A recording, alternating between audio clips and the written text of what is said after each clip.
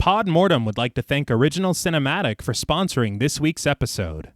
Original Cinematic is an independent production company that has made it their mission to create, produce, and promote films that are inclusive, honor women, promote the LGBTQIA+ community, and provide prominent positions and roles to POC actors and filmmakers, and promote the films of marginalized and underrepresented populations.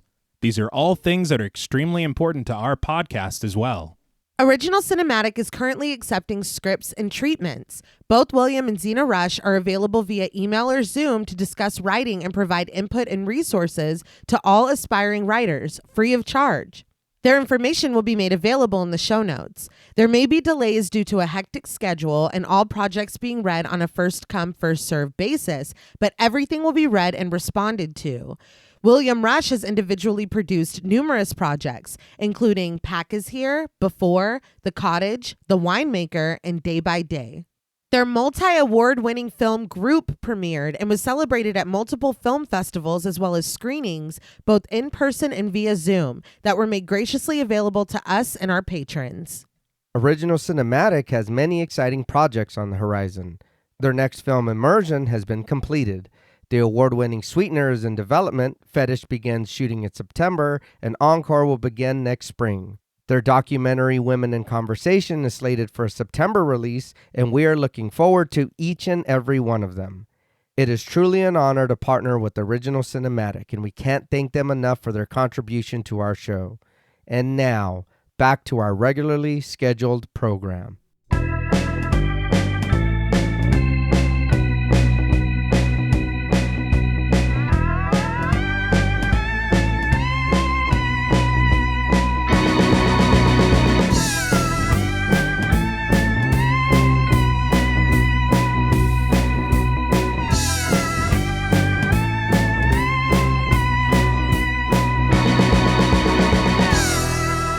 Salutations! Welcome to Pod Mortem.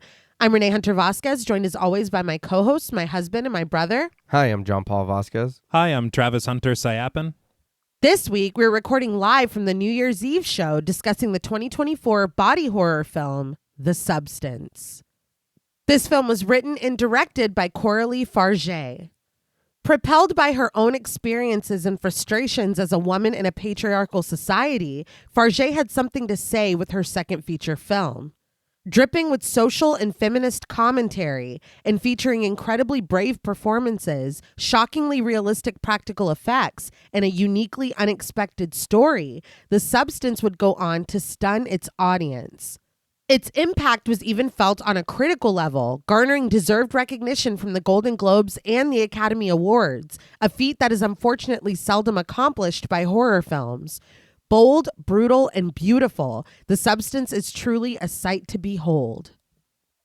This film was requested to us by friends of the show, Daniel Taylor, Alexis Roberts, Sophie Wilson, Sophie Hodson, Stephen Junius, Haley, Girl That's Scary, Itzy M, Hannah, Brittany Cat, Lisa Misfit, Halisa, Beth Myers, Kristen Lofton, Mike H, Seth Schaff, Smelly Poo Poo Head, Cookie, Gordon Sutherland, Morgan Novello, Destiny Faulkner, Wholesome Chaotic, Danielle Wright, Daniel Spruill, Scarly D, Megan Martinez, and Chris Walker. We want to thank them all for their support as well as this suggestion. So, what did you guys think of The Substance the first time you saw it? I don't remember the exact date when we watched this, but I know, babe, you made me watch this. Mm-hmm. And I did really enjoy it. The very first time, I remember thinking this was different. This was the second half of it, or the end of it, I'm all for. I know I seen online there was some controversy, or kind of people didn't, half people didn't like it, some other people did. I am one of those people who did enjoy the ending. I thought it was fine. But this movie, watching it for the show and everything, this movie was really good. There's a lot of cool things and effects they do in this movie. I know there is messaging in the movie, and it really is there. And I mean, some things did make me feel a certain way, and it's just like, oh, okay, that's crazy. You know what I mean? To look at it from that way, or to whatever, that feels nuts. But damn, the one thing I will say constantly that made me uneasy in the very best way was the effects. God damn, what a great job these effects they did, and everything looks fucking wonderful. No, I couldn't agree more. I remember the first time that I watched it, there was just such a buzz around it. Mm-hmm. I remember Jules had seen it before I did, and they told me to watch it so we could talk about it. Yeah. And honestly, it was a great excuse to finally get Mubi, the streaming service. Yeah. Not a sponsor, but we're open to it. Yeah. Oh, yeah. But I was just so intrigued by it, just the idea of it. And Demi Moore, I was very interested in seeing her in a lead performance. Mm-hmm. And Coralie Fargeat, I had seen Revenge, and there was a lot of that film that I really appreciated visually and thematically. Okay. Uh-huh. And so I was intrigued to see what she was going to do with this film. I don't know how to describe it, because I know that every single film that is ever made, a lot of thoughtful work goes into it in order to craft something out of nothing. Mm-hmm. But I kept coming back to this term that I may have invented, I'm not sure. Intentional filmmaking. Yeah. And I feel like a lot of times you watch a film and you're like, yeah, okay, that's digestible, it's whatever, it's good, it's fine. Mm-hmm. This, you feel the care, the thought, the attention that goes into every single frame of this film. Yeah. Oh, yeah. And every single aspect of this film. Mm-hmm. And so I think it's just so carefully crafted, almost to like an admirably obsessive degree. Okay. But as you said, there is a lot of very poignant and potent social commentary. Mm-hmm. There are very important discussions of societal standards of beauty, this quest for physical perfection, aging treated as like a death sentence, Yeah. specifically and especially for women. Mm-hmm. And this pressure that can kind of push you in directions that you didn't expect to go. Mm-hmm. In your pursuit of this accepted ideal. Right. Yeah. And also the idea of comparison and how it can be the thief of any kind of joy in life, period. Mm-hmm. Okay. And almost become addictive in a way. Yeah. Yeah.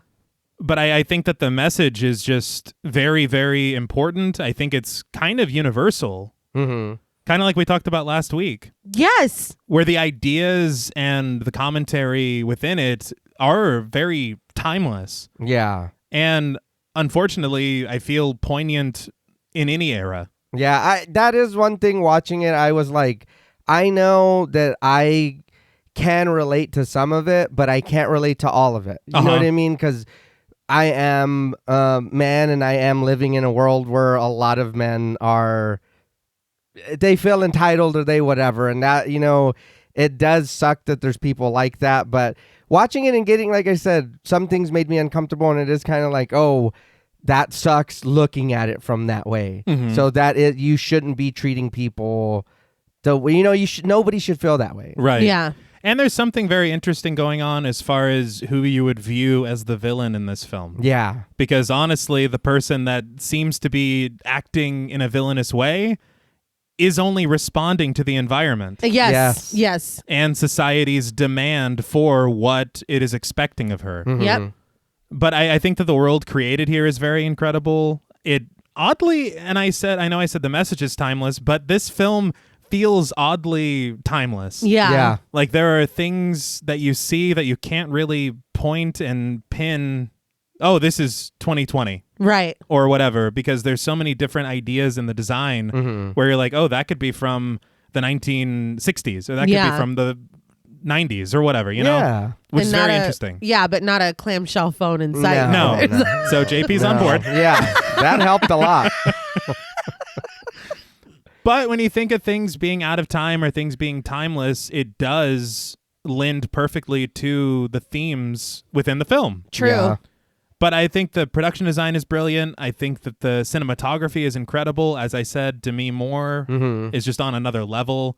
I think, honestly, everyone is, including the crew. Yeah. Yes. Yeah. Because I think Fargeat just goes for it. Yes. And it's something that is really, really bold and remarkable and very powerful. I also appreciate all of the references to Kubrick Mhm. and Cronenberg and even David Lynch, Yeah, Okay. Carpenter too. Carpenter. It's impressive. Yeah. And I think that's what I love so much. Obviously, Fargeat discussing these influences, Yes. but creating something so wholly original, all her own. Right. I think the first time I watched it, I was part of the group that didn't really care for the finale, I guess. Mhm. But watching it the second time, I grew to appreciate it more, understanding the symbolism of what is happening Yeah. Yeah. here. I do think that the film works as a satire in a lot of ways as well. Mhm. And the absurdity of that last bit and some parts in between Yeah. are more a matter of exaggeration to hold that mirror up to society and say this is reality Mhm. in this world Yeah, Yeah. for sure. and in our world in another way. Yeah. Yes. I still have a few questions, Right. I will say, just about how some things work a little. I have fewer questions than I did, so maybe That's we can good. help each other through. Okay. That's good. I have some ideas and I thought I was coming up with some answers, but I'm not really sure. But that's why we're here to talk about it. Yeah. But I think all in all, and I liked it a lot the first time, but I think I've actually grown to love this film Okay. through the second viewing. Yeah, I agree. It's odd because it does have a pretty hefty runtime, but I feel like repeat viewings do reward you. Like you do get a deeper appreciation for it. The first time I saw it, so my best friend, Kristen, I mentioned her a lot on the show. She moved away over a decade ago. She just moved back. And so we had this list of movies that we wanted to watch together since she was back. The Substance we had in our theater for like 3 days. I had planned to go see it on my own. It was gone. So I felt robbed. And the requests were trickling in. I mean, you heard the fucking laundry list, like Santa Claus, naughty or nice list at the top. I'm like, we have to see this. So we got Mubi, like you said. And when she got here, I was like, okay, can we start with The Substance? So we did. And luckily, like I kind of inadvertently was aware of some of the themes just from existing like online in horror spaces. But the ending was not spoiled for me. I had no idea what I was in for. It completely blew me away. We both loved it. Within a couple days, I was like, John Paul, we have to watch this. I need you to watch this movie. So I watched it again a couple days later and was like, I liked it even more because it's like, it's almost like a bucket of water in the face and you're like just still processing what the fuck you watched. And then watching it again, knowing what's coming, it's like you do, at least I was able to dig in more to these themes and this messaging that is obvious and apparent, but when you're not being fucking shocked, you're able to internalize it a little bit more, or I was. So watching it for this to work on my script was my third time watching it. And yeah, it went from really, really like to absolutely love. I think that it is such an important film for everyone to watch because I think a lot of people can relate to the experiences within it. And even if you can't, I think that it is necessary, like you were saying, John Paul, to, even as a man, to view some of these characters and be like, oh my God. Yeah. One character in particular. Yeah. And I think it is very important. I think it has a lot to say. I think that it is, to me, pure brilliance. And I do understand people having issues with kind of the third act because it really does pull the rug out from underneath you. And maybe we were rooting for a certain kind of story and that's not the story that is being told. But I think that's also what's important. And Ari and I were talking about this the other day about like books being banned in classrooms and stuff because they're uncomfortable. And it's like, that's the point. Yeah. This film, you should feel uncomfortable in aspects of this film. You should. Like, you're not receiving the message if you're not. Aside from all that, I am a huge fan of body horror. I think that this film, I can't think of a current one that has really like, my jaw just dropped. The things that they were able to accomplish practically, it's beyond impressive. Yeah. It's truly just a sight to behold. The effects, just like you were saying, T, the shots, everything does feel very intentional. It is stylistically gorgeous. The costumes, even. I mean, like down to everything. It just, every frame is dripping with something to dissect, to kind of meditate on, to dig further in the performances. Demi Moore is beyond. I mean, I can't imagine how difficult this was. Yeah. I did so much reading about this. I told John Paul, I was like, it was like 2 days straight of nothing but researching The Substance. I was like, I am Elizabeth Sparkle now. Like I'm too deep in. So I do want to get into production a little bit because we have a lot to talk about. Mm-hmm. As I said, I've read a lot to put together this production, as well as a lot of things within. So I'm going to cite another laundry list of sources very quickly. So we have Variety, the LA Times, the Hollywood Reporter, IndieWire, A Rabbit's Foot, Deadline, Cinema Daily, Awards Watch, Rue Morgue, Cinema Blend, Vulture, Back Row, Vanity Fair, Definition Magazine, Marie Claire, The Daily Beast, The Sunday Times, the Santa Barbara International Film Festival, and Mubi. So these are articles, interviews, and videos. Throughout. So Coralie Fargeat grew up obsessed with film, specifically American films. She knew she always wanted to make them, so she goes to film school. After she finishes the 3 years of general academics that was required, she approached an assistant director for a film that they were shooting on her campus. She said that 2 months later, they finally called her back and offered her a position, but just as a trainee. She did not care. She was thrilled. She just wanted to be on set and learn. The film? Passion of the Mind, starring Demi Moore. Really? Fargeat was making copies and getting her coffee. Wow. Okay. It feels like such a full circle moment Yeah. that I was like, reading the article, I like gasped. But she did learn a lot. She started making her own short films, and having no budget kind of forced her to think outside the box. No money for explosions means that you need to get the point across in a different way. And she learned to use that different way of thinking to her advantage. Her first feature film, Revenge, was very well received, but as she approached her next project, she's also approaching her 50th birthday. The thought that this impending birthday made her think that her life was going to be over filled her with, she said, violent thoughts. She transformed these thoughts and feelings into what she called a twisted feminist fairy tale. She was also fueled by a sentiment that she had once read: being a woman is body horror. According to Fargeat, Universal had financed The Substance with $18 million and had planned to distribute it.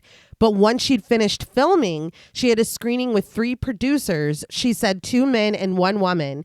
And allegedly, it did not go well. They were not happy with the runtime, and they wanted drastic cuts to the film's content.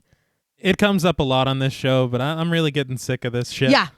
Because it just, why are you going to hire a creative person and then try to tamper? Clip their creative wings? Yeah. I don't get it either. Fargeat had even passed on directing Black Widow because she was told that she would not have final cut. Not having final cut was a deal breaker for her. Well, yeah. Yeah. She refused to make any changes. Adamant to also act as a producer, she found a production team with working title. She said that the producers there, Eric Fellner and Tim Bevan, understood her vision, and they also appreciated her previous film, Revenge. And most importantly, they gave her final cut. Good. But with no distribution now, Fargeat decided to submit the film to Cannes. It had been a dream of hers to show a film there ever since she saw David Lynch's Mulholland Drive screening in 2001. Amazing. They accepted it. So it's here that The Substance received a 13-minute standing ovation. It would win Best Screenplay at Cannes. Have you seen that screenplay? Yes. It's incredible. Yes, it is. And it breaks all the rules that they tell you to follow Yeah. in such an incredible way. Okay. And that shows you, like, why are these rules here? Yes. Yeah. Why is it, no, this runtime is too much. We need to, why? Like, if we've not learned by now. Mm-hmm. But this is where Mubi picks it up. With Fargeat's vision completely intact and uncompromised, the substance would go on to make over 77 million worldwide, wins at the Golden Globes and the Academy Awards. It would be one of the most talked about films of 2024. It became our most requested film, and it started some very necessary conversations, including the one we are about to have right now. Very good. Now, before we stabilize this film, we would like to issue a warning for spoilers. Podmortem is a very in-depth podcast, and in thoroughly discussing horror films, we have no choice but to spoil a thing or two. If you don't wish to be spoiled, please go watch the film, then come back and enjoy the show. If you've already seen the film or don't care about spoilers, then let's respect the balance. After the production vanity plates, the film begins with a cracked egg. Its orange yolk is vibrant, the whites translucent against the powder blue background behind it. Black gloved hands gently guide a syringe filled with a bright neon green liquid into the frame. The tip of the syringe pierces the gelatinous yolk, and when the plunger is depressed, the green liquid is emptied inside. Very quickly, the yolk begins to quake, a new orange bead emerging from its side. This bead swells and breaks free, becoming its own separate yolk lying on the expanded blanket of egg whites. The new yolk is perfectly round, perfectly symmetrical, perfectly orange, while the original still wears the puncture that produced it. We linger on this before cutting to black. 2 eggs? Yes. 2? There was something so visually pleasing about this. Yes. Yeah. I was very impressed, and just whenever you consider all that's to come, this was the perfect opening. It really is. And again, I knew, again, thematically some of the commentary. I had no idea what we were about to see watching this for the first time. So starting with this egg, it's like, what? That doesn't seem good. What you just did. It's a bigger like breakfast. It doesn't. No. But looking down at the ground, there are dark and marbled tiles with a pink one at its center. A team of 3 construction workers, played by Jean-Miel, Paul Descoings, and Benoit Levesque, strategically place shiny lines in the shape of a star. A name is carefully added onto it, Elizabeth Sparkle, before a small emblem with a golden film recorder is added beneath. The men section off the new tile with bright red tape before pouring in the dark mixture to match the tiles around it. It dries hard, and the workers sweep the remnants away, leaving Elizabeth Sparkle's star on the Hollywood Walk of Fame. We still watch from above when a cluster of photographers capture a young woman, played by Cécile Vogt, standing on this star, the surrounding ones covered with red carpet. The woman poses, waves, and spins in her sparkly gold dress as the photographers vie for her attention. Elizabeth, Elizabeth, we love you. This fades to pedestrians stopping and admiring the star. A woman with very big, blonde 80s hair poses as her partner snaps a photo of her with it. We fade into other groups, stopping to take pictures, rest their foot on it, until finally they're just casually pointing at it, not breaking stride as they walk past. When no one is around, a crisp orange leaf denoting fall lands on it. At its arrival with the soft crunch, the pink star cracks. The leaf blows away. Now passerbys wonder as they walk by. Remember her? Wasn't she in that movie? It grows dark and rain pours down on the star, covered only briefly by big black umbrellas when pedestrians trample over it without a thought. It brightens and people walk by in warmer weather with shopping bags and baby strollers and dogs, passing over the even more cracked star. When a pigeon scampers on, it's promptly scared away by incoming walkers. The score grows darker, as does the weather, and a cold wind blows in, dusting the pink star with snow before finally blanketing it with the thick flurries. The snow dissipates, and an unhoused man with a trolley rolls over the star, shouting. Behind him, a clumsy man played by Yannick Guérin wanders through, but he loses his grip on the takeout box in his hand. A burger and a cup of ketchup splatter onto Elizabeth Sparkle's cracked pink star.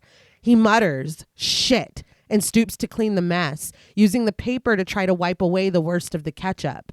The rest, he tries to rub clean with the sole of his shoe, but the star remains dirty and streaked with red when he gives up and wanders off. Beeping horns echo, mingling with the incessant hammering of a construction site, and we press in on this filthy, cracked star, smeared with thick ketchup and wilted red onion, but still boasting the name, Elizabeth Sparkle. The city noises fade away to upbeat music, and we cut to stomping tennis shoes crowned with blue leg warmers. I just want to say no hyperbole.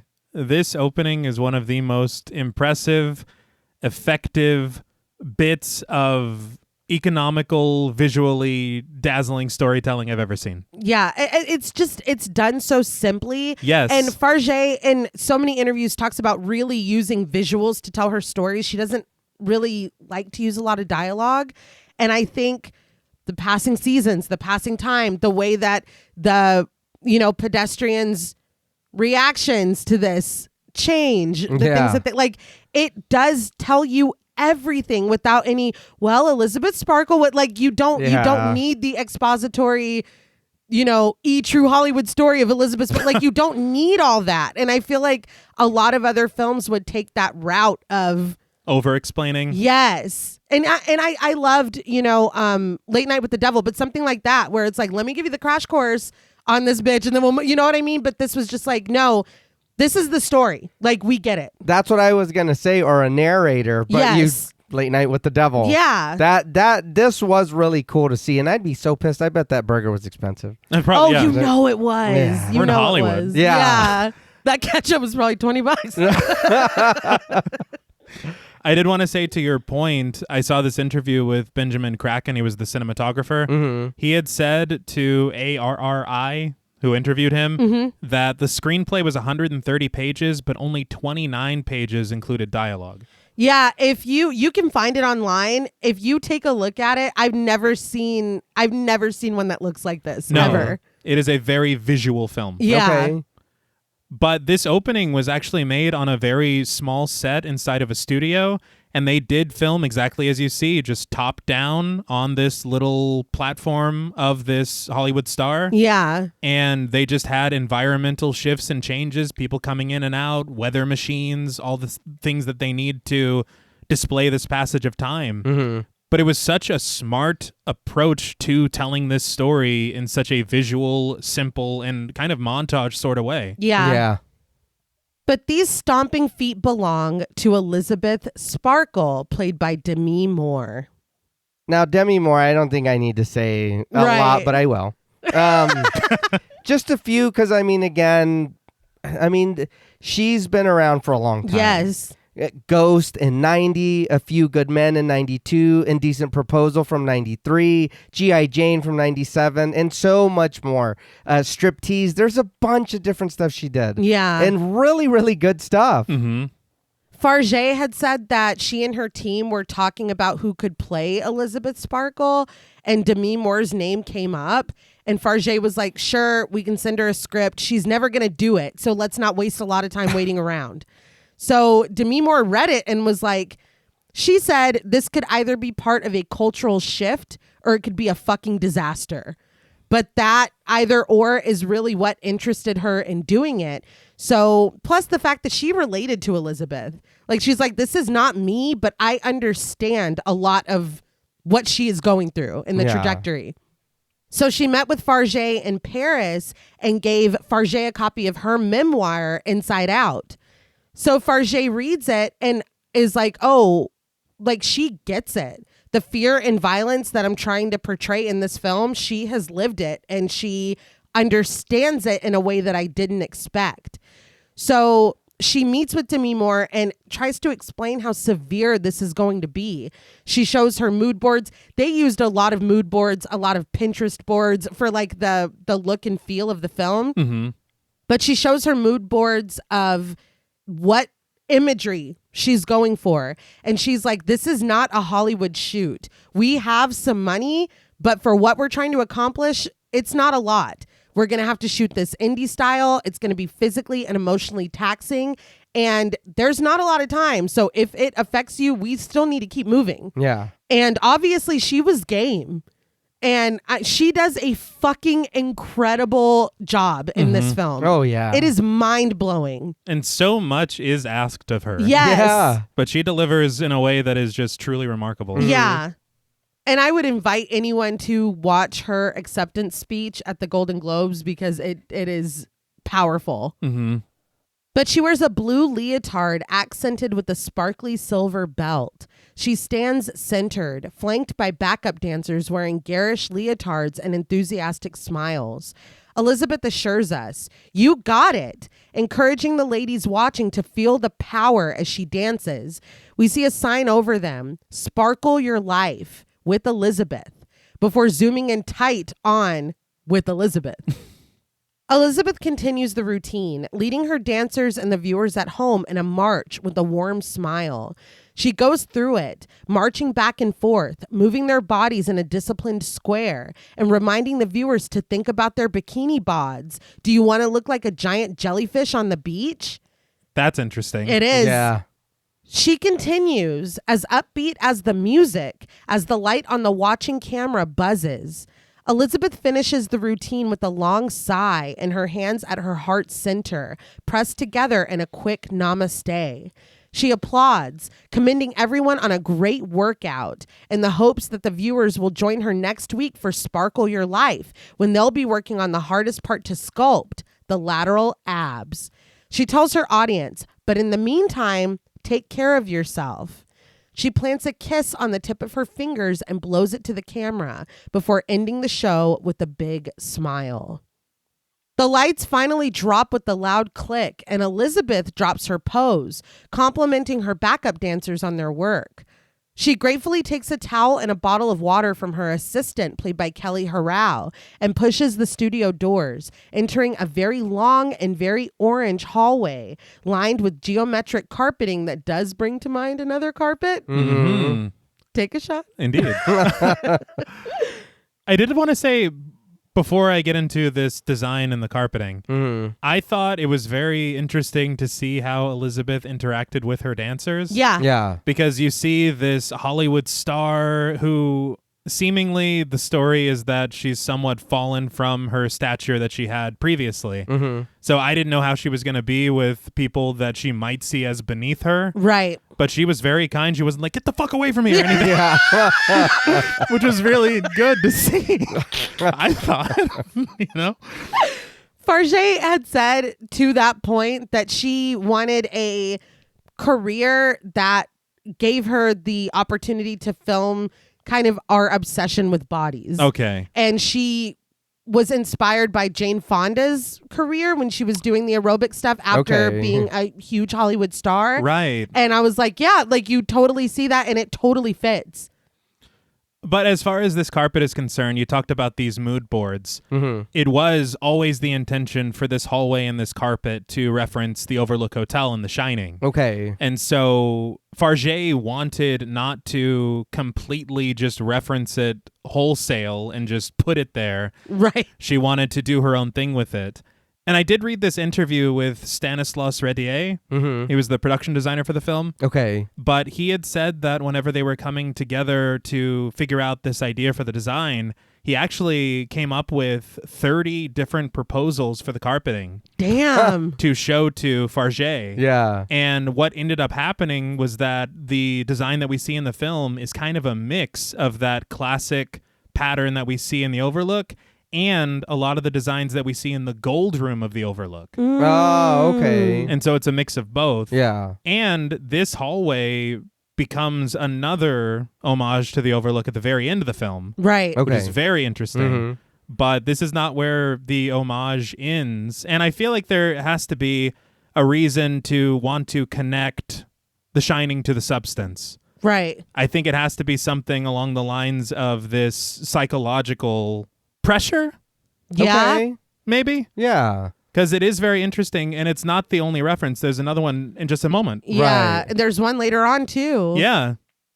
But Elizabeth pauses in this hallway, flanked on either side by huge framed publicity photos of herself, advertising Sparkle Your Life. But in these photos, she is younger, staring at the camera, confident and proud. Elizabeth starts down the hallway, and as she passes these never-ending posters, she grows older, but no less fit and no less fierce. Multiple people pass her, each wishing her a happy birthday, and as Elizabeth blots away the sweat from her workout with the towel, she thanks them warmly. She finally stops at the blue door of the women's restroom, but is dismayed to find a sign warning that it's out of order. Do not use. She pivots instead to the men's room right across the hall, and we follow as she glances around guiltily before heading inside. I did like this hallway, seeing that she's kept busy and stayed doing what she likes and in her position. It is weird, I guess, later as the movie goes on, how they talk about age, whatever, because she's kicking ass. Look at all the stuff she's done over the years. She is. But I think that's part of what makes it so frustrating. Yeah. Did that tracking shot down the hall remind you of the airport scene in Jackie Brown? Oh, okay, yeah. okay. And I know Tarantino is referencing The Graduate, so I guess also The Graduate. Right. The interior of the bathroom is red and white. Once again, strikingly similar to the bathroom from The Shining. Take a shot. Yes. But Elizabeth sets down her water and her towel before disappearing into one of the stalls. Just a sidebar that I thought was kind of interesting. The long hallway is on a studio set, but that bathroom was actually a real bathroom in a French administrative building. Okay. And so all they did was do a little bit of redecorating and repainting. That's wild. Yeah. That makes sense, though, because I heard her talking about hiding in one of the stalls, a gaffer in another stall, and somebody else hiding underneath the sinks. And that makes sense if they're like really filming in a bathroom. Yeah. But no sooner does the red stall door swing shut behind her, do we hear a man's approaching voice. I don't care if we have to see every fucking young girl in this fucking town in the next few weeks. Bounding into the men's room is Harvey, played by Dennis Quaid. And Fargeat did say that his name being Harvey is not an accident or a coincidence. That makes a lot of sense. Yeah. Dennis Quaid, again, I know we all know this man. Yes. But I'm still going to give him love. I watched this movie all the time as a kid, and I loved it. Inner Space from 87. He was in The Day After Tomorrow, another movie that I watched all the time, 04. Frequency, 2000. Legion, another movie I really liked, 2010. He was in Legion? He was. I forgot about Why that. do I not remember that? All I remember is that lady. Yeah. Yes, well. Scrambling up the wall. And she was cursing quite a bit. That's all I remember. And I just have to mention, this role was originally supposed to be played by Ray Liotta. Mm-hmm. Wow. But obviously, unfortunately, tragically, he passed away. Mm-hmm. But Fargeat talked about Dennis Quaid bringing something different to his version of Harvey. And we were talking off mic, kind of theorizing how Ray Liotta would have played this character. Mm-hmm. And I do think it would have been very different. She said that Dennis Quaid has this like innate warmness that he brought to, spoiler alert, a very fucking disgusting character. Mm-hmm. So I think that Ray Liotta's version would have been very different. Yeah. But Harvey stomps past the stalls and to the urinal that we are apparently perched right above. We are in tight as he unzips the pants of his ornately floral luxury suit, and he tucks the phone between his ear and his shoulder, a gold ring with a black stone on his hand. When the person on the other end of the phone tries to offer a counterpoint, he interrupts them over the clinking of his belt. He offers to make it simple. We need her young, we need her hot, and we need her now. He adds that the fucking mystery to him is how the old bitch has been able to stick around for this long. The person on the other end offers an unheard reply, and Harvey scoffs. Oscar winner, my ass. He asks when that was. Back in the 30s for what? King Kong? This guy's a real jerk. Yeah. Oh my God. I will say the Oscar winner, my ass line stings a little more now. Oh, okay. Yeah, it does. In a very upsetting way. But I think that it is so just indicative of his character, the way that this section is shot.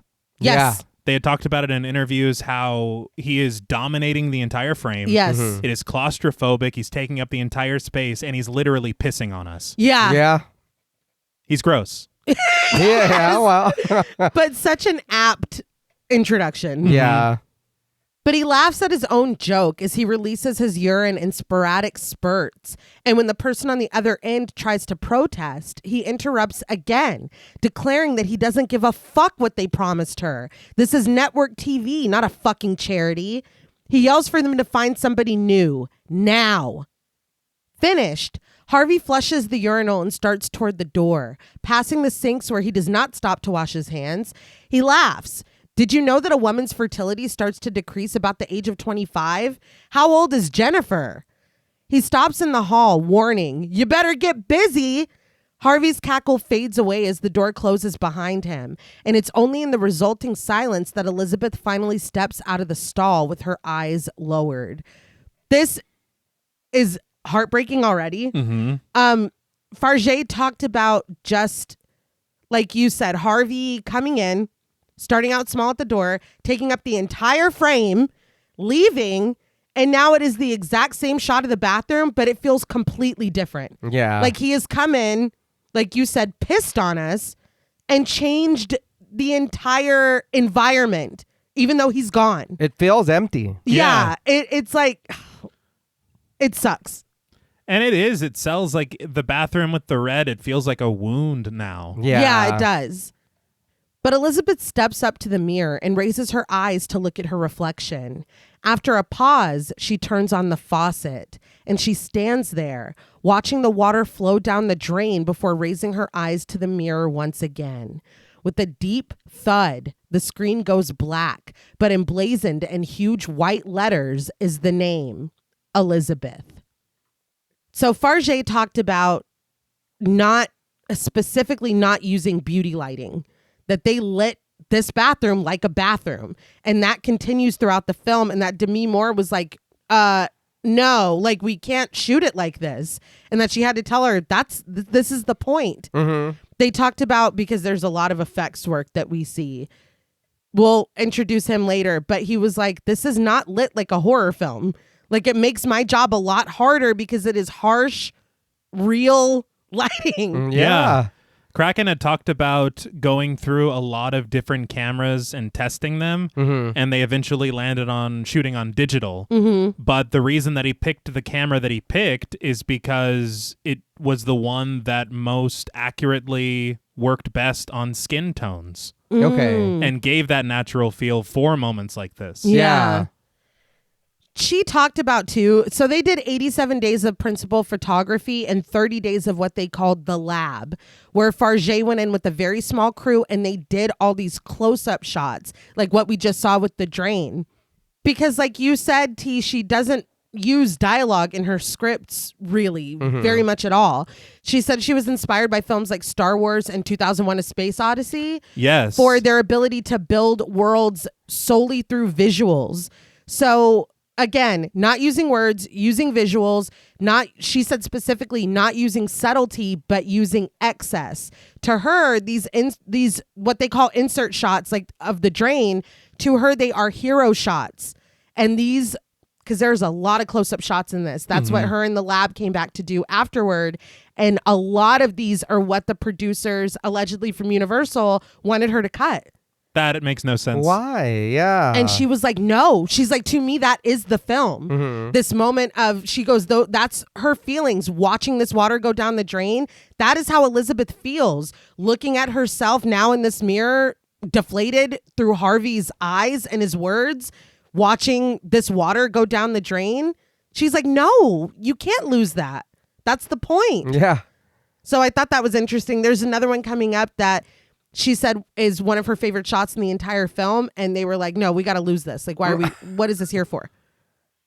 But we hear Harvey's voice reasoning that it's like when you see someone fart on screen. We join him at a table where a nagging fly takes residence on the back of his neck. His greasy hands wrench the head off a shrimp and it squelches as it's pulled free. This might be a prawn. This is the biggest fucking shrimp I've ever got. but we're in tight on his mouth, disgusting with smears of shrimp. And he laughs with his mouth full that people just love that. He surmises that that's just the way it is before depositing the shrimp into his disgusting mouth. I did read about the sound design and them intentionally working to make this scene even more disgusting, dipping the music and the ambient sounds down except for the sounds of the smacking and chewing and disgustingness. Yeah. But I also want to point out that a fly is living on his neck, as you said. And they have been known to land on pieces of shit. That's Yeah, well. That's true. To piggyback on what you said about making this as disgusting as possible, Fargeat said that everyone had such a visceral reaction to the scene. We see some crazy shit coming up. Yeah. But this was the scene that everybody was like, you either need to cut this completely out or severely tone it down. I understand the point, but I also understand the note. Yeah. She said, though, that when she was making Revenge, she learned that if there's a scene that everyone wants you to tone down or get rid of because they're uncomfortable, then there is something powerful in that scene. That's and true. You need to leave it. Oh, no, yeah. But she also said that Dennis Quaid did this. We see him eat more shrimp as we continue. He did this for like 13 takes. Oh my And God. he was literally eating the shrimp every time, chewing and swallowing, eating the shrimp every time. And that he was happy to do it. Usually there's like a bucket. Yes. Yeah. So that you're not doing that. What was his order? I'll have 10,000 shrimps, please. Like, it's insane. I'm not gonna lie, I would try to eat it, but not like the way he is. If he's like fucking rubbing it on his face, and his hands. It's like, I'd be making myself sick. Yeah. I think he's eating so much shrimp that the only thing that would make sense is that the shrimp was free afterward. You know? Yeah. Like, that's the amount. This is a competition level. She said that he was happy to do it, and that she guessed that it was over 4 pounds of shrimp that he ate. Oh. Because they did the scene again and again and again, and that he was happy the entire time. All right. I would never eat shrimp again. But the sound slows as his teeth crunch down, and it speeds back up when he offers a bemused, "C'est la vie. People are just people." Elizabeth sits across from him, watching his filthy hands as he beheads more shrimp. Dunking it in sauce, he declares, with his mouth still full, that he has to give the people what they want. That's what keeps the shareholders happy. And people always ask for something new. When a server behind him, played by Louise Gregory, bends over, lifting the hem of her already mini dress, he can't help himself but to glance over his shoulder and take a long look. He tells Elizabeth that renewal is inevitable. He spits out a shrimp's head as he chomps down on its body, and he reasons that at 50, well, it stops. Elizabeth sits coolly in her blue suit across from him. She speaks for the first time. What stops? The gentle music in the restaurant goes silent, and Harvey doesn't seem to understand the question, so Elizabeth repeats it. Harvey's blue eyes dart around, making crude gestures with his hand before abandoning them and letting the limp shrimp flop between his fingers. He smacks the food in his mouth, struggling to find an answer for her question, but when he looks up and past her, he doesn't have to. The limp shrimp felt like a Phallic. a symbol. Yeah. Yeah. To what he's trying to Yes. say. He calls out excitedly, "Oh, George!" He locks eyes with the man across the room, George, played by Michelle Juskowitz, who reacts in kind, calling out to him and walking over to the table. Harvey excuses himself quickly with the, "Sorry, I gotta run." He snatches his phone from the white tablecloth that he is littered with the heads of discarded shrimp, cluttered around a bowl overflowing with them. Harvey commends George on his insane ratings, and the two throw their arms around each other as they leave the restaurant. I feel like aside from being disgusting, the whole shrimp thing, I think that maybe it is symbolic as well, because I think that Elizabeth probably feels like a discarded Yes. shell. Chomped down on what you wanted, and he threw the rest away. Exactly. Yeah. He devoured it and it is done. Moving on. And this very boys club moment of, well, I don't have to answer your question. Hey, George! And then they just fucking leave. That's Yeah. wild. That it's beyond. It is just why Why not just have me help lead the show that I helped build? My show. Yeah, my show. And Let me run it. It's wild him saying at 50 it stops, and it's literally her fucking birthday. Yeah. Like, it's too much. But Elizabeth is still sitting at the table, her eyes drawn to the fly that had been on the back of Harvey's neck. Only now it floats helplessly in a glass of wine, its wings rendered immobile and its limbs stretching, pleading. We zoom in tight on the fly as it stops moving. And this very zoomed in shot of this fly drowning in the wine, this is what they wanted cut out. They said it was unnecessary, you didn't need it. And it's one of her favorite shots of the film because this is again how she feels. Yeah. Like they were like, it's unnecessary. I don't think it could be more necessary. Yeah. Yeah, it's just odd because it feels like, were you just trying to shave whatever you could to hit a runtime? Probably. Because that's what it feels like. It's such an odd thing to be like, you don't need that, cut it. Why? Or you just didn't want it to work, because if you cut things off that explain things Right. and they're not there, what we get is her sitting there and then that's it. There's no symbolism. There's no, I mean, yeah, we get it. Her looking at the heads of the shrimp, but Right. that shot, it's champagne and that fly is even drowning in that. It doesn't matter Yes. what the scenery, how pretty everything is around. If there's nobody helping you, you're still going to fucking drown in there. Yeah. And it also, it's her career. Yeah. It's Hollywood. It's like, I mean, there's so much in that one shot. Maybe there was just a matter of not trying to make the effort to understand. Maybe. And they're just like, we don't need to look at a fly. Yeah, that's gross, dude. No shrimp, no flies. Can we cut that scene altogether? We join Elizabeth in her car as she passes a line of palm trees, backlit picturesque by the sun. So I hate to interrupt you, but they were talking in an interview. They were asking Fargeat, what part of Hollywood did you film The Substance in? Mm-hmm. And she said, no part of Hollywood. Every single scene in this film is filmed in France. Oh, wow. And it's very remarkable.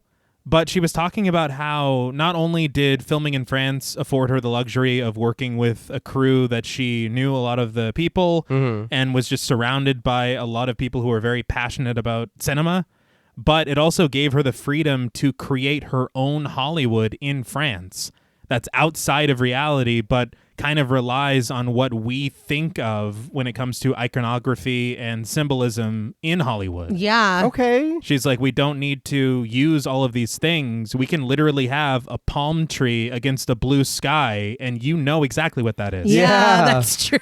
You know, and there's some stuff that comes later that's also really remarkable, but I was just so impressed to see that this was filmed all entirely, I think, in Cannes, all the exteriors. That's crazy. There's some parts where you think that it's like a Hollywood street, and she was saying that it's like a parking lot. That's incredible. Yeah. But again, it speaks to, she was like, we're going to do this the indie way. Like, take what you have and make what you need. But she glances up at a billboard. It's her in a toothpaste ad with Tooth Bright, you got it, written optimistically beside her smiling face. But two billboard technicians, played by Romaine Caldera and Thomas Barthelemy, stand on the lift next to it. When one in a red helmet reaches up for the billboard, Elizabeth shifts uneasily in her seat, but he grasps onto the ad and peels it down. He rips off the rendering of Elizabeth's smiling face. She is fully distracted when the torn billboard flutters down, which seems very dangerous. Just on someone's windshield. Oh, God. I'm just swearing. There's got to be a better procedure. Yeah. It's fucking Final Destination. But she doesn't even have time to react when she is T-boned by an oncoming car. She is thrown around as her red car rolls. Elizabeth is hunched over, her long black hair blanketing her as shattered glass rains into the interior. Finally, the crumpled car comes to a stop, but the alarm continues to blare. This was scary. Yes! I was like, oh my God, because she is distracted, and I don't know if she ran a red light or what the fuck happened, but that car hitting her and then her just flipping over, I was like, damn, it looks good because it looks real. Yeah. Yes. You're kept there in the car. Yeah. And it goes on for forever. Yeah. And what a horrible fucking day. Mhm. Yeah. Your birthday. Yes. But a doctor, played by Tom Morton, places x-rays up on the screen, assuring Elizabeth that it's good news. They've checked her from head to toe, and she doesn't have so much as a cracked molar. Elizabeth brings her feet together nervously, the backs of them worn and calloused from her years of dancing. She rubs them together, sitting with her back to the doctor and a male nurse, played by Robin Greer. The doctor announces that she is good to go, but the nurse stands by pensively.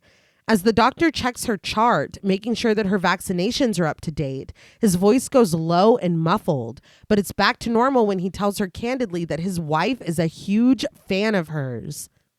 Elizabeth doesn't even react to this. She stays there, her head lowered, the back of her hospital gown parted.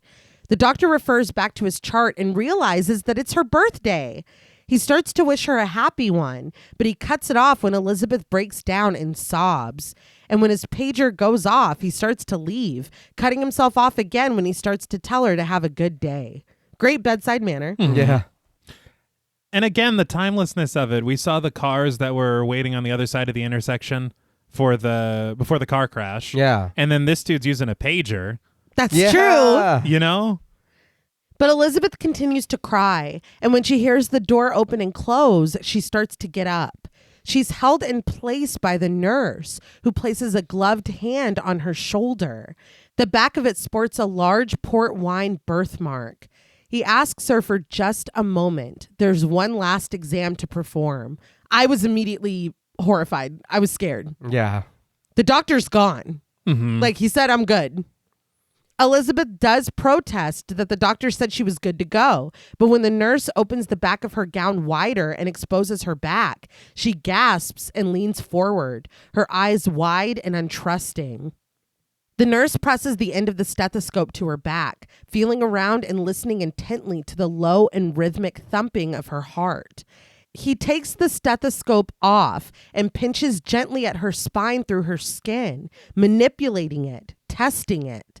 Elizabeth asks if there's something wrong, but he answers no. It's perfect. She's a good candidate. I mean, you're good to go. We get another shot of his birthmark when he hands her back her long yellow coat.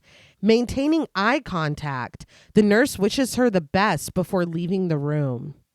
So that's very unsettling Yeah, that wasn't weird at all. and very peculiar. Yeah, just a little bit. And why my spine? Yeah. Yes. It's that. Specifically? Why my spine? Outside, Elizabeth stands brightly in her yellow coat against the muted off-white of the hospital and the pale blue of the sky.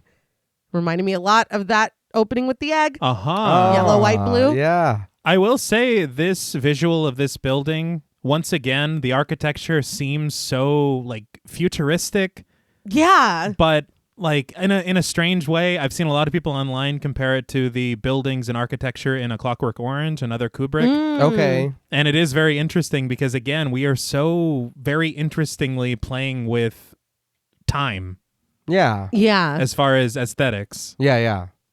That kind of leads me into something that I wanted to say about this coat.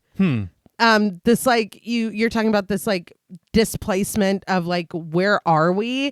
Fargeat said that she was told more than once that this coat made no sense because it's LA. Why is she wearing this heavy ass yellow coat? Yeah, also the snow at the beginning of the montage. Oh, that's true. Yeah.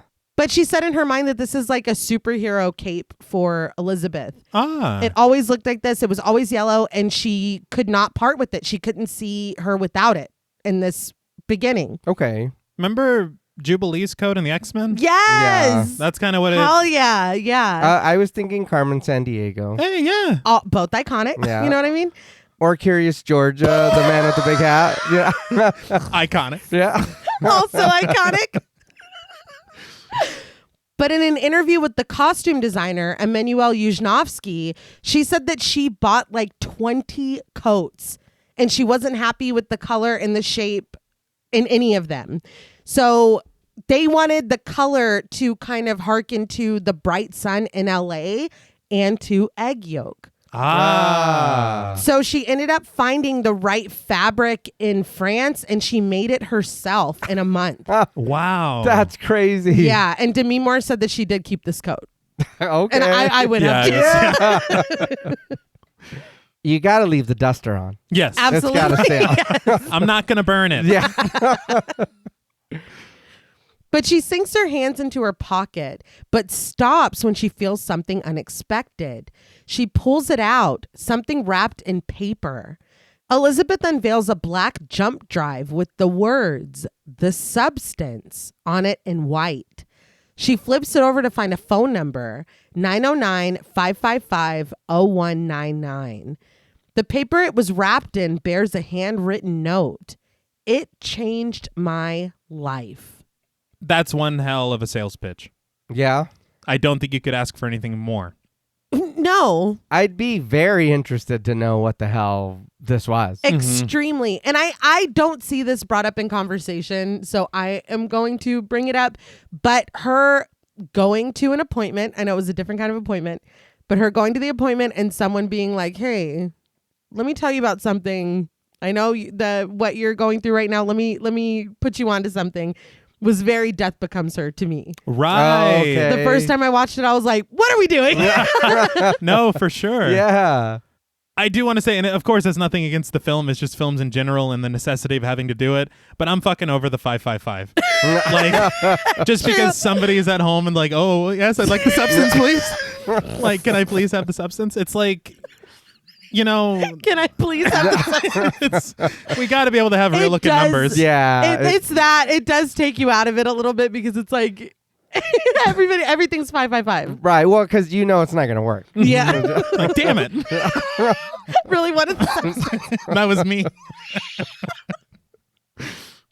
Elizabeth stares at this, curious, as a low tone grows louder, but it cuts off when a man's voice calls out to her. She looks up to see Fred, played by Edward Hamilton Clark, adjusting his glasses and laughing in excited disbelief. Lizzie Sparkle? He says that he can't believe it. Elizabeth searches his face, confused, but he gives her an out. He's Fred from 10th grade homeroom. It hits Elizabeth then. Fred gushes that she hasn't changed a bit. She's still the most beautiful girl in the whole wide world. He shares that he's been following her success and wow. Elizabeth smiles and agrees. Wow. Fred offers that now that they're reconnected, they can go out for a drink. Barely reconnected. Yeah. Now that we're completely caught up. Yeah. It's like, I don't know, man. Look, I don't blame him. He seems like a nice guy. He does. And his way of speaking is like a 50s. Yeah. No, dude, he reminded me so much of Barry, who his wife left him, but now his golf game's better. What was his last name? Peterman or Peterson? Oh, yeah. That's true. I was like, who the fuck is this dude? And it reminded me of the Late Night with the Devil Yeah, guy. I was we're like, back this- to Late Night with the Devil. Yeah. Again, out of time. Just Elizabeth starts to answer hesitantly, and Fred backs off, understanding that he's stupid. She's super busy. But Elizabeth concedes that maybe he could give her his card because you never know. Fred searches for something to write his number on and settles on lab results folded in his coat pocket. He warns her to just not look at his cholesterol numbers because they're a disaster.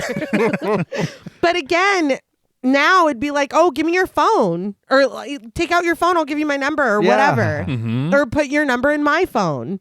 But yeah, to search for a paper to jot it down, it is a little interesting. Yeah.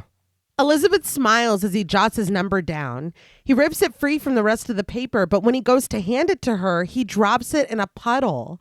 Fred stoops and picks up the sopping brown paper and hands it over to Elizabeth anyway, adding with a big grin, "Now you've got it."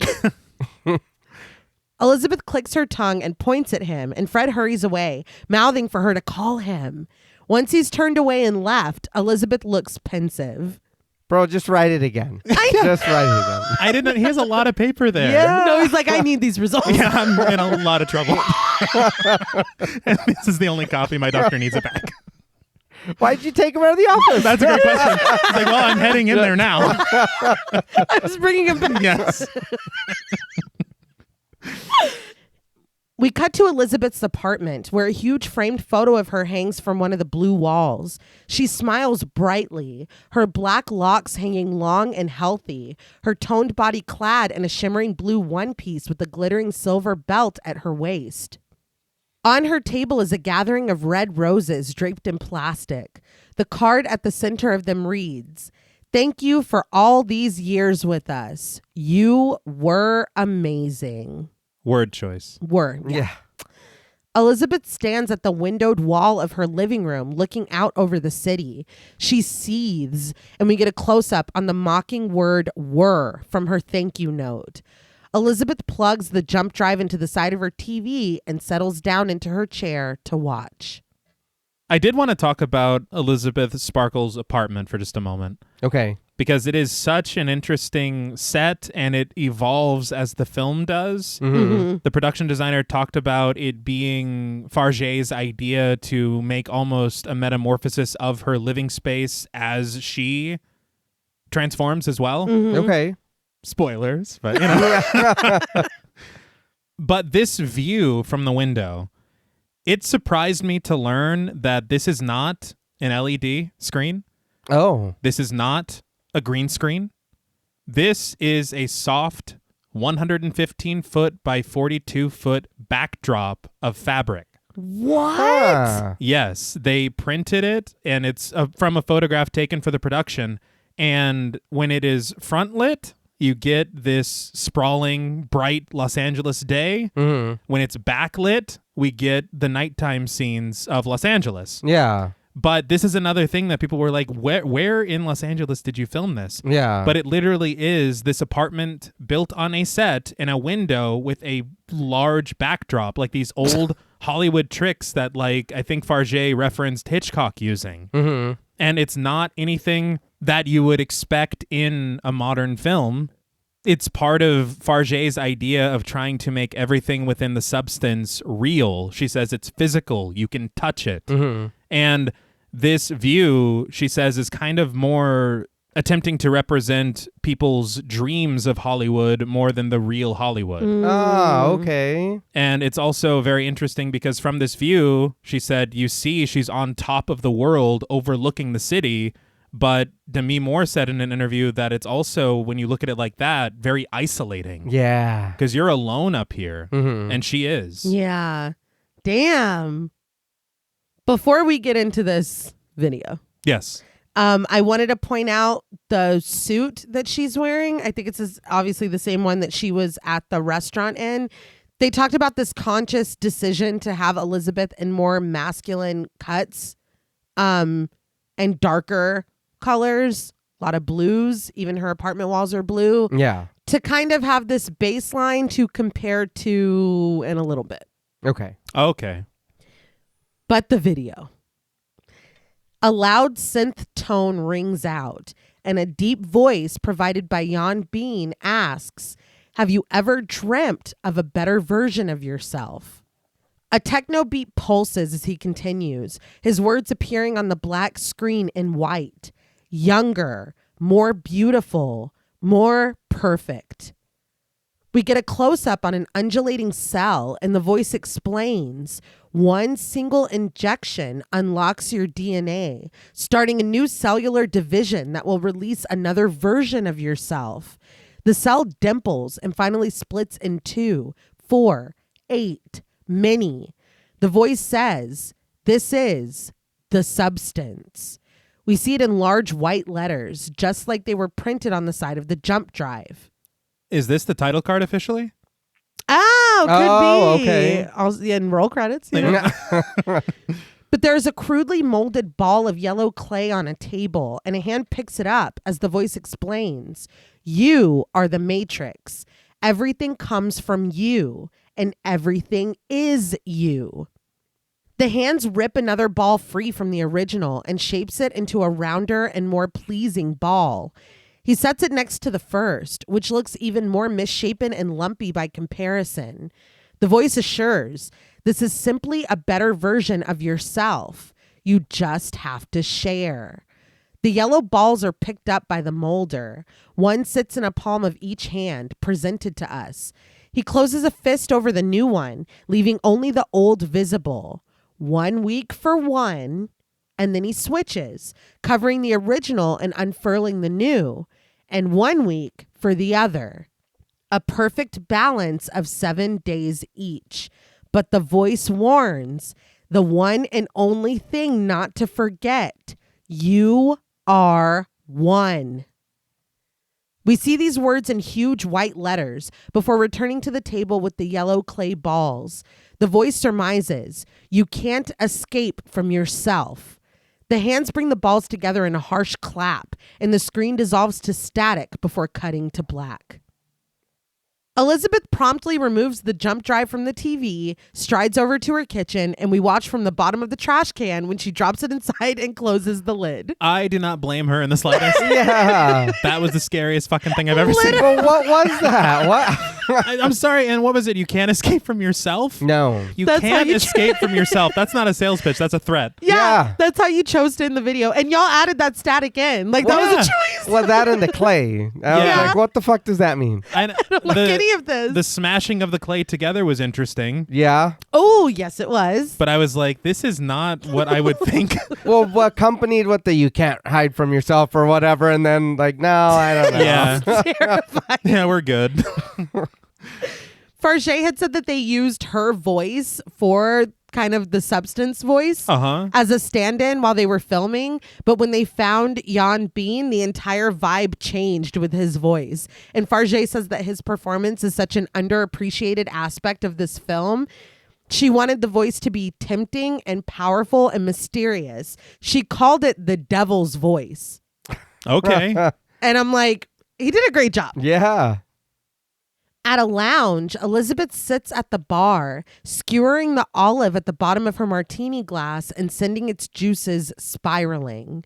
This shot, I watched Fargeat stab that olive when they were doing the lab, all the close-up shots. I was like, that's pretty cool. Yeah. But Elizabeth downs her drink, settling the glass next to its 3 identically empty brethren lined up on the bar. She chews the olive as she eyes a young blonde couple played by Manon Sachot and Baston Jarrell flirting at the end of the bar. Her entire back exposed by the plunge of her dark dress, Elizabeth waves over the bartender played by Arthur Molinet as she tosses the skewer into the empty glass with the resounding clink. Costume choices on this exposed back, very interesting. Yes. But we abruptly cut to the long hallway at Elizabeth's apartment, watching as she kneels on her knees before the toilet. Her body heaves with loud retches as she vomits. When she rises to her feet and flushes, we get a lingering look at her smiling face behind the glass of her framed photo in the living room. But now, in the bathroom mirror, Elizabeth is not smiling. She has rinsed her face and smudges of mascara mar her under eyes. She pushes her hair away from her face to take a long, sobering look at herself. If this is all still her birthday, what a shitty fucking day. Unbelievable. I think it is. In the living room, an entire row of trophies sits in front of the window, presiding over the glowing distant city below.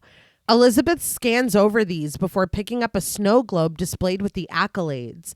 Inside of it, a woman stands confidently, her hair pulled into a chic updo and her body draped in a flowing gold dress.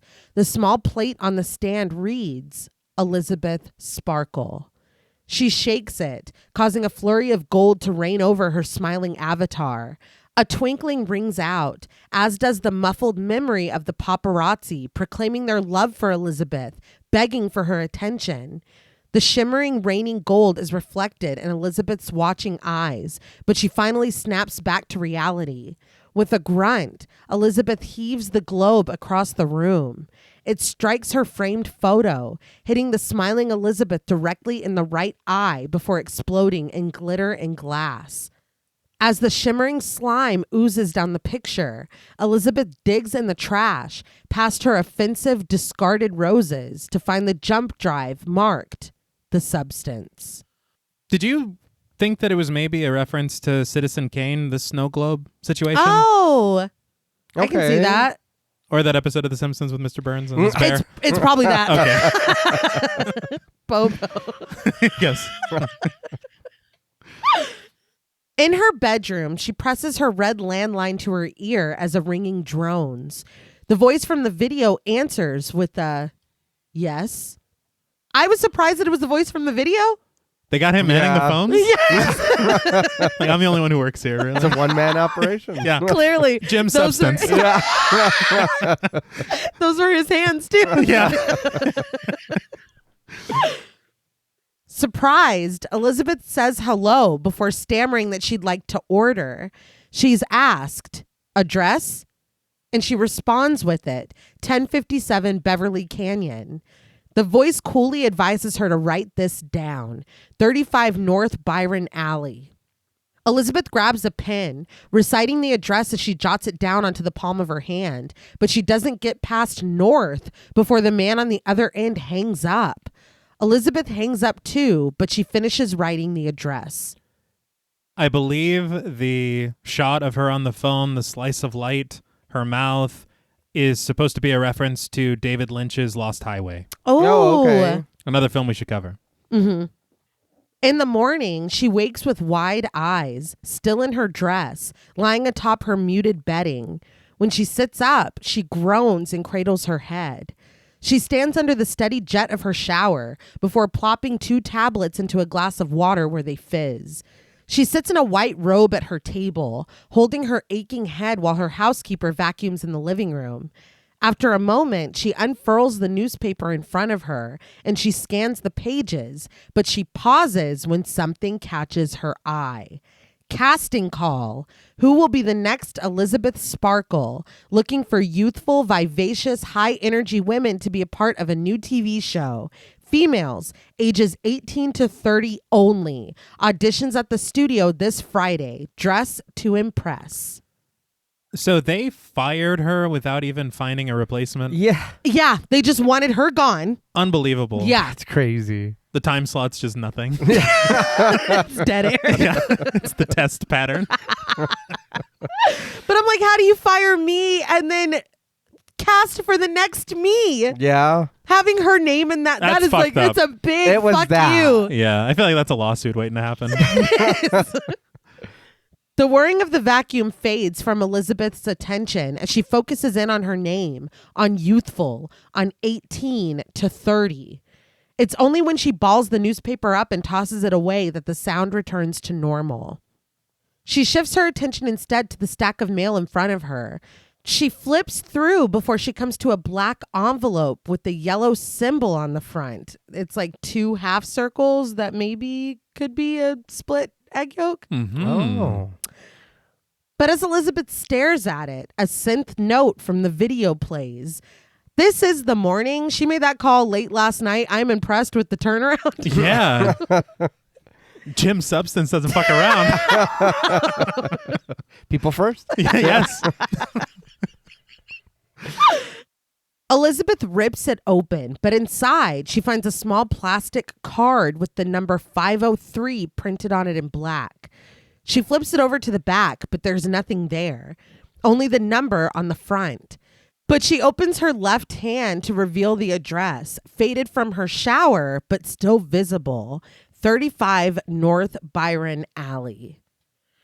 We immediately cut to Elizabeth, walking down the sunny street in her long yellow coat as tense music pulses. That would cloud my judgment. I'll be honest. Everything that happened, me waking up, still living in the moment of what happened the previous day, then seeing the letter, still being on my hand, the ad, everything. After the ad, yeah. But we follow close behind as she leaves the street to continue her journey into parking lots. And finally, nestled beside the stairs that lead up to the main street, a closed metal door with the address spray painted over it, 35 North Byron Alley. Elizabeth approaches, and although the place is worn, dirty, and graffitied, a card reader set onto the wall is brand new, shiny and black, with the yellow substance symbol on it. The graffiti that's surrounding this card reader, it looks like egg whites and then 2 yolks at the top and then an arrow pointing down to 1. Oh my God. Oh, okay. Wow. Yeah. Yeah. I was like, that's wild. Yeah. She fishes in her pocket for her 503 card and presses it to the reader. The metal door grinds loudly as it opens, but only up to Elizabeth's knees. She presses her card against the reader again, and when the door doesn't budge further, Elizabeth squats down to fit under the door.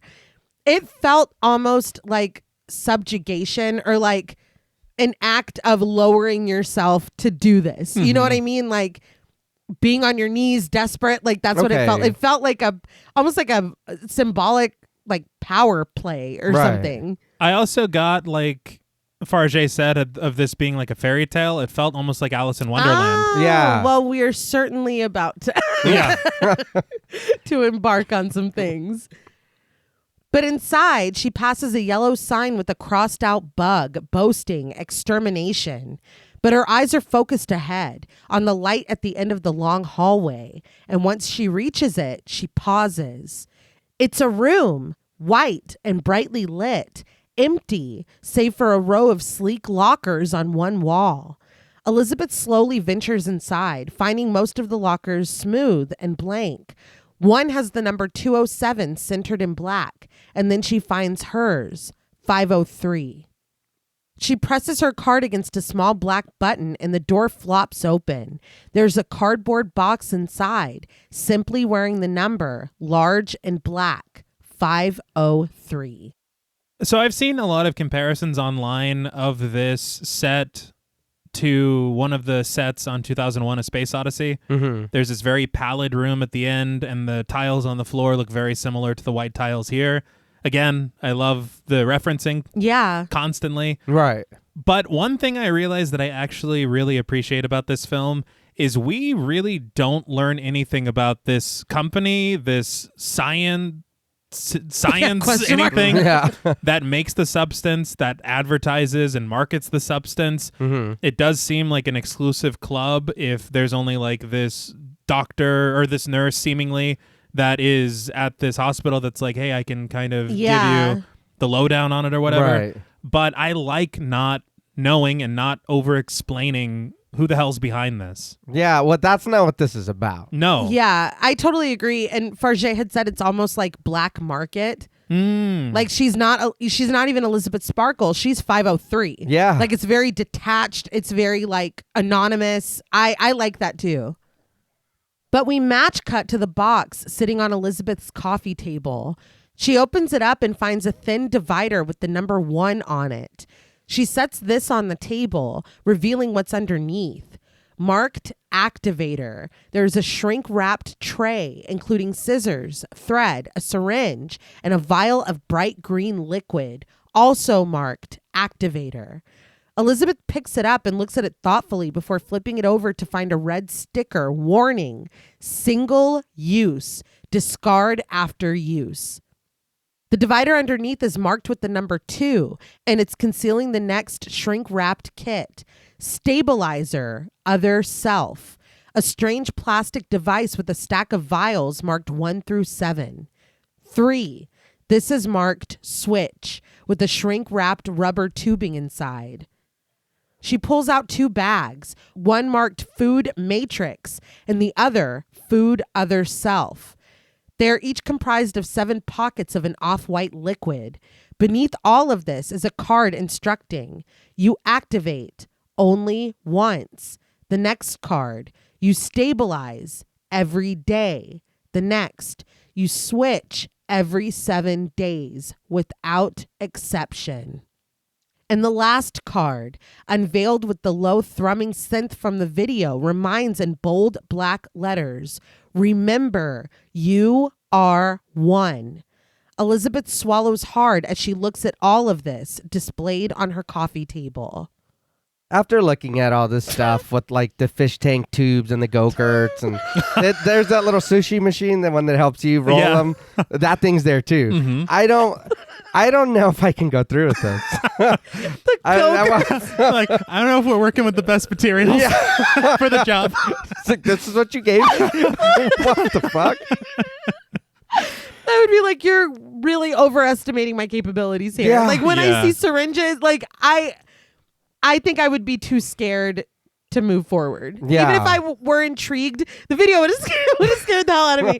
But even if I were intrigued by that, seeing this equipment with, I'm like, where's the instruction manual? Thank you. Yeah. Dude, that's the thing is like you gave us all the materials and that's great. Yeah. And I appreciate it, but I don't know where to even fucking start with any of this stuff. Yeah. You got the serum from Reanimator. You got like, Yeah. like, I don't know what the hell's What going do on. I do with that? I don't know. And how much? How much? Yeah. Yeah. You know? What's the adult dose? I don't know. Elizabeth's like, I got this. Like, okay. Better than me. That night, as the tall palm trees outside rustle in the breeze, Elizabeth stands completely naked in front of her bathroom mirror. She meets her own eyes before steeling herself to look downward at the clustered triad of birthmarks on her stomach, at her breasts. She eyes herself before meeting her own gaze again, and despite the beauty that we can see, Elizabeth seems displeased. She recalls the deep voice from the video. You are the Matrix. Everything comes from you, and everything is you. This is simply a better version of yourself. The vial of neon green activator sits on the counter in front of Elizabeth, next to the tray from the kit. Before we dive into this next sequence, which is a lot, Yeah. I did want to talk about this bathroom. Okay. I read in a few different interviews with Fargeat and the production designer, Okay. but Fargeat for the bathroom wanted something common but unsettling, something that felt off. And so you talked about a lot of mood boards at the beginning. Her first idea was to reference an art installation from Jean-Pierre Reneé, and it's called La Maison, or Home. Uh-huh. And it was this 25-year-long project of covering every single surface in his home with a small white tile. And it is striking. Yeah. And I think what was the intention was the space was eventually demolished and then turned into flower pots with the rubble of what was created. Oh, wow. Oh, okay. But I read in an interview in Film and Furniture that this clinical, pallid look of this bathroom was meant to be a stark contrast from the flesh tones that we see of what we're about to see. Mm-hmm. Right. And the production designer said, quote, "The bathroom acts almost like a light box, a bright clinical space that reveals everything." And this is echoed in Fargeat's ideas of it because what she had wanted was to have this space not even have any furniture. And you notice that it doesn't. Yeah. It's this wide open space that leaves room for everything that is about to occur. Yeah. But in doing that, it is also meant to be this place of confrontation where Elizabeth confronts herself and has no room to look at anything else, only herself. Yeah. Okay. And kind of face every step of her metamorphosis through what, again, we're about to see. Yeah. Yeah. But the interesting thing about it as well is that this is all a constructed set, and we witness a lot of very interesting camera angles Yeah. throughout all of this, Mm-hmm. where there are these interesting wides, these overhead shots, these close-ups, these different perspectives of different things. Yeah. And it was very important to accomplish all of this that literally every section of this bathroom was removable. And so you can move the roof out of the space completely Yeah. to shoot these really high overhead shots. Yeah. You can remove a wall over here so you can get a shot of whoever from this side Yeah. and move in with the camera so you can put in a track. And so every single part of this space was movable. That's pretty cool. Yeah. Well, and they use all of it. Like you Yeah. can tell. And I did think that too, watching it. I was like, this room, closing it and being in here and how bright it is, and it's very white. Yeah. It is like that. Like the science is happening in here. Yeah. And with any of the splashes of color, of different colors that we see, it stands out so incredibly. Oh, True. yeah. But from the tray, she plucks the syringe and uncaps it. The vial warns again, single use, discard after use, when Elizabeth flips it over and punctures the lid with the sharp point of the needle. She draws out the liquid, filling the syringe until it beads at the tip of the needle. She ties her arm with the tourniquet from the kit and rubs it clean with an alcohol pad. Her hand is trembling when she brings the needle down, and we watch closely as it pierces her skin. I did watch when they came back with the lab to do the close-up shots. Fargeat injects her own arm with the needle. Oh, wow. Yeah. I was like, damn. Yeah. Elizabeth winces at the pain, but still, she injects the neon activator into herself. Finished, she sets the syringe to the side and unties her arm. Again, no direction. No. No. I hope I'm doing this right. Yeah. I guess you can assume what they want you to do, and they give you a thing of liquid and a syringe and a tourniquet, but it's like I don't know. She's braver than me. I'll just say that. I probably would have went with the hip or like the butt cheek or something, like insulin or like I don't know. No, she went for it. I would have just drank it like a 5-hour energy. It's in a little thing. Fuck it, you know? Leaning forward onto the counter, Elizabeth watches her own reflection carefully. When nothing happens after a moment, she can't help but scoff at herself. She turns away from her reflection with a sigh, but she's only able to take one step before our view of her ripples with the resounding thud. Elizabeth doubles over, crying out in pain, and the pristine white bathroom swirls around her as she loses her footing and crashes to the floor. Naked and helpless, Elizabeth writhes in pain, weakly grunting as low tones drone. We watch from above as she flips around, something unseen ravaging her from the inside, contorting her lips, widening her eyes in shock and horror until she finally goes still. She continues to stare helplessly as something undulates beneath the skin of her back. The tones continue, mingling with the squelching coming from inside Elizabeth, and the thing beneath her skin moves freely. We close in on Elizabeth's vibrating pupil until it finally splits, just like the cell in the video, creating a second pupil in her single iris. Her back ripples and stretches, and the second pupil finally breaks free from Elizabeth's iris and floats out of view. Elizabeth's back splits, revealing a second one beneath, and we close in on her eye once again, where the second eye battles for dominance, this one bright blue against Elizabeth's hazel one. Her eye pushes its way to its rightful spot, but the new back being birthed from hers writhes. Finally, something pushes its way out, and we dive into Elizabeth's pupil. Here, her strained breathing is echoed as we race through a dark abyss, passing blurry lights, blue, white, red. The tense music reaches an impossible crescendo before finally cutting off, and a flame erupts in the darkness as a muffled beat echoes, and it takes the shape of a heart. Firstly, the lights are a clear reference to 2001, A Space Odyssey. Okay. And even some shots of the eye, I would say. But I did read that the fire that we see of the heart was actually filmed in a studio. Yeah, I watched them do it. Okay. When they came back with the lab, literally they lit it on fire and we're just filming it from above. It's unbelievable. It really It is. looks cool. Yeah. Now that we have seen some shit, I did want to introduce the man who made these prosthetics possible. Yes. So Fargeat was working with the studio for the prosthetics, but when they turned in work for a key look that we're going to see later, when they had sketches and stuff, she was not happy with it at all. Pierre-Olivier Persson threw his hat into the ring. He's done a lot. He even worked on Avengers Infinity War and Game of Thrones. Oh. Okay. But he made a small sculpt of this look that we are going to see later, and Fargeat loved it. It would be fine-tuned and changed along the way, but he just based on that, he got the job. Fargeat explained that the inspiration here is Cronenberg's The Fly, Requiem for a Dream, The Thing, and Scanners. He said that it was 11 months of sculpting, both leading up to and during the shoot. They started the sculpts with this back that we just saw split up because the actors weren't even there yet to do their castings. So they just started with that. Person made a small version about the size of his forearm for Fargeat to approve, and then they made this bigger one. And Fargeat was like, don't make anything that we're not going to see. This back cuts off at the knees. Like, it's literally just the back and the tops of the thighs, because she's like, that's all I'm shooting. Mm-hmm.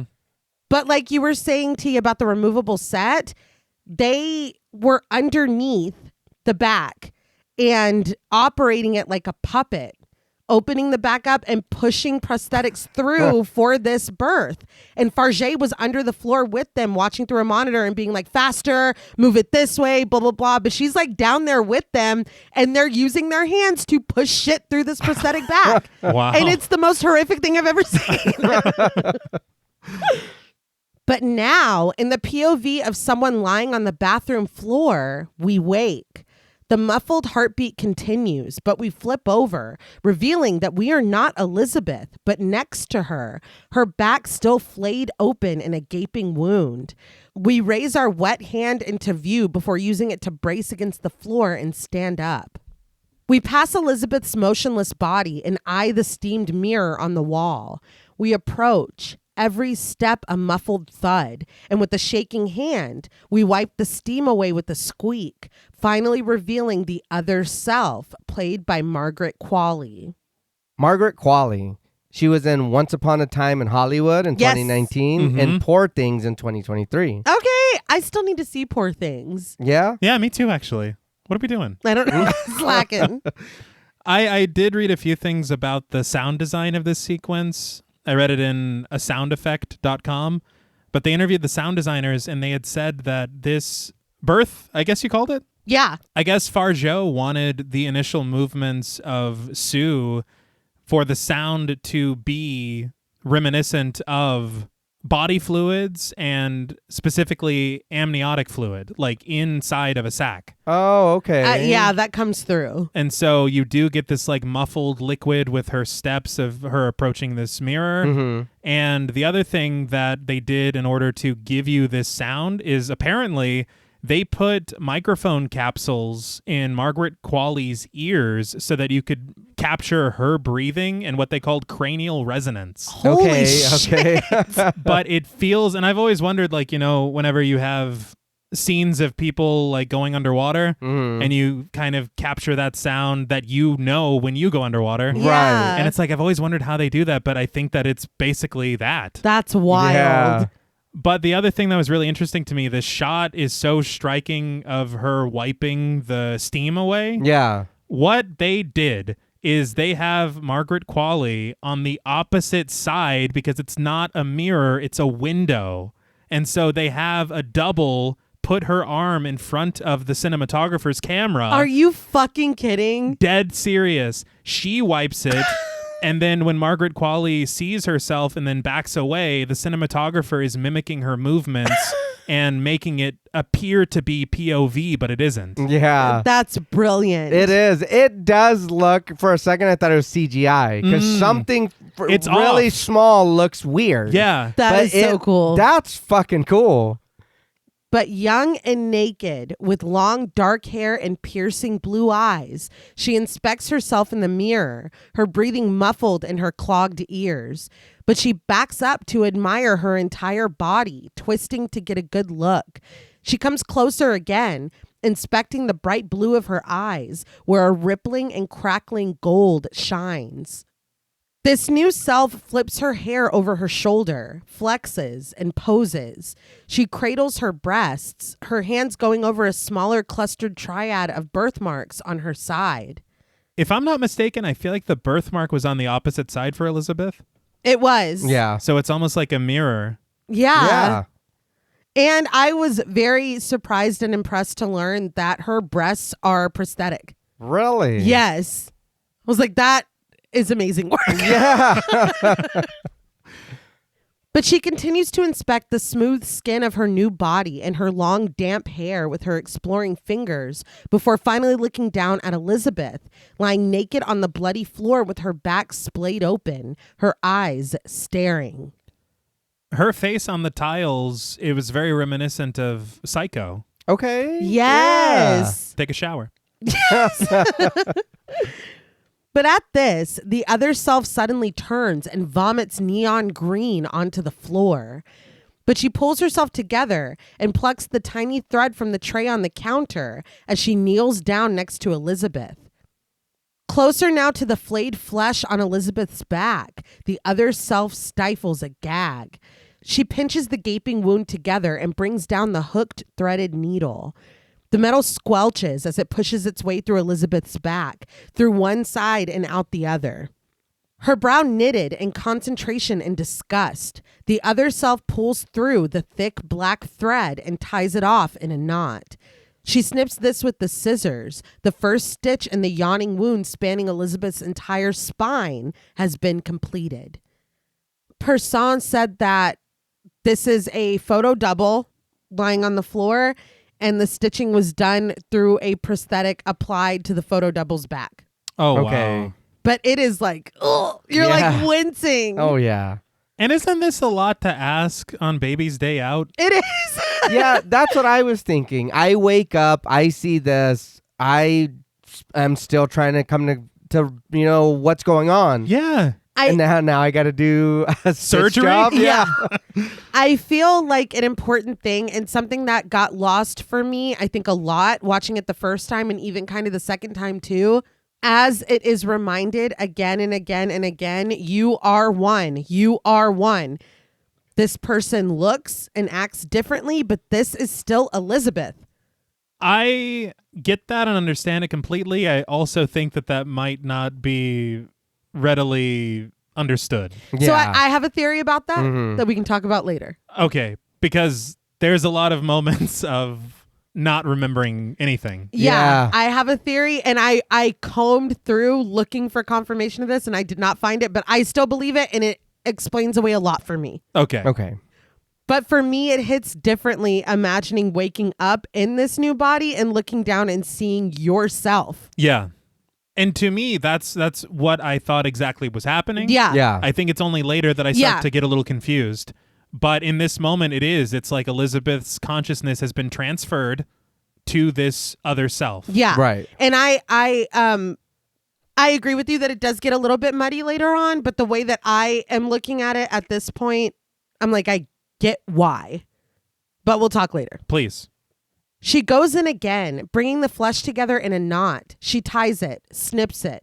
She does this again and again as Elizabeth stares endlessly, jostling with the movements of the procedure.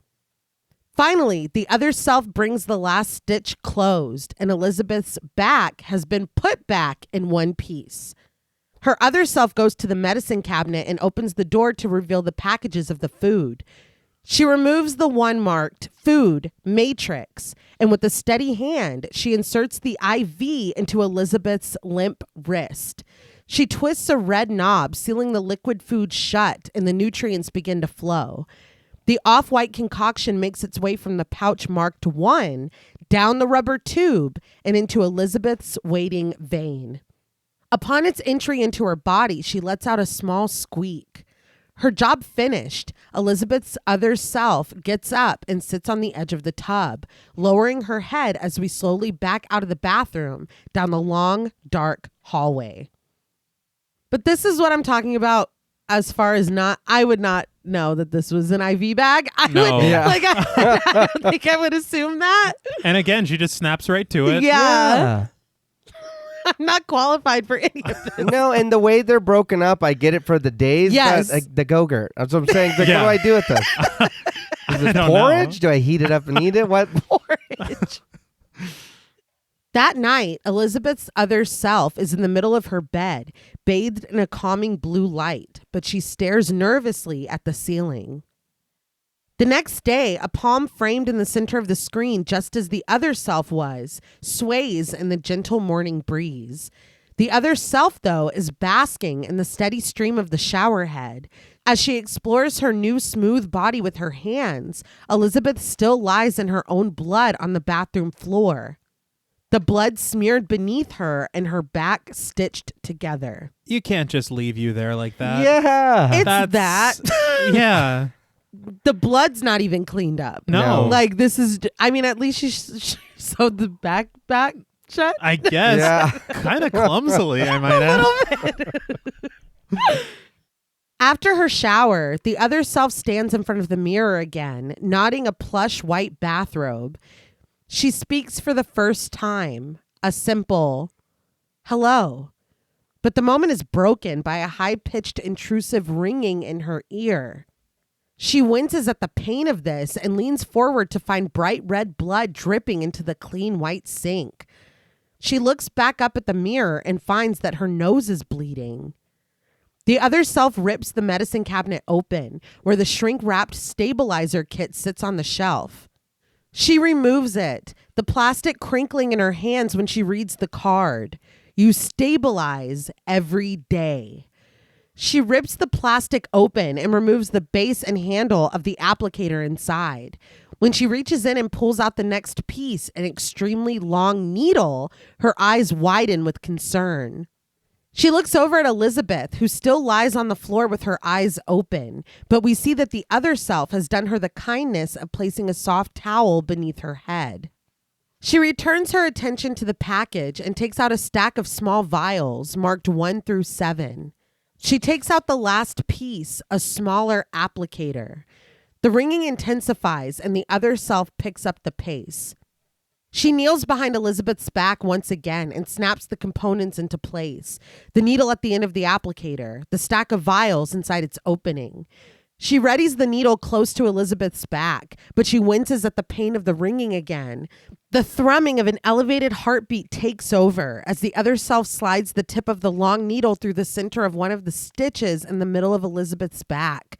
The needle squelches as it finds its way home, and the other self pulls the plunger back, filling each of the vials with a clear liquid. Not to beat a dead horse, I never would have figured that out. No, hell no. Uneasy music crescendos. The heartbeat grows faster and the ringing's pitch climbs higher as the other self pulls the needle out, removes the vial marked 7, and slides it into the smaller applicator. Her breathing is ragged when she raises the applicator and drives the needle into her thigh.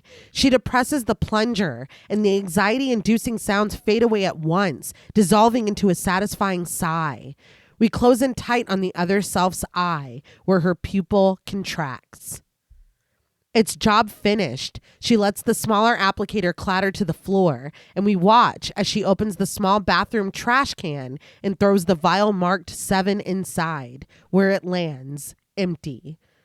So this shot of the stab, the side, the pupil, Requiem for a Dream. Mm-hmm. And something that we see later too is also, and I know she said that it was an influence, also very reminiscent of Requiem for a Dream. And it was kind of marinating on that theme that I'm like, I feel like her inhabiting this other body as we go on is like her being under an influence. And so it's like, if I go out and I get fucked up and I start a fight or I do something horrible, yeah, that was me. But in the morning, I'm detached from that. I might not even remember that I did it. Mm-hmm. So that is later on when things are like, but girl, that was you. Yeah. That is how it is to me. And I was trying to find her saying this and I couldn't. But watching this imagery from Requiem for a Dream, which is it's about drugs. Mm-hmm. Yeah. That's how it hit for me, is being like, yeah, that's me. But like, I wasn't in my right mind. I wasn't fully there. I was under an influence. And that's what this to me feels like. Yeah. Well, we talked earlier during the intro about maybe the theme of addiction. Yeah. So I guess that could fit into that. I think it was just later on when it's like having to constantly be reminded, like, no, you are one. Yeah. And it is that disconnect Yeah. Mm-hmm.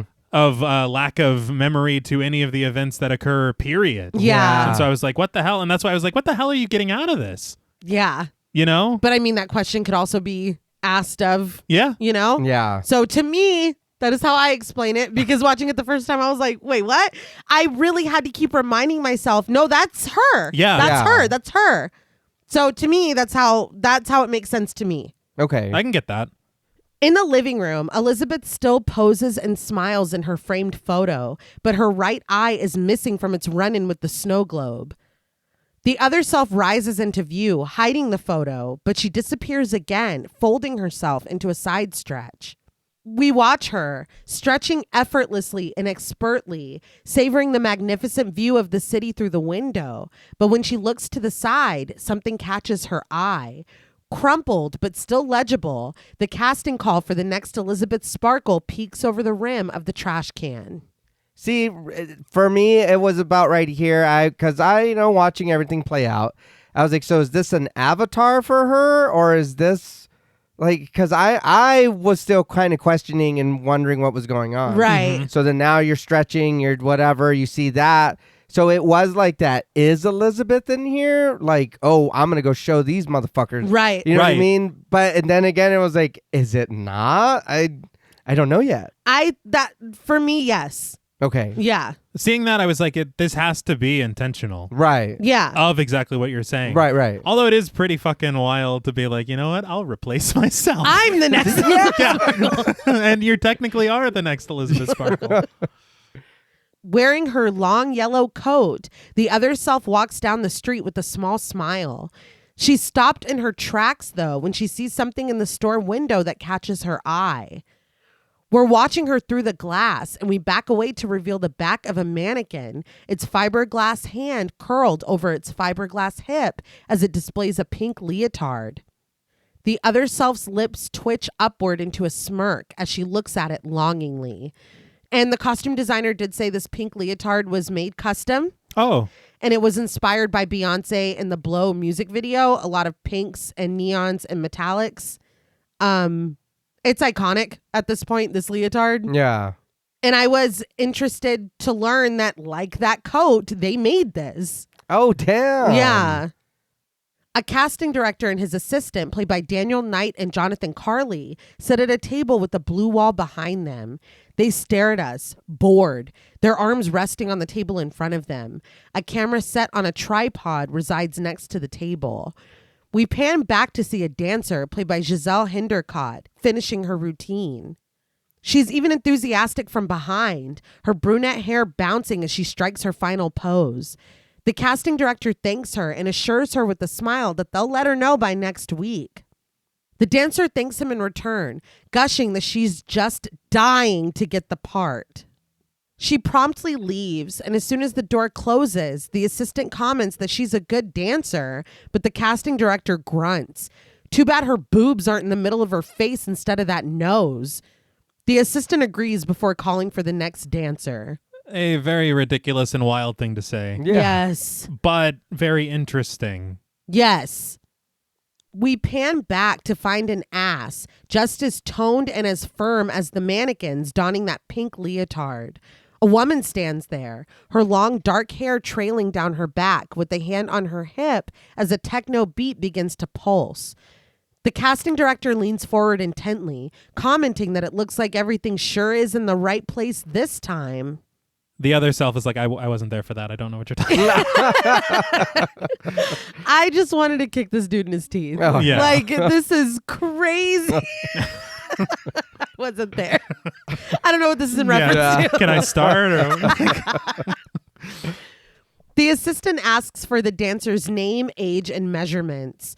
The music grows louder as we get a tight shot on the other self's eyes, her sneakers and leg warmers, her long toned legs, her ass, her shimmering leotard pushing up her cleavage. Fargeat talked a lot about purposefully shooting bodies in different ways. And the way that we're looking at her body here, it's almost like body parts. Like, it's not even about cohesiveness or the entire thing. It's just like tits, legs, ass. Yeah. And the way that Elizabeth was shot nude in the bathroom earlier, it is just there is no sexuality. It's vulnerability. It's the way that you perceive yourself versus kind of the male gaze or the way that you're perceived by others. Kraken had said that Fargeat's intent and her vision from the beginning was this fascination with films from certain eras, the 80s, the 90s, through to now, where the male gaze is used so heavily, but it's kind of reclaiming it and repurposing it. Okay. Yeah. All right. Star-shaped earrings glitter on her lobes as she looks up at them. On a tight shot of her mouth, she gives an introduction with pink, pouty lips. I'm Sue. Just as the synth from the Substance video begins, we pause. It rewinds. I'm Sue, Sue, Sue, Sue. It's being played over and over again on a wall of TVs in an office. Sue stands watching, her hand on her hip. She wears a pink tank top and a white skirt and large gold heart-shaped hoop earrings. Her hair is pulled into a high flowing ponytail. Harvey stomps down the hall toward the office, flanked by other men in suits, played by Billy Bentley, Vincent Colomb, and Leonard Ridsdale, excitedly demanding to know, where is she? Sue turns to greet him with a slightly anxious smile. With a deep thud, the screen goes black, but emblazoned in huge bubblegum pink letters is the name, Sue. We're talking about color and purposeful, intentional costume design. They dressed Harvey in Etro and Dolce & Gabbana. They wanted lots of prints, lots of color, for him to stand out against his counterparts who only wear like navy and black. Yeah. He be dressing. I mean, He does. those are suits. Yeah, I didn't even consider them his counterparts. I was like, well, that's his security. Or the Men in Black, I believe. I think they're called. Yeah. I did want to tell or share a funny story that I read that Margaret Qualley had shared because it's hilarious watching them meet. I think that this is a good place to put it. But she said that when her parents split up, her mom is Andie MacDowell. Her parents split up, who I always loved because she curly hair representation. And I was utterly obsessed with this movie called, I think it's called The Crush or Crush. I don't know. It was one of those hyperfixation movies. We share a birthday, me and Andie MacDowell. Hey, it was her birthday yesterday. It's recording this. Yeah. Also mine, but whatever. I gave you your flowers. But anyway, her parents split up when she was really, really young. And she said that all she wanted was for her parents to get back together. So she would make her mom watch The Parent Trap all the time because, obviously. Mm-hmm. So she would make her watch it over and over again. And so one day her mom comes home and she's like, you know how you love The Parent Trap? And she's like, yeah. She was like, come here. I want you to see somebody. And she brought home Dennis Quaid because they're dating. Oh, wow. And she thought it was going to be her dad, but it was Dennis Quaid. And she's pissed. And so she said he was wearing these like leather red pants. And she was like, your pants are stupid. And then she laughed. She's little. And she never talked to him again. So them meeting here, obviously they didn't, him and Andie MacDowell break up. It was like a very short-lived thing or whatever. And then re-meeting here, they instantly clicked and really liked each other and thought that it was hilarious. But I was like, her poor mom is like, oh my God, she's going to be so excited. She loves The Parent Trap. And she's like, fuck you. You've ruined all of it. I just thought that was so funny. You had just mentioned Fargeat's intention to draw these distinctions between characters through costumes. Mm-hmm. I saw an interview with Fargeat with the Santa Barbara International Film Festival, and she had talked about trying to do the same exact thing through the score. She had mentioned how she saw sound and music as equal to the visuals and the symbolism, and so she wanted to use it in the same way. And what she had said was that whenever she would write the script, she would listen to music that kind of had a pulse that felt like almost a simulated heartbeat. And it's very interesting because that is something that is just throughout certain sections of this film, this pulsing kick drum that feels like a heartbeat. Yeah. But she enlisted the composer Rafferty, who I think is a British composer. And what he did was he created these different soundscapes for the different characters, where Fargeat intended for Elizabeth to almost have this feeling of Hollywood grandeur through her music. Sue is much more raw and pulsing, almost like I don't know if this phrase is used anymore, but like a discotheque. Okay. She didn't say that, I did. It's a great word, by the way. It is. Yeah. It's the way it's spelled. Yeah. It's very pleasing to the eye. But I think that it's very interesting to draw these distinctions, and it is throughout this entire section where we first meet Sue and she introduces herself by name. Yeah. It's throughout. But Fargeat had said that Rafferty was kind of known for this very raw, very violent, almost even uncomfortable soundscapes that he created, which we also feel throughout the film. Yeah. And interestingly, his use of silence. I was reading in this interview with him where he was talking about sometimes it's much more important where you don't place the music. Yeah. And throughout that sequence of her coming out of Elizabeth's spine, Yeah. there was a lot of very interesting uses of silence that I found very interesting. Yeah. Right. See, I took the pulsing as like the cue to dance while I'm like watching this, because sometimes I will, and it's not even a nitpick or nothing, because I enjoy the music and what's going on here. Mhm. But it does sometimes, it's going hard and I'm like, damn, I'm dancing, but I'm like, damn, that's tough. Oh man, you're going through some shit. Babe, But- turn that up a little bit. You know? Well, they said like whatever the circumstance is, they always wanted to have like an electronic backbone, Okay. is what they said. And Elizabeth has her Hollywood grandeur, but Sue has this like upbeat, contemporary, somewhat sensual, Yeah. Yeah. enticing you to dance, which makes sense with how we see her version of what's Yes. about to happen. Yes. But in his office, Harvey stares at Sue wide-eyed before approaching her. She gives her lip a nervous bite as he takes her hand and spins her to a seat at his desk, intoning, "What a gorgeous little angel." Harvey sits down and the three suited men follow suit, uniformly plopping down on the couch across the room. Harvey flicks his lighter and grins, a cigarette perched between his nicotine-stained teeth.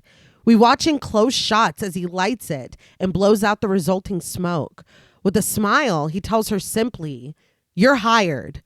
Sue giggles at this, but Harvey continues.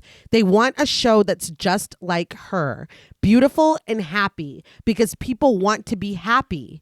Harvey drums on the desk excitedly, smoke billowing from his lips with each word. He informs her that they need to get to work because they air in 2 weeks. He explains that she can work out the rest with his assistant, but he pauses, snapping as he tries to remember the assistant's name.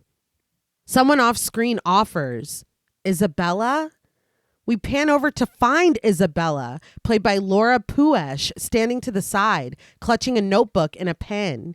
Harvey stutters the beginning of her name sarcastically, wondering, annoyed, who has time to say that? They're going to make her Cindy. It's shorter. It's better.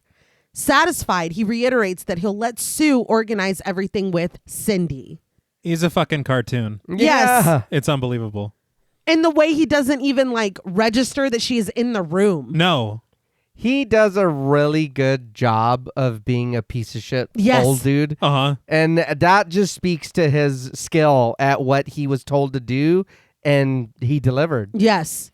He turns in his chair to stand up, but Sue stops him. She gently broaches that she has to mention a small scheduling issue. She has to be out of town every other week to take care of her mother, who's very sick.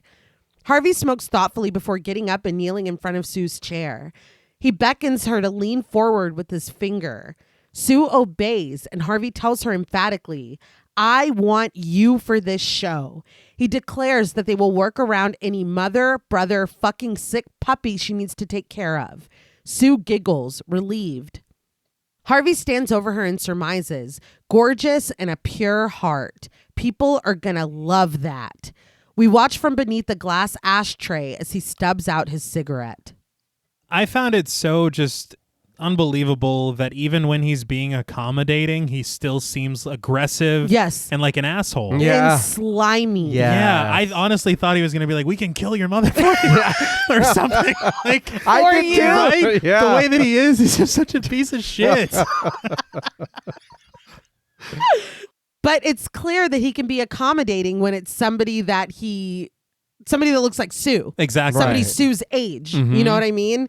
It's like, and we heard him on the phone, "I don't give a fuck, blah, blah, blah, Oscar winner, my ass." It's like, no, that's who you really are. Yeah. Like, he's bending over backwards for her because she looks like her. And it's like, he's horrible. Mhm. Yeah. And we see that exact behavior echoed in another character. Yes. Oh my God. Yeah, we do. Techno pulses as Sue walks down the street, her ensemble topped off with a hot pink bomber jacket that sports an S on the breast and large sunglasses. And it is shot, everything where she is just like going from point A to point B is shot like a commercial. It does look very GTA. Yeah. I will say I did read exactly that, and Fargeat said her intention was to have everything with Sue shot either like a dream or exactly a commercial. Okay. It feels like everything is, the music is high, like she's literally walking down the street, but you're like, hell yeah. Like Yeah. it's like Yeah. she's walking down the street. It even flows differently with the camera movement. Yeah. And this bomber was made by hand. Wow. They made it for this. That's really cool. But back at home, Sue loads up a vial marked 6 into the smaller applicator and stabs it into her thigh, injecting the contents. A satisfied sigh overtakes the music as her pupils once again contract. The vial clatters at the bottom of the bathroom trash, landing next to the one marked 7. I have to be honest, when I saw her leave for her audition, and then she meets with Harvey wearing different clothes, Yeah. and then she leaves with a custom-made bomber jacket, I was like, well, this is one hell of a week. One day? Yeah. What? She does more in 1 week than I've done my whole life. She got the job and went and spent some money. I guess. You got to make it count. The pulsing music continues when Sue poses for a photo shoot. She lounges in her pink leotard where the photographer, played by Axel Baye, praises her that it's perfect. Again, this is all the same thing. And in Elizabeth's apartment, Sue looks out the window with wonder, and it's her own image that gazes back seductively. The result of this photo shoot is splayed across a billboard that looks right into the apartment.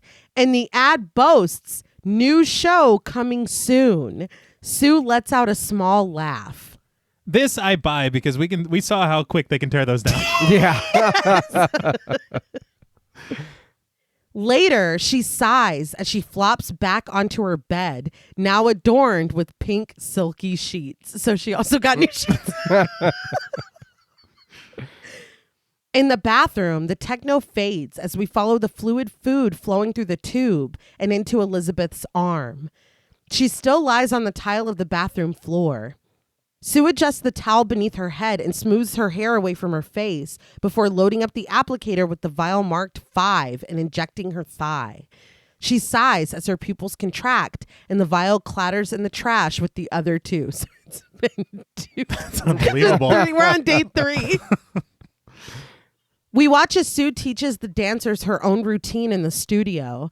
In the closet, she pushes Elizabeth's modest wardrobe to the side and hangs up her own, comprised of crop tops and short shorts. She injects herself, and the vial marked 3 rattles on impact in the trash can. The dancers practice her routine. Sue lounges seductively in her pink sheets. The bag of food counts down. Sue nails a split, then injects herself with stabilizer before the dancers join her in a split. This is a montage. She's not injecting herself in front of the dancers. They're like, what the hell is that? I wrote that Spinal on. fluid? She sighs, satisfied. Her pupils contract. She applauds with her dancers, but we cut to that black abyss where a hot blue flame ripples through the darkness, dragging fire with it. The fire takes the shape of a dragon, and we match cut to this dragon on the back of a gorgeous robe that Sue wears, standing in the window of Elizabeth's apartment. The bell sleeves slide up as she raises her arms, and the dragon crackles with fire and life. So Fargeat said that this dragon is a symbol of being re-energized like a phoenix. And this robe was once again handmade. Damn. With 10,000 hand-applied sequins. God damn. And it is fucking gorgeous. Yeah.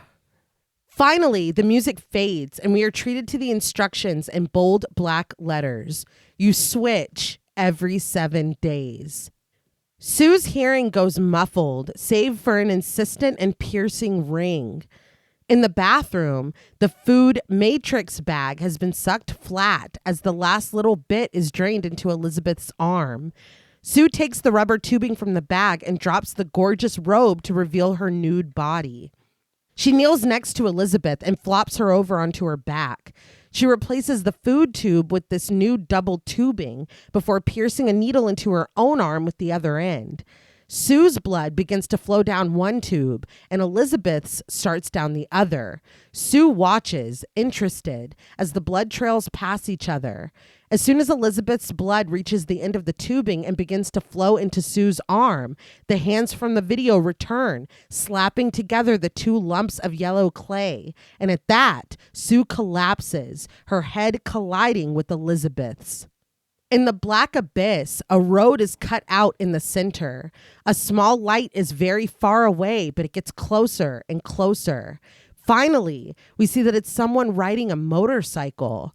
Just as they reach us, Elizabeth wakes up on the bathroom floor with an agonized scream. So this motorcycle and its rider are tiny little toys. Really? Yep. That's incredible. Yeah. But Elizabeth wheezes and coughs, gasping desperately for air as she struggles to push Sue's body off of hers. When she finally does, she cries out in pain, her hands immediately flying to the stitching lining her back. And I was like, oh my God, I it hurts so bad. So they thought of like food and everything, but they didn't think of anything about pain management. Put some morphine in with the food. Yeah, or something. I don't know. Yeah, what do you do now? You wake up to this, your back's hurting, you feel that, and it's like, what? There's another naked person next to you. Uh-huh. It's like, this really fucking worked? Yeah. What? There should have been a warning or something because, like, yeah, we said better version, but like I would think like I'm turning into that and then I turn back. Okay. Every 7 days, I wouldn't think that another human is going to be birthed out of my back. Yeah. So, like, what if like I went into the bathroom to do this and you and the kids are just in the living room? Well, like, there should have been some kind of warning. Well, but there should also be some kind of warning from you. Yeah. I'm going to go in here and try some weird shit. Yeah, something might happen. Whatever you hear. But I mean, I guess when you look at the clay and everything, it is two separate things. Yeah, but the whole you're you. I don't think I would expect to give birth out of my spine. No, is what I'm saying. But the nurse was touching my spine uncomfortably. He's like, yeah, this is a perfect spine. This is a birthing spine. If I've ever seen it in my life. But she looks with wonder at Sue, her face peaceful and her eyes closed with their blue mascara and subtle gold eyeliner. Elizabeth brushes Sue's hair away from her face for a better look. We watch from above, but superimposed over the women are two eggs frying in a skillet, one over each of them until they fade away. This was awesome. Yeah. I'm a sucker for stuff like that. Fantastic. Elizabeth sits at the small table in her kitchen, hunched over her plate, grunting in pain when she has to reach for her drink. In the bathroom, Sue lies in the same position, curled on the floor with the bag marked food, other self, hooked up to her arm. Elizabeth stands in the shower, the steady stream beating on the thick stitches lining her back. On the street, a motorcycle engine revs loudly as Elizabeth walks in her yellow coat, putting on dark sunglasses. When she reaches her destination, the Shining-esque hallway, she stands at the end, watching as the last of her framed photographs is pulled out of sight. The walls are orange and bare. All the way at the other end, Harvey looks very small as he steps into view carrying a box. His voice echoes, "Oh, there she is!" And he walks briskly, closing the gap between them as he asks where she's been. They've all been wanting to have a drink with her for her departure. How fucking dare you? Yeah. Elizabeth says nothing, but when Harvey thrusts the box into her arms, she accepts it. He rummages through the items inside to find something wrapped in Christmas paper with a red bow. He shares that they all chipped in and got her a little something to keep her busy. When we see what this is later, y'all all chipped in on this? That's Amazon $12.99. That's crazy. Saying. This is bullshit. He offers a smile, boasting that it's French, and his wife swears by it. Oh, he loves his wife. He drops the gift back in the box and consults his watch, realizing suddenly that he's got to run. He starts back the way he came, declaring that it's always great to see her. Harvey turns and walks away with pep in his step, but Elizabeth watches after him, her face twitching as she seethes with rage. I remember when I watched it the first time, I had told your sister, but watching it again and like every time I'm getting very Vince vibes from this dude, McMahon. Right. And I was just like, what's going on? No, it's there. It was the strut Yeah. in this scene. And we are talking about scumbag. Monsters. Yeah. So, yeah. I mean, maybe it's influenced. Yeah, he fits. He does. Yeah. Sue still lies nude on the floor, but Elizabeth is sitting at her table with the calendar in front of her. She marks out the rest of the month, week by week. Sue's weeks represented with her name scrawled on each day, and Elizabeth's own days marked simply with an X.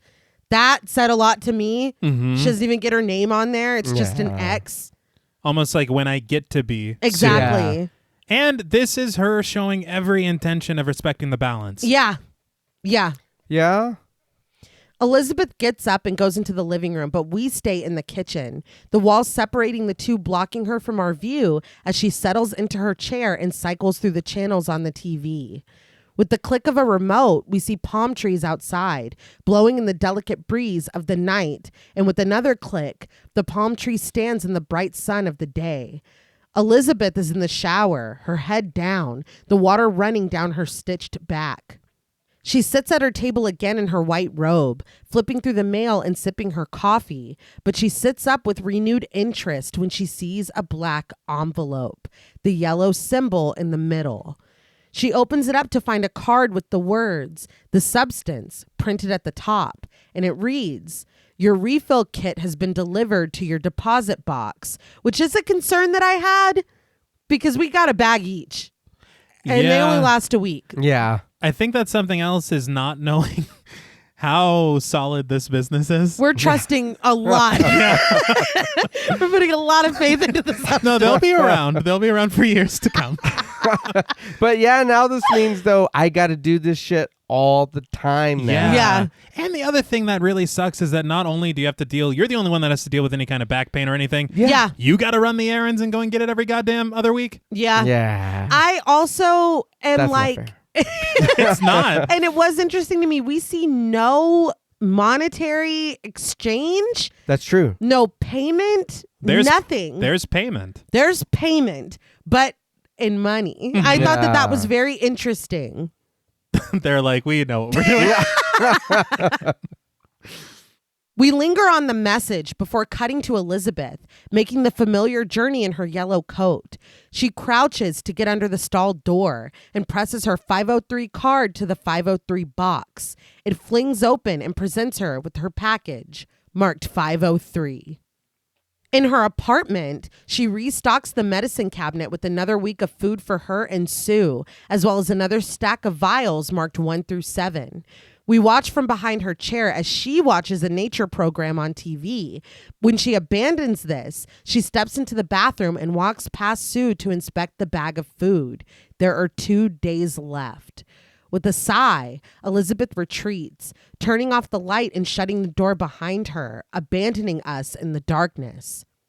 But when Sue opens the door, we are looking out at her from inside the fridge, and everything is bright and vibrant. Exciting music plays as Sue sets the stabilizer applicator on the shelf and pops the top on a silver can of Diet Coke, condensation beating on its smooth surface.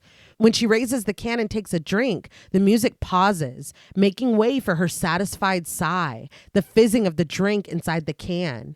Everything is effervescent. Everything is picture perfect. And the music picks back up as Sue closes the door to the fridge with her hip, and we follow her ass, adorned in lacy pink panties, as she saunters into the living room. She pauses, overlooking the city below, and she stretches dramatically as the music comes to an end. The juxtaposition of Elizabeth being like, 2 days left. Yeah. Yeah. It's so sad. Like everything, we said it before, it's like a commercial. It's bright. It's enticing. It's beautiful. Elizabeth, we're watching a palm tree outside as she clicks the TV from night to day. Yeah. It's just sad. And I don't know if this is when they start shifting, but the furniture in Elizabeth's apartment changes. Yeah. And it starts to appear more drab than it used to. Mm-hmm. And it's really selling this difference between the two lives lived. Yeah. Sue notices that the TV is on, and she goes over to look at an infomercial with a puzzled expression. She looks down at the chair, the center still depressed with Elizabeth's familiar weight. The remote is perched on the arm of the chair, and Sue looks at it with contempt before picking it up and switching off the TV. She looks over at the framed photo of Elizabeth, beautiful, saved for its marred eye. But she goes into the bathroom where Elizabeth is sprawled and naked on the floor, hooked up to her bag of intravenous nutrients. Her back is healing nicely, though. I did notice that. Gotta give her that. Yeah. She did do a good job on her back. Sue bites down on her lower lip, looking thoughtfully down at Elizabeth before turning and walking down the long blue hallway. She pauses and knocks on the wall. In the kitchen, she does the same, hitting her knuckles against the tiled wall, searching. She pushes the clothes to the side in the closet and does the same there, hurrying off when it produces a hollow sound. Sue goes back into the bathroom, straight to the far wall, and she knocks again. Hollow. Sue steps back to take a lingering look at it, an idea brewing. We are suddenly in the pitch black again, listening to a deep thudding sound. Finally, light pierces through when the wall in front of us gives way. Sue peeks in, looking through goggles as she lowers a sledgehammer. We pan out to find a plethora of tools in the now under construction bathroom. Sue drills holes, hammers in nails, and all the while Elizabeth lies on the plush carpeting in the living room, a towel draped over her. I know we're one and everything, but Sue's like, well, that was Elizabeth's deposit. I'm not too worried. Yeah. But boxes and boxes of furniture and decorations clutter the living room. Techno pulses and the palm tree presides stoically in the night as Sue welds, hammers, and drills. The palm tree is bathed in sunlight now, but the construction continues. And suddenly, a loud knocking is heard over the drill, and a voice cries out, pleading that he hasn't slept in 3 nights. Sue walks down the long hallway in her gold heart-shaped earrings, a kiss mark necklace, a baby blue crop top with the desert depicted, and the words, "Reality is not for me. I live in the clouds." The person continues banging on the door, demanding that she open it up. When she does, he has to cut off his frustrated "God damn it" at the sight of her. She gazes at him innocently as he interrupts himself with a gasp. Oliver, played by Gore Abrams, composes himself. Gore Abrams, we talked about him in the Hell House LLC. Yeah. I was so shocked. I was disappointed that I completely missed that this was him the first time I watched it. Honestly, yeah. But he's still horny and that didn't change. does not change. He stammers out an apology with a nervous laugh, and he explains that he thought Miss Sparkle, but Sue cuts him off. Miss Sparkle moved out. She's the new tenant.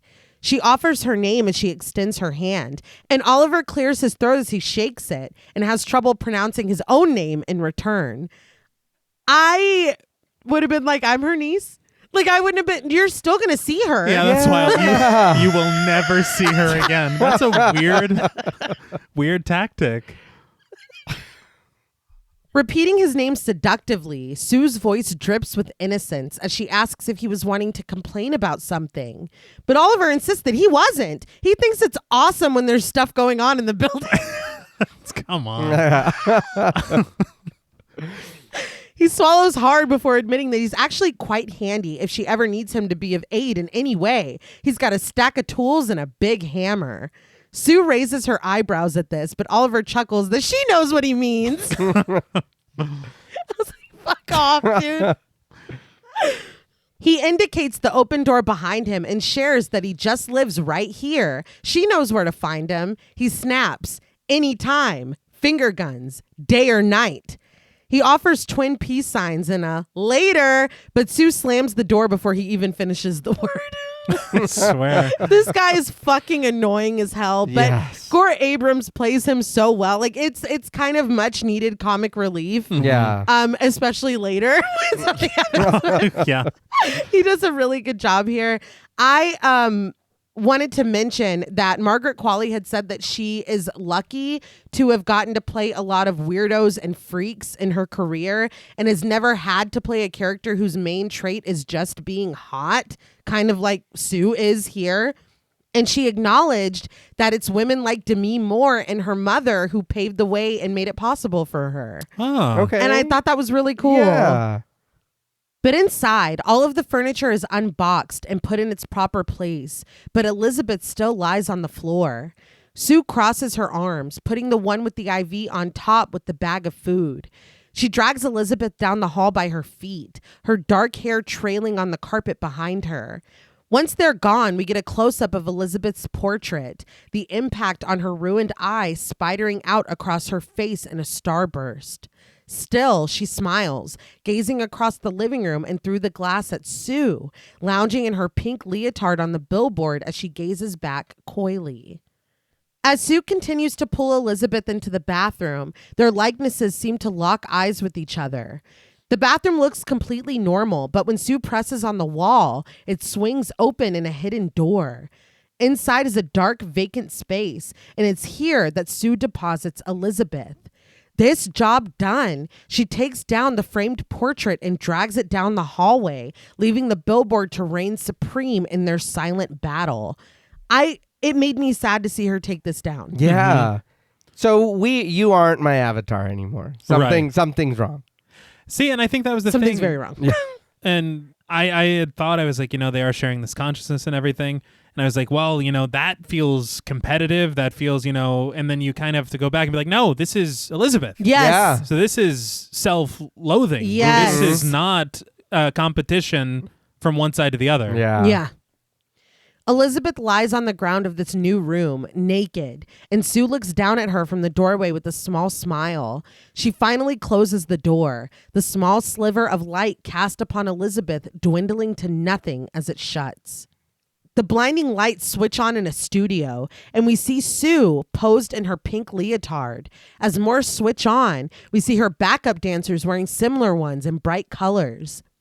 Sue saunters out in front of giant pink words, "Pump it up." She passes more backup dancers and takes her place in the center. She grins. "Hi, everybody. I'm Sue, and it's time to pump it up."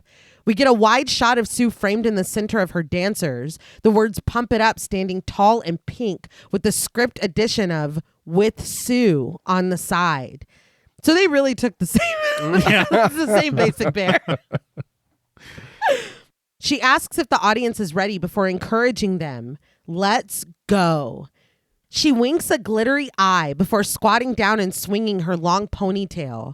Her dancers follow suit in slow motion and techno pulses. Sue continues with the routine we saw her teaching the dancers parts of. She shakes her hips, her ass. She swings her hair, squats, dips, twerks. They all lower themselves to the floor, writhing through their routine on the ground, all while smiling. And the music asks us, "Don't you know? You've got to pump it up." And this has been stuck in my head. No, it's an earworm. It's in there. Sue leads the group in mostly slow motion, playing to the camera the entire time. They finish the song, excitedly running and posing with the huge pink letters. The routine finished. Sue once again takes center stage and thanks the audience so much. She promises, "I'll see you next week." I was like, that was it? Yeah. That was it? That's the show?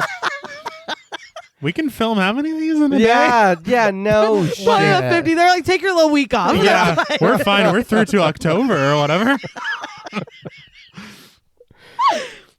She starts to walk away, but comes back to the camera with a giggle, adding, "And in the meantime, take care of yourself." Sue kisses the tips of her fingers and blows the kiss directly at us with a wink. When the lights go off and the buzzer sounds, everyone cheers. I can't help but imagine the viewer base who tunes in every week to work out with Elizabeth Sparkle turning on their TV and seeing this. It's different. It's very different. It's short. It's really short. But it's what, high intensity training, I guess. I guess so. And I try as I might, I cannot twerk in slow motion. I can't learn it. I can't figure it out. Is that the actual broadcast or is that? When we see it Yeah, later, it's true. I was fucking, the first time I watched this, we'll talk later, but I was dying laughing. When the lights go off and the buzzer sounds, everyone cheers. Harvey comes out excitedly, once again demanding to know, where is she? There she is. He takes Sue's hands, declaring that she was wonderful. They all applaud Sue when she takes a water bottle and a towel and saunters to the door. In the long orange hallway, she pauses to take a drink. The camera swirls to find a Pump It Up poster next to her with Sue posed on it, looking back at herself. Only one framed poster lines the wall now, but Sue walks past it, proud and confident. So Margaret Qualley is a trained dancer, and she said that when she read the script, she was imagining that this routine would be a lot more like what Elizabeth is doing at the beginning. Mm-hmm. Everyone knew the routine but her. So when she started training with the choreographer and all the dancers, she completely broke down. She said that she couldn't stop crying and she had to lock herself in the bathroom. She had trained and lifted weights for 6 months to get ready to film this. She knew that there was going to be nudity. She knew that she would be dancing, but she's still doing this routine. Said she felt so much shame and embarrassment that she had to learn it in one-on-one sessions with the choreographer. She said that when it came time to film it, she was aided with, in her words, a little bit of weed and whiskey because she simply could not do this sober. Because it's ridiculous?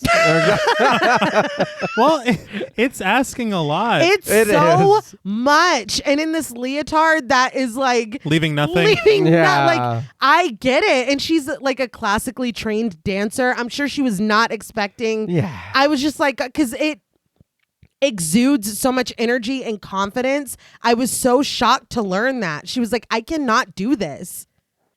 Later, Synth pulses as she drags red lipstick across her lips. She pulls up the zipper on a skin-tight black bodysuit before sliding her feet into thigh-high black Louboutin boots. These heels clack on the tile as she strides into the bathroom. Again, the zipper over the spine. Mm-hmm. This imagery. Yeah, I guess she's got a date and then got to fight Batman after or some shit. I don't know. Well, she does a lot in a week. She packs these days tight. 7 days is not a long time. It's really not. She goes into the secret room and lowers herself to her knees. Sue leans right above Elizabeth's staring face and promises her, I won't be out late, so just wait for me. She looks over at the bag of food, which is slowly draining the last of the one pouch into Elizabeth's IV. To flow into the tube, it drains past the word switch. Sue manipulates the bag with her fingers before warning Elizabeth, don't eat too fast. She stands and leaves, her high braids swinging as she closes the door behind her. We watch through the slats in the vent as Sue turns off the bathroom light, and we follow her heels as she walks down the street and climbs into the back of a red Mustang GT. The top is down, and she sits high with her new friends, the backup dancers. They cheer and wave their hands excitedly as the Mustang drives off into the night. This is going to be a problem. Yeah. A big problem. And you have a secret of this magnitude that you're switching into another body every week. I wouldn't have my friends pick me up at home. No. Yeah. I don't think anybody should. Yeah, I'll meet you there. It's fine. But Elizabeth is left behind in the darkness of the secret room where the food is making its way down the tube. The apartment is dark and still, and so much time has passed that the moonlight spilling in through the huge windows has changed position on the wall. The very last of the food moves slowly down the tube, sucking the bag flatter as it goes. The front door opens and closes, but it's clear that Sue isn't alone. We hear the clinking of glasses, footsteps, laughter. She puts on music.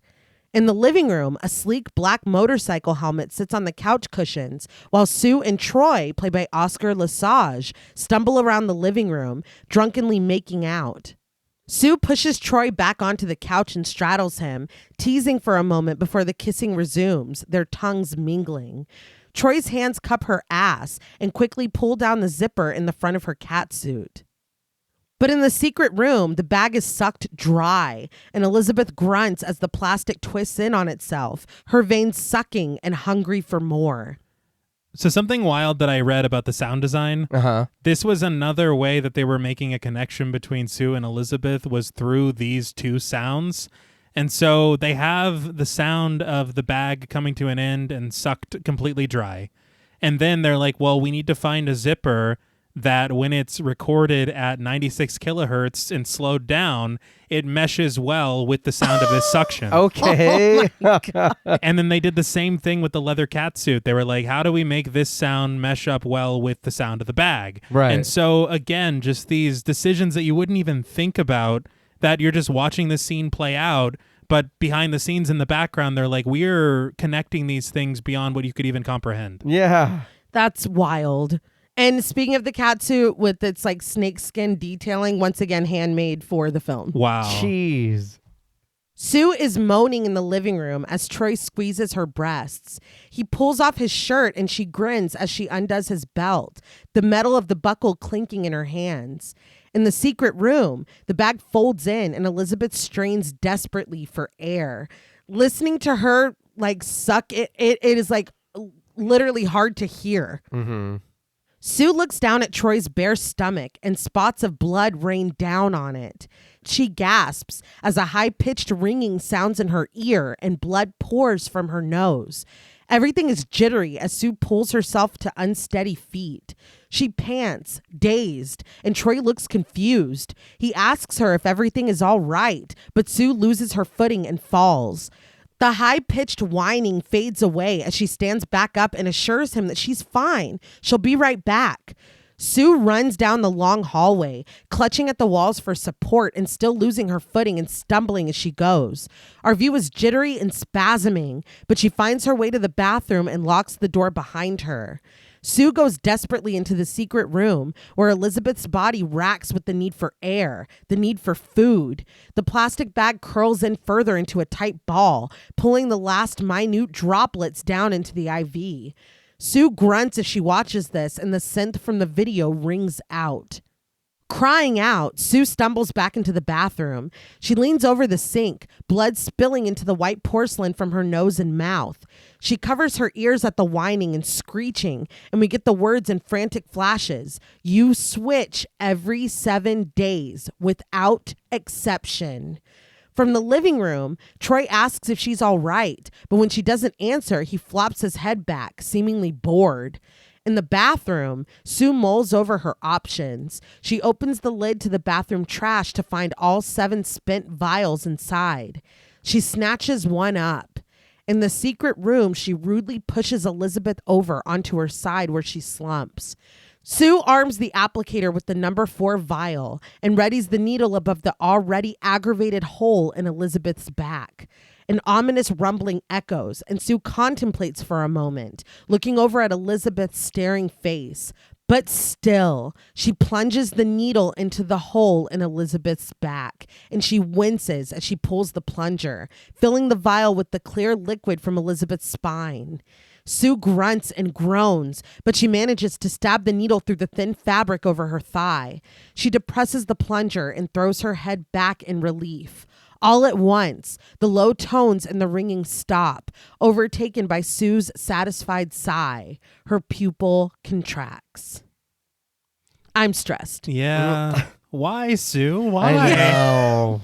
It's just so frustrating what you're risking without exception. Mm-hmm. Yeah. You're told again and again, you switch. You see your body fighting to still survive. Tell me how I'm supposed to breathe with no air, no food. The bag is curled in on itself. Yeah. Her back is already aggravated. Uh-huh. For what? What will probably be very average sex? Like, Probably. I'm so bummed out. And he's just waiting in there like, I'm bored. now my pants are chafing me. It's like, come on. When she straddles Troy on the couch, he looks up at her in awe and he asks, What did you do? You seem even more beautiful than before. Shut up. Yeah. Just shut up. We're already going to have sex. All right. I'm already here. Yeah. Calm down. Sue fixes him with a look before leaning in for a kiss. Troy's hands wander over the mounds of Sue's ass before sliding up her back and finding the zipper. Sue sighs in pleasure as he pulls it down, but what's revealed is not Sue's smooth back, but a mound of slick, wet organs and intestines. Freed now, they spill from the catsuit and squelch as they land, spilling blood onto the carpet. Like, hold on, all this meat's coming out your back, baby. Can we just a quick break to figure that out? Yeah, we got to put that back before anything happens. Before anything happens, Yeah. I love that you're still into it. We're here. We're It's not a deal isn't a breaker. deal yeah. Hold on. Can we just put those back first? Zip that back up. I watched them do this when they came back with the lab, and this is a dummy in this cat suit packed with these fake organs and intestines. And when you unzip them, they filmed them spilling out, and then they filmed from above while they had them in like this big box and just dumped them down onto the carpet from like a high position. Okay. So that's how they fall and splatter. And it works so well. It just sounds so simple. Mm-hmm. Like we just put fucking guts in a dummy's back. And just let gravity do the work. Yeah. Like, literally. In the secret room, Elizabeth wakes up with a ragged gasp. She sits, sputtering. Sue lies nude next to her, and still in the grip of her horrific nightmare, Elizabeth checks her back. It's completely fine. She clutches her pained head and sighs, and she pulls on her white robe, groaning in pain while she pulls herself to her feet, leaving Sue behind with her IV. So at least it was a nightmare. Yeah. Yes, thank God. Yeah. Elizabeth is frustrated to find her living room littered with party evidence. Half-eaten food, trash, glasses of wine and liquor, spent beer bottles. She eyes a sleek motorcycle helmet on a table by the window with the yellow sticky note stuck to the glass above it. She walks over to read it. Too drunk to take the bike home. Keep an eye on her. Smiley face. Troy. 323-555. Oh. 0199. Elizabeth reaches out to take the sticky note with her right hand, but at the sight of it, a high-pitched note rings out, and she pulls her hand back with a gasp. Ominous tones rumble and grow distorted as Elizabeth raises her hand to get a better look. Her index finger is gnarled with age, the nail yellowed and thick, and the skin knobby and mottled. Horrified, Elizabeth flexes and curls her fingers. The affliction dips past her knuckle and down onto the back of her hand, but the rest of her fingers are normal. Panting and panicked, Elizabeth runs down the hall and into the bathroom. She scrubs at her finger in the sink, but it's clear that this is not something that can be washed away. She inspects the decrepit finger closely before pulling her robe open and twisting to get a look at her back in the mirror. The flayed flesh has healed impressively into a scar along her spine, but in the center, at the insertion point for the needle, the skin is agitated and red. Her fingers barely touch it, and she grunts loudly in pain, pulling her hand away. Angry, she breathes heavily, looking into the secret room at a slumbering Sue, the small applicator and doubly used vial number 4 lying on the ground just past the bag of her food. So fuck Sue forever is what I'm feeling. Because I was looking at this and I was like, I don't even know if that's aged or elderly. I'm like, Skylar, it's got rot. Like it looks like yeah, it looks terrible. It doesn't. It looks like corpsey. Yeah, it's Yeah. like zombie finger. Yeah. I'd be so mad. I'd be fucking pissed. And I feel like, wouldn't this make me kind of rethink Yes. going back to You would doing think. this again? And I think this is where I started to get a little confused because I'm like, she has no recollection of any of this. Yeah. So it's not as if she's enjoying herself and she's like, well, I got to deal with the consequences of having a fun night as Sue or whatever. But she's pissed. Yeah. She's looking at this and she's like, I don't remember having a fucking, who's Troy? Yeah. Yeah. I did want to talk about this finger for a second because reading and watching interviews with Persan, this is where it all started. He was obsessed with getting the finger right. He said that this is the audience's first taste of something like this. We'll, learn. Mm-hmm. But he said that it's like the first note of a song. If it's bad, then the song is bad. Okay. He said he made one, but it looked too much like an E.T. finger. And he hated it. So he started it again from scratch, and it took him a month to perfect it. And because he's like, this has to blend and look realistic under the harsh lighting because, again, he's like, this is not horror lighting. This is not beauty lighting. This is harsh, like fluorescent bathroom lights. Mm-hmm. Yeah. And it had to be able to stand up to Demi Moore scrubbing the finger under the water, which is like, she was. No, it looks good. And according to Demi Moore, it took 3 hours for them to put this on her hand. Unbelievable. Yeah. I did see an interview with Kraken, the cinematographer, Mm-hmm. and he had said very similarly about the lighting having to accommodate for this level of prosthetic work. And they were shooting 200 millimeter macro on that really tight shot of that finger. Mm-hmm. And so the detail of it, he's like, this is just a testament to how incredible that work is. Yeah. Because to stand up to that close of a shot, Mm-hmm. it's unbelievable. It's Yeah. unbelievable is what I was about to say because there's several things going forward that I'm like, how the fuck did they do that? Thinking about it, maybe that is what really kind of what I enjoyed about this movie, because the camera angles and the lighting aren't like what we're used to. In the movie, everything we're seeing in these shots and the crazy shit and whatever, it all really still stands up and it looks good in these conditions. Yeah. And you think like when things like this happen, when you have at least the beginnings of a body horror situation, Mm-hmm. shadows, Yeah. Yeah. none here. Yeah. Elizabeth sits at her table looking at Sue's giant billboard as she makes a phone call. It rings in her ear until a deep voice answers. Yes. She informs him that this is Elizabeth Sparkle, and she's met with resounding silence. She follows up with, I'm 503? And the man immediately answers, yes. And this is what Fargeat was talking about with this weird, like, disconnected black market anonymousness of, because you're not Elizabeth Sparkle, you're 503. Like, Yeah. I don't give a fuck what your name is. You know what I mean? Well, I'm sure it's easier if you're a number and not a name. Yeah, that part. Flexing the fingers on her weathered hand, Elizabeth admits that there's been a slight misuse of the substance. A few extra hours were accidentally used, causing an alteration. She shares that she's just looking for the procedure to reverse it, which is bold. Yeah. If you could just point me in the direction of that. Yeah. Send me some cream. It'll reverse it. Because I know you have it. Yeah. The voice answers coldly that what has been used on one side is lost on the other side. There is no going back. Elizabeth looks down at her hand. She scoffs, refusing this notion. Looking up at Sue's face on the billboard, she stammers, I don't know what she was thinking. Obviously, she was drunk. But the voice tells her, remember, there is no she and you. You are one.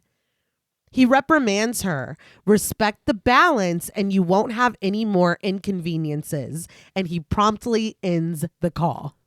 These are all instructions that you've been told before. Yeah. You were told Mm-hmm. initially, Mhm. you know, so it's like, Damn. yeah, one of those, I can only be mad at me. I think it was on the video too. It It was. was. Before I was even a customer. Yeah.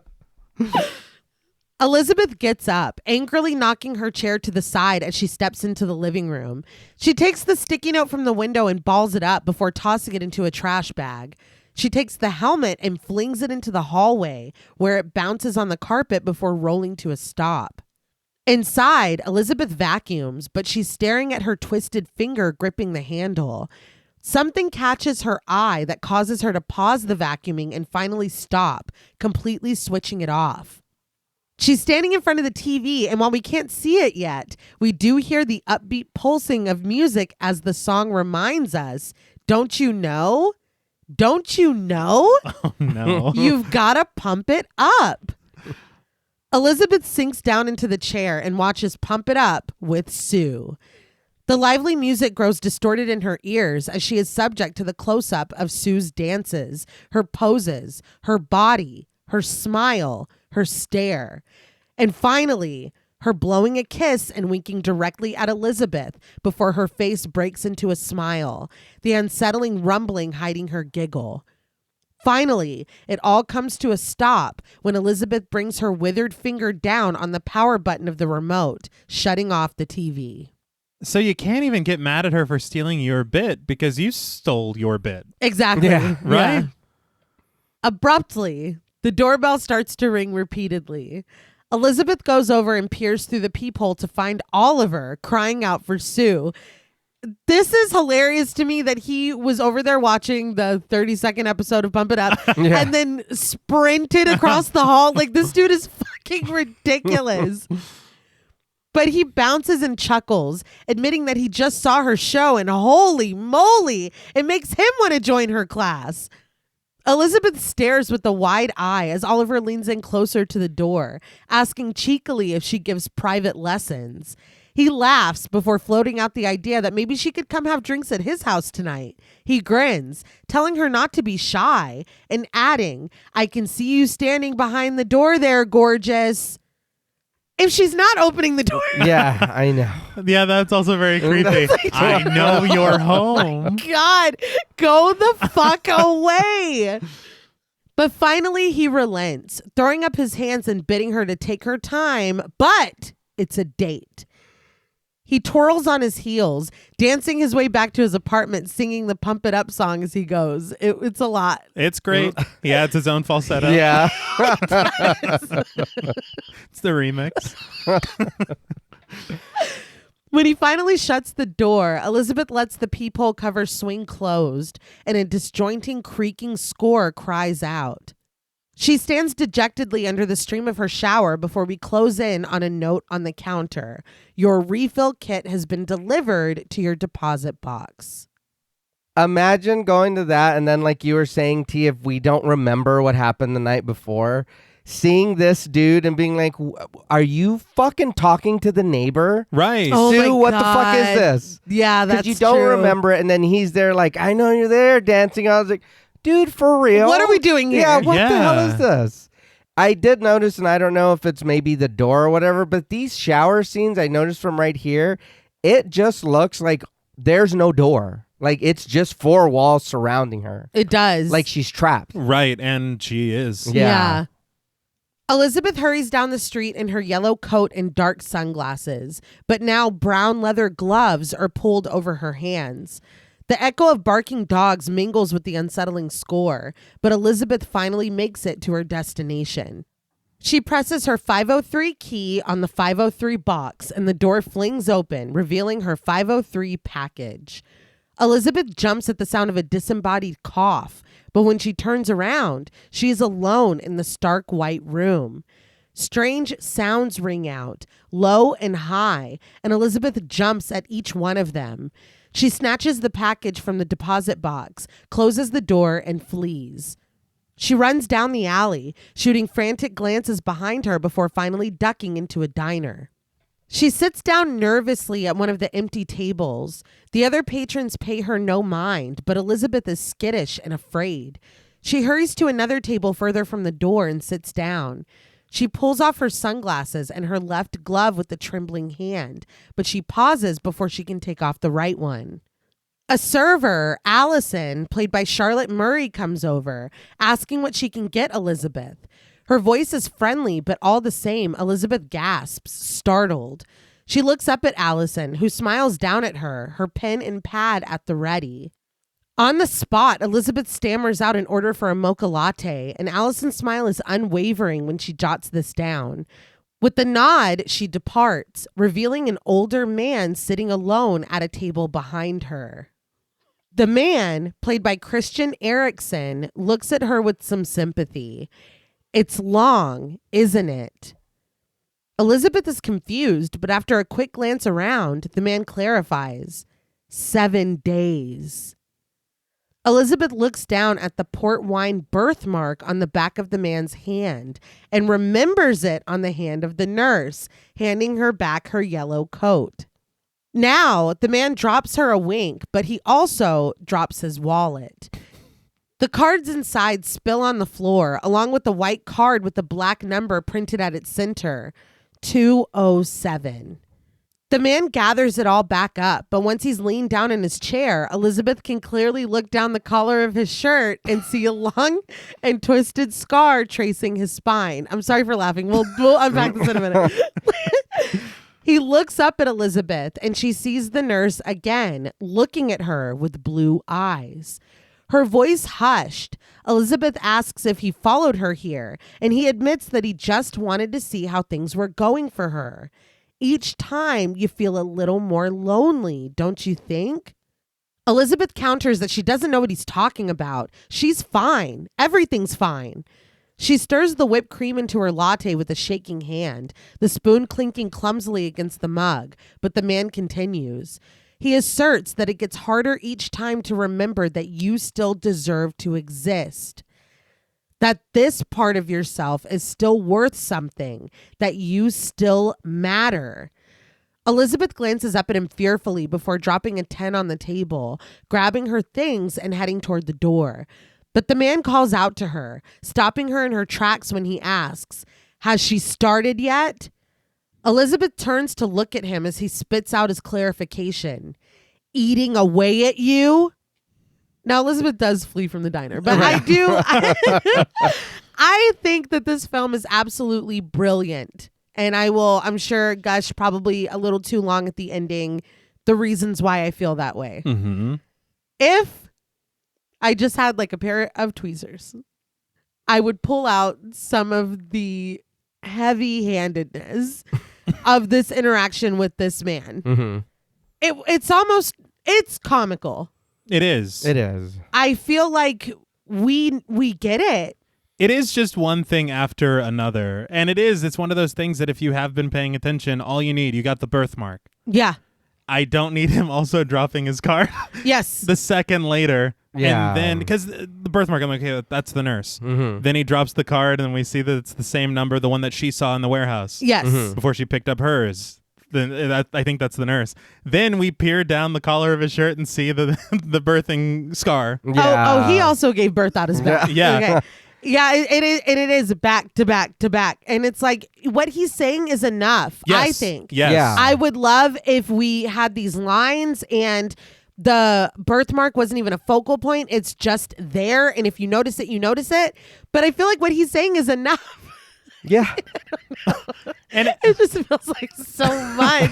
he's like, I'm also on the substance. It's like, yes, we That know. was me coughing in that room. Like, what?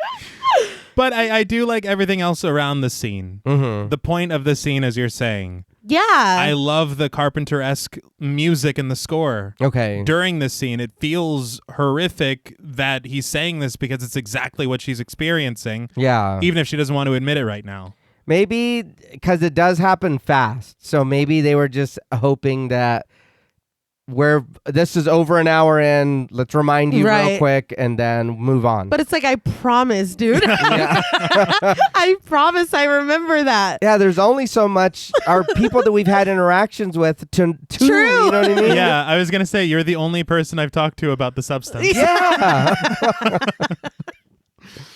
But I think what he's saying here, kind of hilariousness of the scene aside, is very troubling, Mm-hmm. is very interesting, is very... this is what she's experiencing. You still deserve your moment, your week. Like, you're still a person. Mhm. Yeah. Because, we were talking earlier about even the way that the Sue weeks and the Elizabeth weeks are shot. Very boring and drab, and we're paying more attention to the palm tree outside. We're eating and watching TV and whatever. And everything that Sue does is a fucking music video. It's a commercial. Yeah. Like you deserve your music video moments too. But it's like she's not. Yeah. All it is just a countdown until she can be Sue again. Yes. But for Sue, it's like, oh, now I got to go back and I got to suck every last day. Yes. And then maybe even steal another one. Which, thinking about it, but you are conscious of what's fixing to happen. Just respect the balance. You know I'm going to have to go back. I don't understand. Like that's for me what's a little confusing about, like I said, the Avatar thing, and then like we were kind of talked about before. Mm-hmm. Because if we are, damn, I'm going to sit here until I got to be Sue. Damn, I got to go back to being Lizzie. Yeah. You know. Why? Yeah. Like, it's just like, this is your learning experience. Like maybe this should even make you appreciate who you are a little bit more. Yeah. Because you fucked up. You overindulged. Now you have zombie finger. Mm-hmm. Let's learn from this experience. Yeah. And move forward. And maybe that's what'll happen. Yeah. We'll see. Yeah. The Substance is a film about learning your lesson. Yes. As Jigsaw would say, cherish your life. Yes. Yeah. But Elizabeth runs away out of the diner and onto the sidewalk, where she runs directly into someone when she turns to look back the way she came. The person screams, "Fuck," as he drops his helmet and it rolls away. He yells at her to watch out. And this is when Elizabeth sees that it's Troy. And the recognition, she does remember him. She does. Well, he snatches up the helmet and turns back to Elizabeth, who stares at him with her mouth agape. He challenges her angrily. "What?" We spin around Elizabeth as Troy pulls on his helmet and mounts his bike. She stands in front of it, reflected in his visor, and when he booms at her to move, she stumbles out of the way and Troy speeds off. This guy's a fucking piece of shit. Yeah. It reminded me of what we were talking about with Harvey, where it's like, oh, you can be accommodating. Yes, yeah. You can be only to, like it's really shitty. Yeah. And it's like, I get it, dude. You just spent the night with this girl. You did a leave behind. You came back to get your helmet. She threw it in the hallway. I would be upset too. Feelings would be hurt. Yes. This lady did nothing to you. No. Like, this was a lot. Mm-hmm. This was a lot. Back at her apartment, Elizabeth deadbolts the door with a gloved hand before rummaging through her closet. She pulls down shelved boxes marked "Old Junk Elizabeth." I would like to know when that was written. Yeah, that is true. Huh. But she throws them to the floor before rifling through. She dumps out old purses, spilling out business cards, loose dollars, change. Finally, she dumps a red bag with a grunt, and out comes a ripped piece of paper. It's dried stiff with muddy water, but the writing is still clear. Fred, 323-555-0102. Elizabeth holds up this paper and Fred's face floats over it, his smile beaming when he tells her, "You're still the most beautiful girl in the whole wide world." Elizabeth can't help but smile at this as she slides the paper beneath her robe to press it to her heart. Later, she phones Fred as she sits in the bathroom. When she tells him that it's Lizzie, it's only silence on the other end. After being prompted with a "hello?" Fred admits that he's in shock. Elizabeth lets out a relieved laugh, and Fred lets loose a flurry of wows. He never thought he'd hear from her again, but Elizabeth dismisses this. She's just been really busy lately. As her gnarled finger traces the paper with his phone number, she shares that she was thinking maybe they could get together and grab a drink. Again, she receives silence, and when she asks if he's still there, he chuckles that he's in shock again. He immediately offers to book a table at Luigi's at 8. Elizabeth is game, and she accepts the invitation with a big smile. Once the call is ended, she lets out a sigh of relief. I know it seems like he did not expect the call, and he's very, very pleasantly surprised, of course. Mm-hmm. Yeah. But just talking about it now, I realize that it's been at least like 3 to 4 weeks since they saw each other. Yeah. Oh, shit. She seemed a little surprised that she was calling him too. She was. She did too, but it almost felt like she listened to what he said. Yes. And she's like, look, this guy, I'm sure made her feel good, even though he's a little, oh my God, Yeah. that's got to make you feel good. You're still the most beautiful girl in the whole wide world. You've known me since, what do you say, fucking 10th grade? Homeroom, yeah. Homeroom, yeah. It's like, okay, maybe we give Fred a little chance. Maybe we go have a drink. It feels like she was actually taking to heart, yeah, maybe I do deserve to feel good or have a good time or leave the house, Yeah. I think that is just what sets this next section up to be so heartbreaking. Yes. Yeah. Because it's also like she was taking the advice of the nurse where he's like, you deserve this time too. Exactly. But later, we glide over a graveyard of abandoned outfits in Elizabeth's room to find her standing in a mirror in a red balmain dress. Her aged finger aids in zipping up the back, but the finger is hidden when she pulls on long black gloves.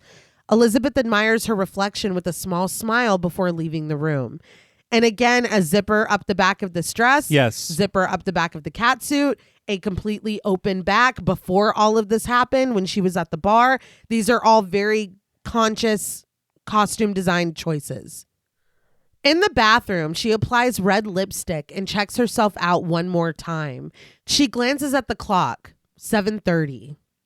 Before she can leave the bathroom, she catches the door to the secret room ajar. Elizabeth goes to close it, but when she looks inside at Sue, she pauses in the doorway. Her eyes scan over Sue's effortlessly smooth skin, the subtle iridescent shimmer of her eyeshadow, the pink glittery gloss on her lips. Standing in the doorway, her confidence visibly wavers. Her heels clacking on the tile, Elizabeth steps back to the mirror. She takes a long look at her reflection, leaning close to examine her skin. She dusts more blush over her cheeks and drags a shining gloss along her red lips. She glances at the clock, 7:35. Satisfied, she turns off the light. She goes into her bedroom and pulls on her yellow coat, and she stops at the door to her apartment when the keys aren't in her pocket. She eyes them on the end table in the living room, and she is still wearing a small smile when she goes to pick them up. But when she does, she locks eyes with the billboard outside of her window of Sue gazing back at her. Elizabeth's smile drops, and we zoom in closer as she scans the toned body beneath Sue's pink cutout leotard and linger on her perky cleavage. The light comes back on in the bathroom, and Elizabeth stands in front of the mirror. Now her eyes drop to her own chest, displayed by the low neckline of her dress. She tries to pull the red fabric up to conceal herself, but when that doesn't work, she grabs a silk scarf. She glides it behind her neck and pulls it down to cover her décolletage. She glances at the clock, 7:37. The scarf in place, she harshly wipes away her red lipstick. She dots concealer around her lips before applying it up her cheeks, too, and she blends it before glancing at the clock, 7:45. Elizabeth reapplies her blush, reapplies her red lipstick. She frantically blends the blush with her gloved fingertips. She fusses over her hair now, swiping at the pieces framing her face before letting out a shaky sigh and finally turning off the light. Her yellow coat swooshes as she pulls it on, stomping down the hallway and toward the front door. She snatches up her purse, but when Sue's billboard is revealed behind it, she stops in her tracks. Her fingers touch the door handle, but Sue's billboard is omnipresent, hovering just beyond the window, reflected in the mirrors, tattooed in Elizabeth's mind. Her breath is shaky as she looks down at her own reflection in the shiny door handle. Distorted rumbling mounts uncomfortably, but it cuts off when the light cuts back on in the bathroom. Elizabeth stands in the mirror and angrily rips the scarf from around her neck. Deep notes pulse as she wipes away her lipstick, smearing it across her face. She continues roughly dragging the tissues across her mouth, her cheeks, her face, and finally, she loses her grip on it and lets it fall, using her hands instead to roughly abuse the skin of her face. She rips at her lashes, pulls at her skin, swipes roughly. She pulls her hair loose and it cascades, whipping wildly as she continues breaking down in the mirror, her skin red and raw, her eyes smeared with black and pained. In a film where we see a lot of gruesome and devastating things, this might be the most heart-aching scene for me. It is sadly relatable, and you just watch everything crumble away. Like, she felt good about herself. Yeah. And then she looks in at Sue, compares herself, like even just going back and putting on gloss because Sue had glossy lips. Yeah. And it's just, oh, wow, her boobs look like that. Mine don't. Okay, let me cover them. Like, it's just, it hurts to watch. And just this complete breakdown. And this is very just heartbreaking. No, it really, really is. And it's kind of what we were talking about earlier. Like you were saying, comparison. I had mentioned that old quote that comparison's the thief of joy. Yeah. Mm-hmm. You watch just this perfect representation of how society just kind of forces these comparisons and these ideas of physical perfection onto you every single day. Mm-hmm. It's a million different ways that it just makes you zero in on these perceived imperfections that aren't even true. Right. And you see them because of what's been forced upon you. You start to hate things about yourself that are absolutely lovable. Yeah. You start to become self-conscious about things that should not be even a thought. And you engage in this self-loathing, and it's this cycle. It's just a very vicious thing. And this is like the perfect... I don't think I've ever seen it on film better. Yeah, and she talks about there is not a word No. spoken, and you don't need it. Like, the story, the feelings, everything is portrayed perfectly. Just watching this few minutes of her, okay, I'm ready to go. Okay, wait. Okay, fuck. Okay, let me go. Like, it's devastating. Yeah, the kids, I guess, I hope I'm using it right. She had a crash out. The kids would I've say a heard- crash out. Okay. Yes.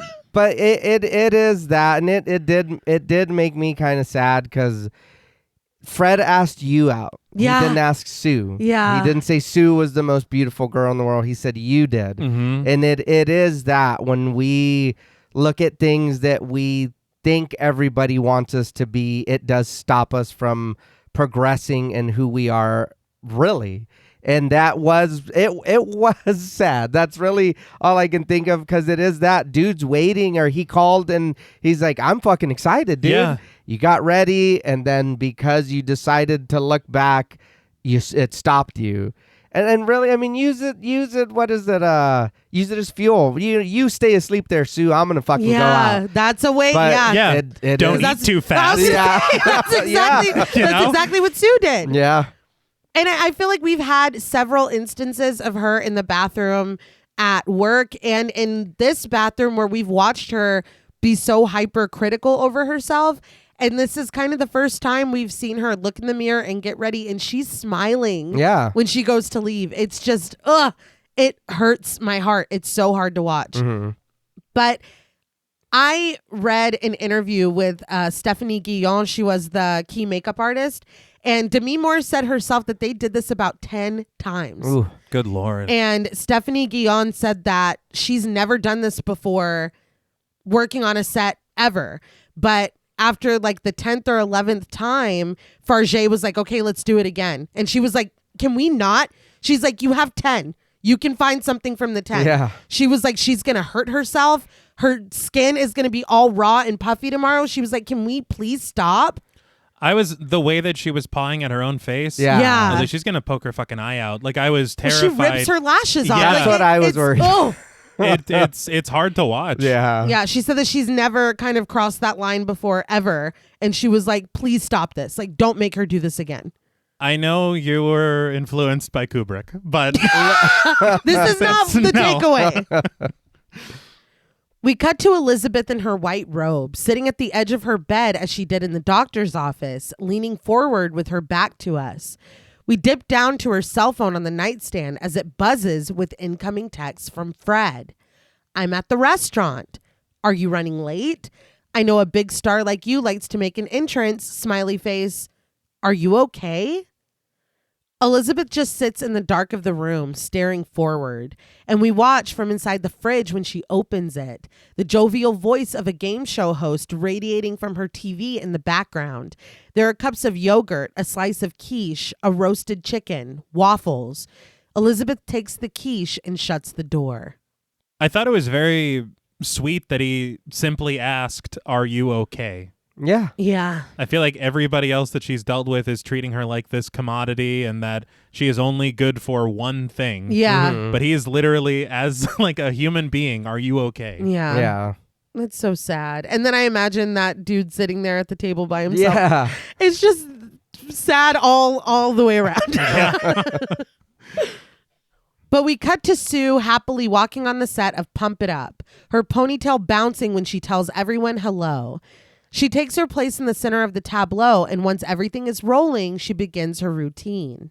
She enthusiastically leads the group in the audience in squatting, circling their hips, contracting their core, dropping their head between their legs. So at least she is teaching. Yeah. I was going to say the first episode was just more of an introduction. It was. It was more of a twerk out. This is actually Yeah. a workout. Well, kind of. There's It takes a turn. Yeah, It does. There's less slow motion twerking, but you know. She is all smiles when she drops down to demonstrate this, but something squelches as it pops out of the side of her ass cheek, raising the smooth skin in a distorted lump. Hate it when that happens. I know. Isn't that the worst? Sue's smile drops and her expression is horrified. She lets out a squeak as she jumps back up. The dancers look concerned, but when Sue looks back at her butt and feels the skin there, it is completely normal. The second assistant director, played by Oscar Salem, is confused, and Sue continues to feel her butt cheek. She stammers out an apology. She thought that. She lets the explanation fall away, and she giggles that she just got distracted. The director yells that it's fine and instructs them to get back to one. But when the assistant director, played by Jordan Ford Silver, whispers in his ear, he pulls the order back. The pause is coming from the control room now because they saw something bizarre on the monitor. That took me out. Just the description. It is bizarre. It is bizarre. Sue looks very nervous, and when the director orders the replay to be brought up on camera too, she turns in terror to see that it's a camera completely closed in on her ass. They press forward on the footage, and Sue's ass shakes, squats, dances. Watching this, she tries to pull the barely there fabric of her leotard to conceal her cheek, but when she can't, she calls out for her dressing gown. Her assistant, played by Vivian Bassina, offers an apology because it's in Sue's dressing room, and she snaps at her. "Well, then go and get it!" Her assistant scurries away, and the director suggests that they take it frame by frame. Sue watches her ass in agonizing slow motion with everyone else as she drops down into a squat. On the monitor, not right now. The assistant returns with her dressing gown and helps her into its silken comfort. And Sue announces that she needs 5 minutes as she stomps off the set. The assistant returns with her dressing gown and helps her into its silken comfort. Sue announces that she needs 5 minutes as she stomps off the set, down the long orange hallway and into her dressing room, where she slams the door behind her and locks it. Here, she rips off the gown and lets it fall to the floor as she bends to further inspect her butt cheek. Now, when she touches the skin, there is something hard and firm that squelches beneath her fingers. She manipulates the mass up past the thin strap of her leotard and over to her exposed stomach. When it's in position, she briefly hesitates before pushing her fingers into her belly button. I hate every second. It's hard for me to even read this. The sounds are muffled as she pushes her fingers in deeper, past the first set of knuckles and then the second. Her eyes are focused and her face is set and determined as she continues to dig. She finally cries out and screams when she's able to pull something out. Slick and shiny, a roasted chicken leg. Freed from the invasion, her belly button shrinks back and puckers, and the chicken glistens in Sue's hand. And she wakes up in the secret room with a scream. So I just want to commend the sound design of this section. Ugh. It is exactly what it needed for the moment. It is absolutely disgusting. Yes. I will say, if it wasn't for her waking up and us realizing that this is her like nightmare, Right. the film might have lost me. Because Okay. I'm like, what the hell is this? Yeah. I'll allow it. I need an explanation. Yes. Yeah. I just need an explanation because it's weird. And I think you're right. It being a dream is like, okay, I don't need to know. That Yeah. was just a bad dream. Mm-hmm. But yeah, if this was real, tell me before I do just throw this away. Because I need to know why you're doing that. Because I know Elizabeth's eaten well, living her best life. Yeah. Right. But Well, I'm like, not her not best best, but Yeah. well, I mean, if I'm eating a lot of chicken, I feel good. I feel good. But it's like you're not connected like that. Right. Yeah. So I was like, okay, but at least it's this and it's fine. Yeah. It is still interesting though that it seems like they're both having these. Yeah. I mean, and it's not even both. Elizabeth She- is having Yeah. these. Yes. I was going to say, remember the balance? Yes. Yeah. I'm forgetting. Yeah. Yeah. That's what, again, you have to keep reminding yourself as it goes on. Even though the voice is like, bitch, you're one. Yeah. We're like, duh, Sue sucks.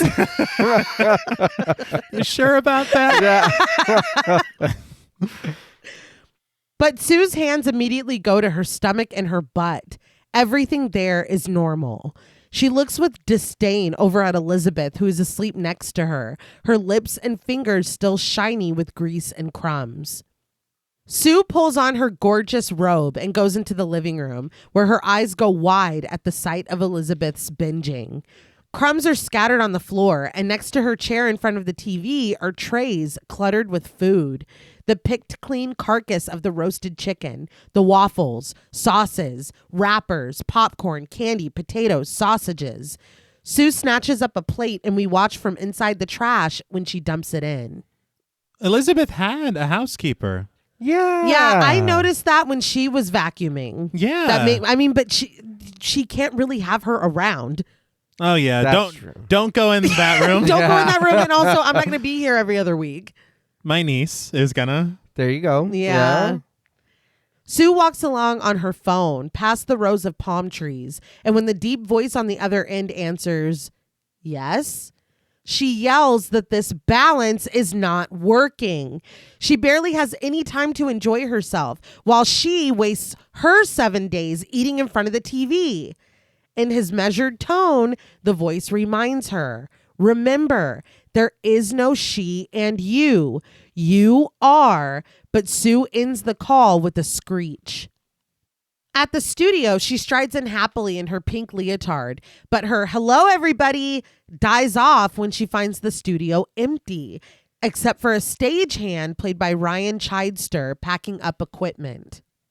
When Sue asks where everyone is and what's going on, he tells her simply that the taping's been canceled. Sue asks why, and all he can offer is a shrug. But the floor runner, played by Matthew Leray, appears behind her, startling her when he calls her name. She whips around, and he tells her that Harvey wants to see her in his office right now. Sue stammers that she'll go change, but the floor runner tells her no. He said, now. And so Sue is still in her pink cutout leotard and leg warmers when she nervously steps into Harvey's office. One suited man sits on the couch next to the door, and the other two flank Harvey's desk where he sits with his back to her. I'm like, what the hell are these? What are we doing? Yeah. Don't know. As she approaches, he spins in his chair, smoking a cigarette. He leans in on his desk, and Sue's face is stricken with fear when he offers to get right to the point. They can't keep her on the morning show. Sue's lips tremble, but she asks to know why. She just started. Harvey giggles that the ratings are through the roof. They started at 42, and now they're up to when he breaks off in a chuckle, the suited men supply the number in unison, 216.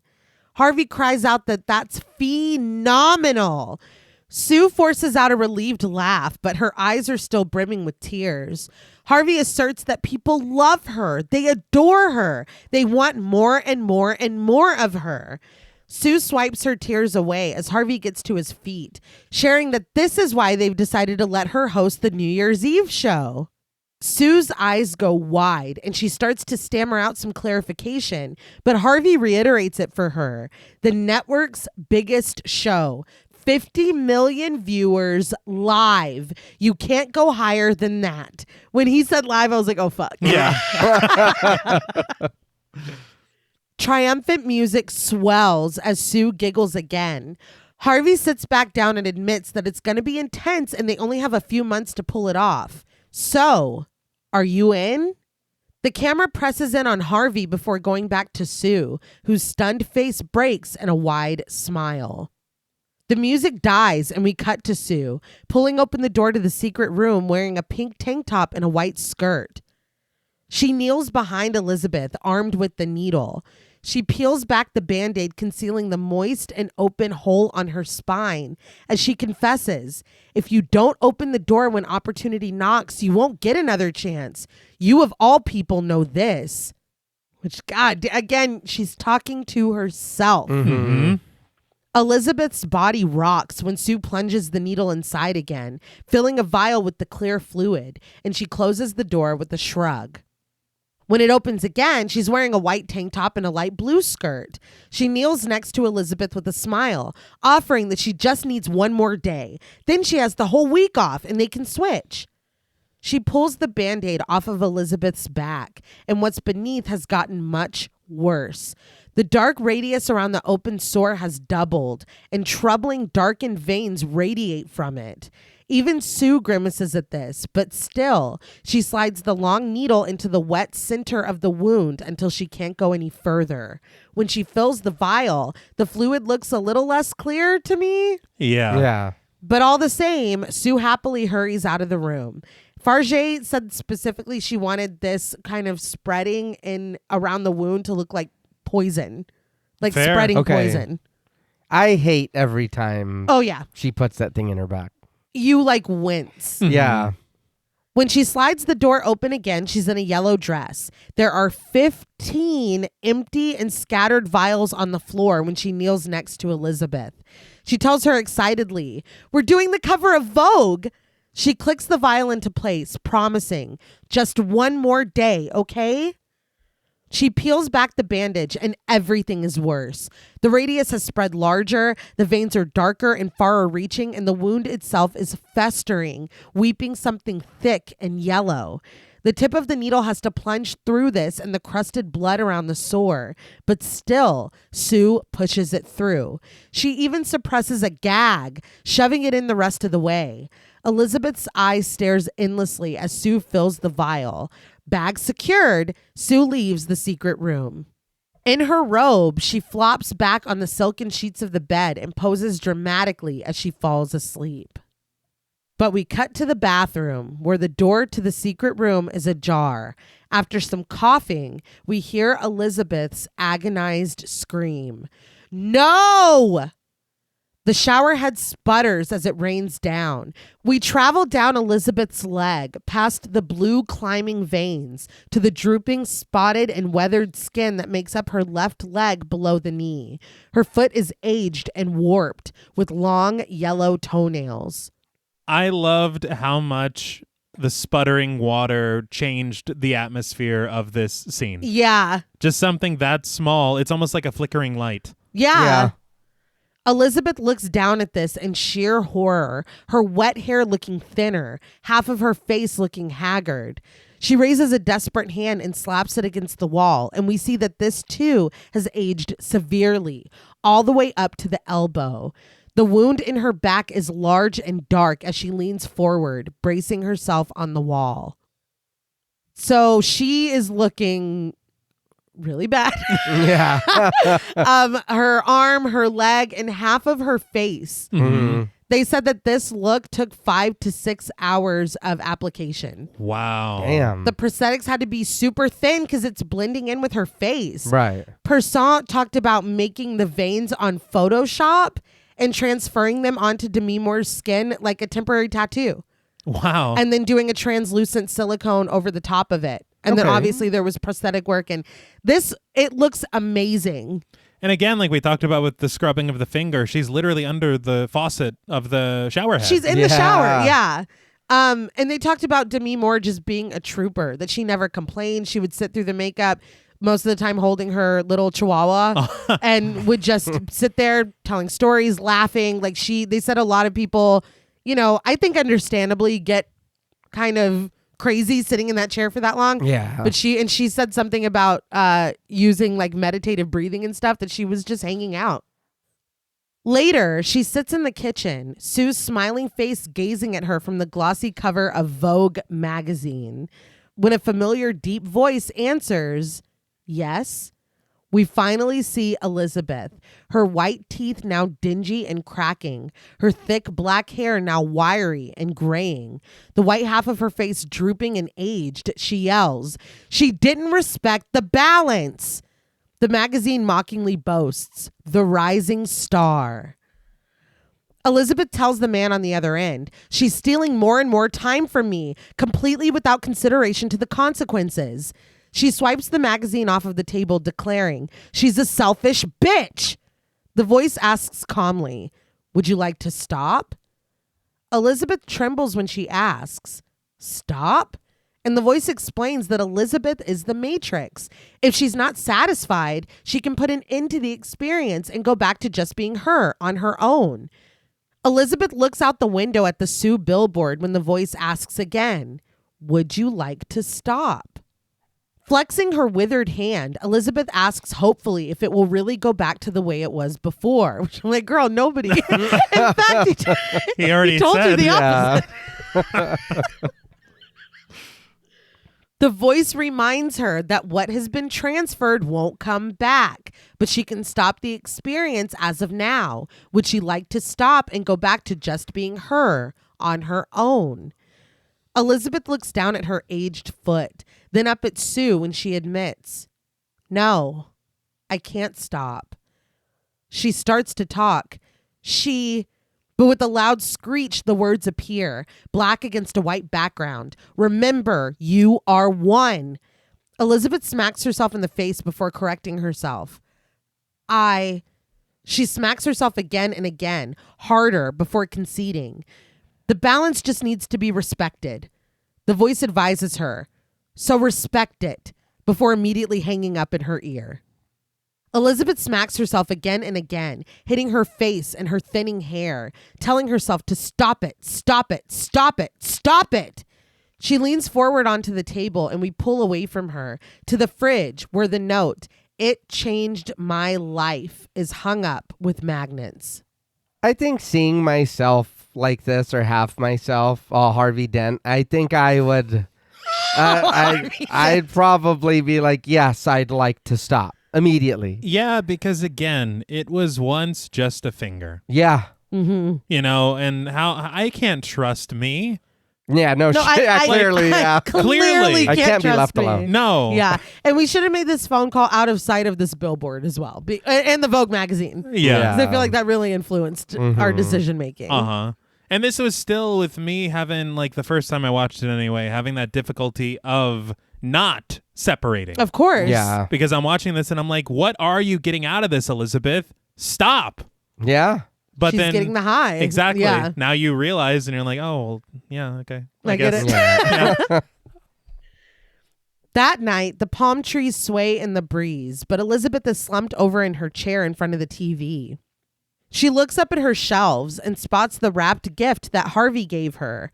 She tries to get up, but her bones crunch and crack, sending her flopping back down into the chair. Her aged knee is lumpy, swollen, and stuck. When she's unable to stand up, she reaches down and tries to pry it out of its bent position. She has to work hard, gritting her stained teeth, grunting until her knee finally unlocks, the bone cracking loudly. Elizabeth cries out, but she steadies herself with deep breaths and she can finally stand. So often, there are prosthetics on her legs. Mm-hmm. Sometimes, though, like when they're shooting earlier the feet in the shower, when we first see what her legs look like, they're just straight up fake legs. Okay. And so here, when she is bending this knee back into place, it's completely a fake leg, which It looks very convincing. I know Yeah. she's not going through any of this, but oh my God. No, my leg hurt. Yes. It's movie magic. Yeah. She goes over to the bookshelf and picks up the gift. She sees Harvey's face in the red wrapping paper, smiling as he offers condescendingly, "Just a little something to keep you busy." Elizabeth peels off the paper to find a French cuisine cookbook. She squints her eyes, scanning the cover of the jovial, smiling chef at its center, and she sighs. Fuck. Elizabeth opens the book to a random page, and it's a recipe for aubrac aligot. She squints to see the recipe and its accompanying picture. She flips the page and her eyebrows raise in intrigue at the con-style tripes. But when she reads what they are, she fake gags. She flips the page again. Marinated veal brains. Again, Christmas turkey stuffed with foie gras. She looks down the hall where the bathroom is, where the secret door is pushed open, where Sue delicately slumbers. The music is mounting, but it all stops when Elizabeth slams the cookbook shut. Was anybody else getting like campy creep show level reactions from this cookbook with this performance? For sure, yeah. Because she was killing me with it. Yeah. Yeah, it was very funny. This whole segment is pretty funny. Yeah. It is. On the TV, a host, played by Akil Wingate, excitedly boasts, "Yes, ladies and gentlemen, she is here, the superstar of the moment, Sue." He invites the audience to welcome her on, and they do, with a big round of applause as Sue sits smiling next to the host's desk. He says that she popped up out of nowhere on our screens like a tornado, and he doesn't think anybody was prepared for this whirlwind. We cut to Sue dancing with the Pump It Up crew, the music loud and pulsing, but it cuts away from their toned bodies to a thick cascade of melted cheese. The host recalls that it all started with the morning show, and Sue nods in agreement, but her smile grows wider when he says that rumor has it she's up for Tom Grant's next movie. As the audience cheers, we're in the kitchen with thick ribbons of cheese again, the cookbook in the background open to the aubrac aligot recipe. But on the show, the host pauses to listen to his earpiece. He reports with the breaking news. Sue is going to be hosting the New Year's Eve show. Can she confirm this? With a giggle, Sue tells him that that's right. Elizabeth is presiding over a myriad of pots and pans, looking haggard, her hair wild, her robe stained with sauce as she quips sarcastically, "Yes, that's right." Her fucking mockery, and she is so funny. In this whole part, she fucking kills it. We float above her counters, trays of seared and burned food, herbs, pig ears, a brimming pot. The host shouts that this is huge news. Elizabeth opens the book to another recipe, blood sausage with apples. She leans over to look at this closer. On the TV, the host implores Sue, "Where are you from? How did you get discovered?" As Elizabeth sloshes oil into the pan, he gushes that we want to know everything. Elizabeth drops in the blood sausages and they sizzle on impact. She bustles around the kitchen, opening containers, sniffing the food, tending to the pots and pans. So I was like, oh, she's just making everything. Yeah.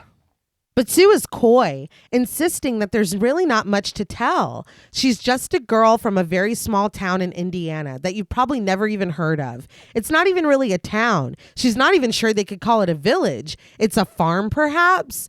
She giggles, and Elizabeth mocks her as she pours cooking wine onto the sausages, and the resulting flames hide her from our view. She backs away, marveling at this. She's like, ooh.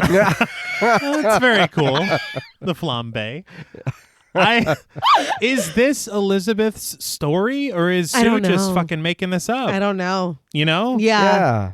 In the shade in a minute. Yeah. It's too much. On the TV, Sue admits that for as long as she can remember, it's always been her dream to be on the screen. In the kitchen, Elizabeth counters that this is her dream. On the screen, though, Sue shares that she used to put on shows for her family when she was little. The host says that this is sweet, but Sue sarcastically mocks with her hands on her hips. Ooh, your family. She opens the cookbook to the Christmas turkey stuffed with foie gras recipe, and she traces her finger over the first step: eviscerate the turkey. But the host presses on to another topic. Everyone is well aware that Sue replaced, he drops his tone to a conspirator's whisper, Elizabeth Sparkle. Elizabeth immediately turns at this, but the host is just gushing over Sue. She stepped in, she turned up the volume, and she rocked their world. We see Sue on Pump It Up in a deep squat, swinging her long ponytail in a circle. But now the host asks if Sue was a fan of Sparkle Your Life. Elizabeth throws a raw turkey down on the counter, and Sue looks taken aback by the question. She stutters a bit before finally admitting that she can't exactly say that she watched Elizabeth's show. She grins to the audience, reminding them that they're not exactly from the same generation. The first half was okay because it feels a little cheeky, because I just got born like a few weeks ago. Yeah. But where this is going is really fucked up. Elizabeth is watching angrily from the kitchen as the host raises his cards over his face at the shade of it all. But Sue continues that you have to admit, Elizabeth's show was a little old-fashioned. Elizabeth sinks her fingers deeply into the turkey's skin when Sue turns to the audience and smiles. Jurassic fitness, really. But again, she's talking about herself. Yeah. Elizabeth repeats this insult, and Sue shrugs that it needed a change. We see Elizabeth standing in front of her dancers, swinging her arms in her routine. Then Sue standing in front of hers, raising her leg in a high kick. Gripping the turkey, Elizabeth mutters, "I'll fucking show you." She shoves her hand inside the turkey as Sue dances and twerks on Pump It Up. And Elizabeth offers, "You want to see some Jurassic fitness?" Her hand squelches inside of the turkey as Sue's toned butt jiggles and flexes. She asks if she wants it, screaming, "Come and get your fucking Jurassic fitness." Elizabeth's hand rummaging around in the turkey is spliced with shots of Sue flexing, stretching, smiling at the camera on Pump It Up. But finally she pulls her hand free, throwing a handful of guts to the side. On the screen, Sue concedes that her mother was a huge fan of Elizabeth's. Elizabeth swipes everything off of a portion of the counter to drop a large glass bowl onto it. She starts cracking the eggs inside. Sue shares that every morning, rain or shine, Sparkle Your Life was on her TV. Elizabeth continues cracking the eggs and throwing the spent shells back over her shoulder. Sue smirks that in a way, she grew up with Elizabeth, whether she liked it or not. When she giggles, the audience laughs with her, and Sue sums it up that she guesses you could say that she and Elizabeth have some sort of a connection. In the kitchen, equipped with a hand mixer, Elizabeth glowers. "Some kind of connection. You wouldn't exist without me." She turns on the mixer. It whirs loudly before she brings it down to the bowl of egg. We get shots of Sue smiling, posing, and blinking cutely next to the host as the mixer whips the eggs all over the place, even splashing Elizabeth. On the TV, the host announces that it's time for the final question, the question they ask each and every one of their guests. Sue leans forward, ready, and the host asks, would she share one of her little beauty secrets with them? As the eggs spurt up at Elizabeth, he asks for just one little trick of hers that helps her look so incredibly stunning. Sue says that she doesn't know. Elizabeth finally comes out of the kitchen, demanding that she say it.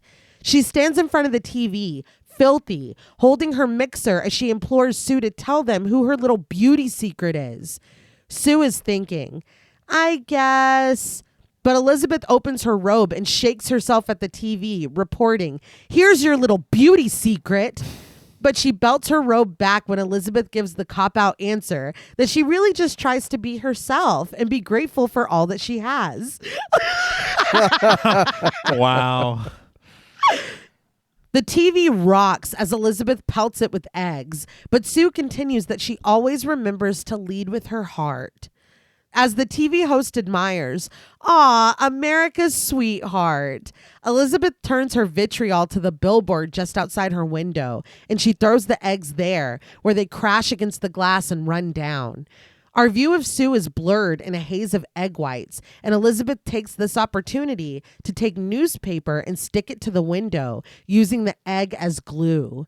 She continues, covering more and more of the window as the chaotic score grinds. I very much appreciated the poetry of it being eggs. Yeah. Yeah. The shattering of these eggs, the scrambling of these eggs, it's like an indictment of what was promised to her. Yeah. Right. That's going to stink later, though. Oh, yeah. Yeah. That Please was my clean first that. thought. Yeah. Because it's all underneath. Like it. Oh, my God. Yeah. You thought Sue was mad about the chicken. Yeah. Oh. But the score falls away when we cut to Elizabeth pacing in the bathroom in that gorgeous dragon robe. She stands in the mirror, mocking Sue's giggle, raising her voice high in mockery. Oh, I just try to be myself. She whips her robe as she paces, turning to reveal the bald spot in the back of her head. She turns back to the mirror with an accusing finger, warning, "Stop it," reminding, "You're taking it from me. That's your little secret." She grits her stained teeth as she admonishes her reflection again. "Stop it." She pounds on the mirror, on her own head, and she lies in the shower as the water cascades on her. She's in the fetal position, her aged leg curled under her aged arm as she bangs her head on the floor of the shower, repeating again and again, "Stop it, stop it, stop it."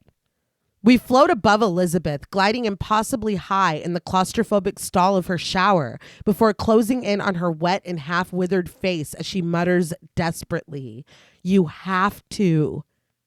But we cut to Sue, who finishes the thought in a screech, "Control yourself!" We glide across the kitchen, the walls, counters, floors smeared and crusted with food. The table and countertops completely cluttered with dishes, food, and trash. We continue our journey into the living room, where Elizabeth covered the entire wall of windows, as well as her TV with the egg-stuck newspaper. So again, it's a complete switch because you hear Sue saying this as far as respecting the balance. Yeah. Mhm. But Sue is saying this in response to what Elizabeth has done to the living room. Yes. Yeah. You know? Well, Like it's like, God damn, dude. she made quite the mess. She did, though. Much like the kitchen, every surface is filled, overlapping with plates, old half-eaten food, trash. Sue stumbles over the cluttered carpet in her crop top and pink underwear, horrified and disgusted. She goes into the secret room. Elizabeth lies, shrouded in her dragon robe. Her hair is wild and wiry, her expression vacant. A myriad of glass jars clatter on the floor as Sue sets them down, declaring, "I can't go back inside her." She comes back with more glass jars and bottles to add to the collection. When she looks down at Elizabeth, she openly gags. She rips the robe up, revealing her bare back, and as she nudges her over roughly with her foot, she groans. Gross, old, fat, and with the plunge of a fully loaded 7-day cartridge into the sore in Elizabeth's back. Disgusting. She pulls the plunger back, completely filling the vials before injecting the contents into one of the glass jars on standby. She stabs the needle in again. The skin around the entry point looks necrotic. It's a concerning black and the center is raw and puckered. But still, Sue plunges the needle into Elizabeth's spine. She pulls the plunger. She fills the vials, fills the jars. She plunges the needle in again. She pulls the plunger. She fills the vials, fills the jars. Again and again, she stabs harder and rougher, Elizabeth's inert body jostling as Sue takes and takes and takes. We pull back, entering a dark abyss and leaving this horrible secret room to get smaller and smaller until it's gone, leaving us in black. Stop, I can't take anymore. No, that was dude. hurting me to watch that. It was, oh my God, it's just awful. Yeah. And I'm so pissed, dude. The fact that she's like, I'm literally taking her for all that she's worth to me. Yeah. And then I'm just going to leave her in this fucking room to rot, question mark? Yeah, I guess. Like, it's just terrible. I know she fucked up the living room, right? I know it probably really stinks in there. But this is not the answer. No. And you just said control yourself. That goes for you too, Yeah. Girly Pop. But after a moment, white text reads, 3 months later. I gasped. Yeah. It's accompanied by loud, exciting swing music. And finally, we see Sue, her hair in an updo, curled pieces framing her beautifully made up face. Diamonds drip from her neck and her earlobes, and we pull out to see her in a gown, the bodice clinging to her before abandoning her at the waist in a cloud of baby blue tulle. She poses for photos. She smiles as streamers rain down on her and the swing music reaches its feverish conclusion. The words appear over her in gold glitter. New Year's Eve show tomorrow, 9 p.m. The Pump It Up billboard outside of Elizabeth's apartment has been replaced with this announcement, with a picture of Sue posing in her dress and diamonds, glittery gold raining down on her. So looking at this billboard, the glitter and gold did make me think of imagery that we saw before. Mm-hmm. And I think that color has been so important in this, and how, yeah, we've seen her in baby blue kind of like lately. It was usually pink and white and yellow and stuff like that, because blue is more Elizabeth's color. So Yeah. seeing her in blue with the glittering gold, I was like, it just was like, huh, that's interesting. Okay. Sue stands in the windows of the apartment, smiling up at this billboard. Behind her, on the table, a bouquet of red roses stand tall in a vase with a note. Break a leg. They are going to love you. Diego, played by Hugo Diego Garcia, walks through the living room in his underwear. He hugs Sue from behind and gazes up at the billboard with her before asking if she's coming to bed. This, I was like, okay. So not only has the billboard changed, Mm-hmm. 3 months have passed. You got a fucking, your boyfriend moved in. Yeah. I'm like, Elizabeth's probably like a fucking skeleton in the closet. Yeah, I was definitely afraid of what we were going to see when we cut back to that secret room. We find her. Yes. Sue says that she'll be right there, and Diego leaves her to focus on the glittery words. Tomorrow, 9 p.m. She walks down the hall in a matching silky pajama top and shorts, fanning out her long hair behind her. She casually opens the medicine cabinet, takes out the smaller applicator and an empty vial. She pushes the door open to the secret room, and when she disappears inside, we stay in the bathroom, peering through a crack at a mound of spent food bags, all sucked dry.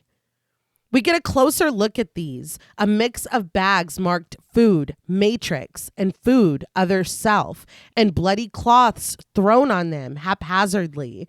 So I was like, oh my God, she's giving her both. Yeah. You're not supposed to do that. Yeah.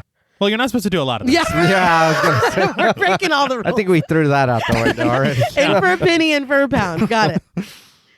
Sue gasps lightly, and an ominous bass note hums as she stomps back into the bathroom to get a closer look at the vial she's just harvested from Elizabeth. It is thick, viscous, and black. Sue looks confused at this, but immediately the high-pitched ringing begins in her ears. Her muffled heartbeat begins to thrum. Her breathing is harsh and ragged. Sue hurries down the hall, past the windows of the living room that display her imminent deadline on the billboard, and into the kitchen.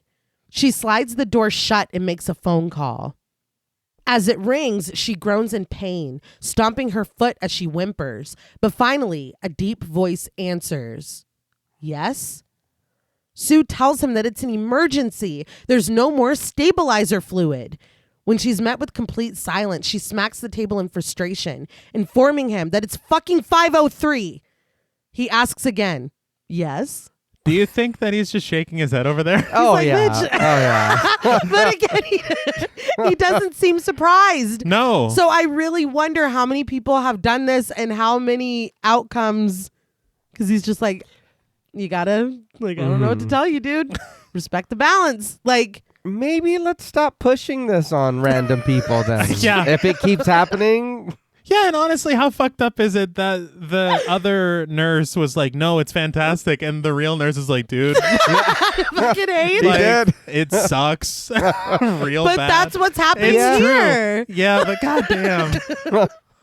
To be fair, he did not say it changed his life for better or for worse. He just said that it changed his life. Uh-huh. But another wave of pain seizes Sue. The ringing's pitch climbs even higher and blood pours from her nose, splatting on the table. Sue tells him again, it's urgent. There's no more stabilizer fluid. The voice tells her calmly, it means you've reached the end. I was like, oh, like, what does that mean? Yeah. Sue shakes her head in immediate denial before asking what he means. He tells her simply that she drained it all out. If she wants more, she needs to let the fluid regenerate. The ringing climbs higher. More blood splats on the tabletop. Sue cries out in pain. She pleads with him to tell her how to do it. She needs to stabilize herself right now. To no one's surprise but Sue's, he tells her, you simply have to switch. He explains that the switch reboots the fluid secretion process so that she can continue to enjoy the experience. Sue gags at the thought of this. She is adamant that she can't switch. And when she looks over at her billboard, she adds, especially not now. But the voice counters coolly that there is no other option. Another wave seizes Sue, knocking her flat on the floor. The phone clatters as she drops it, but she manages to pull herself, whimpering, down the hallway and back to the bathroom. She grips the edge of the sink and pulls herself up to fling the medicine cabinet open. In her quest to reach the rubber tubing, she knocks the entire shelf over and collapses as everything crashes to the floor. This is finally what gets Diego's attention, and he sits up in the silken sheets of Sue's bed. He calls out for her, but Sue is dragging herself into the secret room. And once she's out of sight, we hear Elizabeth take in a ragged and desperate breath. Diego is like, babe? He switches off the light and starts down the long hallway to the bathroom. But in the bathroom, a withered foot stomps down onto the white tile with a grunt of effort. Diego is making his way, asking if Sue is stressed out about tomorrow. Another twisted foot steps forward, another step closer to the door. Elizabeth's breath creaks from her as we travel up, only catching a glimpse of her hunched, mottled backside.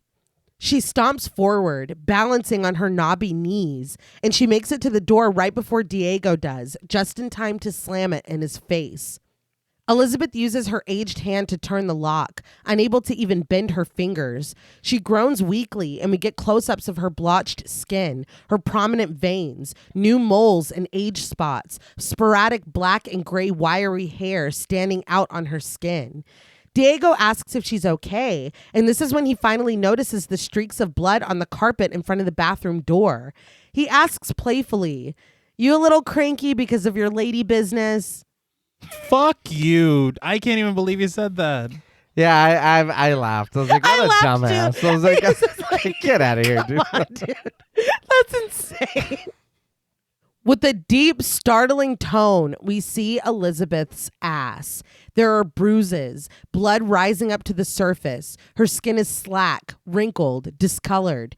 We match cut to Diego's perky and hairy booty as he rattles the doorknob, imploring Sue to open it. But Elizabeth's voice can only squeak from her as she presses against the door from the other side, the nails on her fingers long, thick, and yellowed. We see her from behind now. The small hills of her spine now rise in a mountainous lump. Her head is smooth and bald, with only stray stubborn strands of black clinging to the sides. Diego continues to knock on the door, begging Sue to let him inside, but we are following Elizabeth as she catches her own reflection in the mirror. Her deflated breasts sag out of frame of the glass, but her face is completely unrecognizable, weathered, wrinkled, her ears and nose larger, her eyebrows gone, her teeth brown stumps, gray and black wisps of hair trailing down from her bald head. The only glimpse of Elizabeth that remains are her eyes that behold her transformation in horror. So this is a lot. Yeah. Oh, yeah. They called this the Gollum look of hers. And we do see more in a little bit how extreme this transformation is. Yeah. And there are shots with a stunt person, but this is sincerely Demi Moore in this makeup.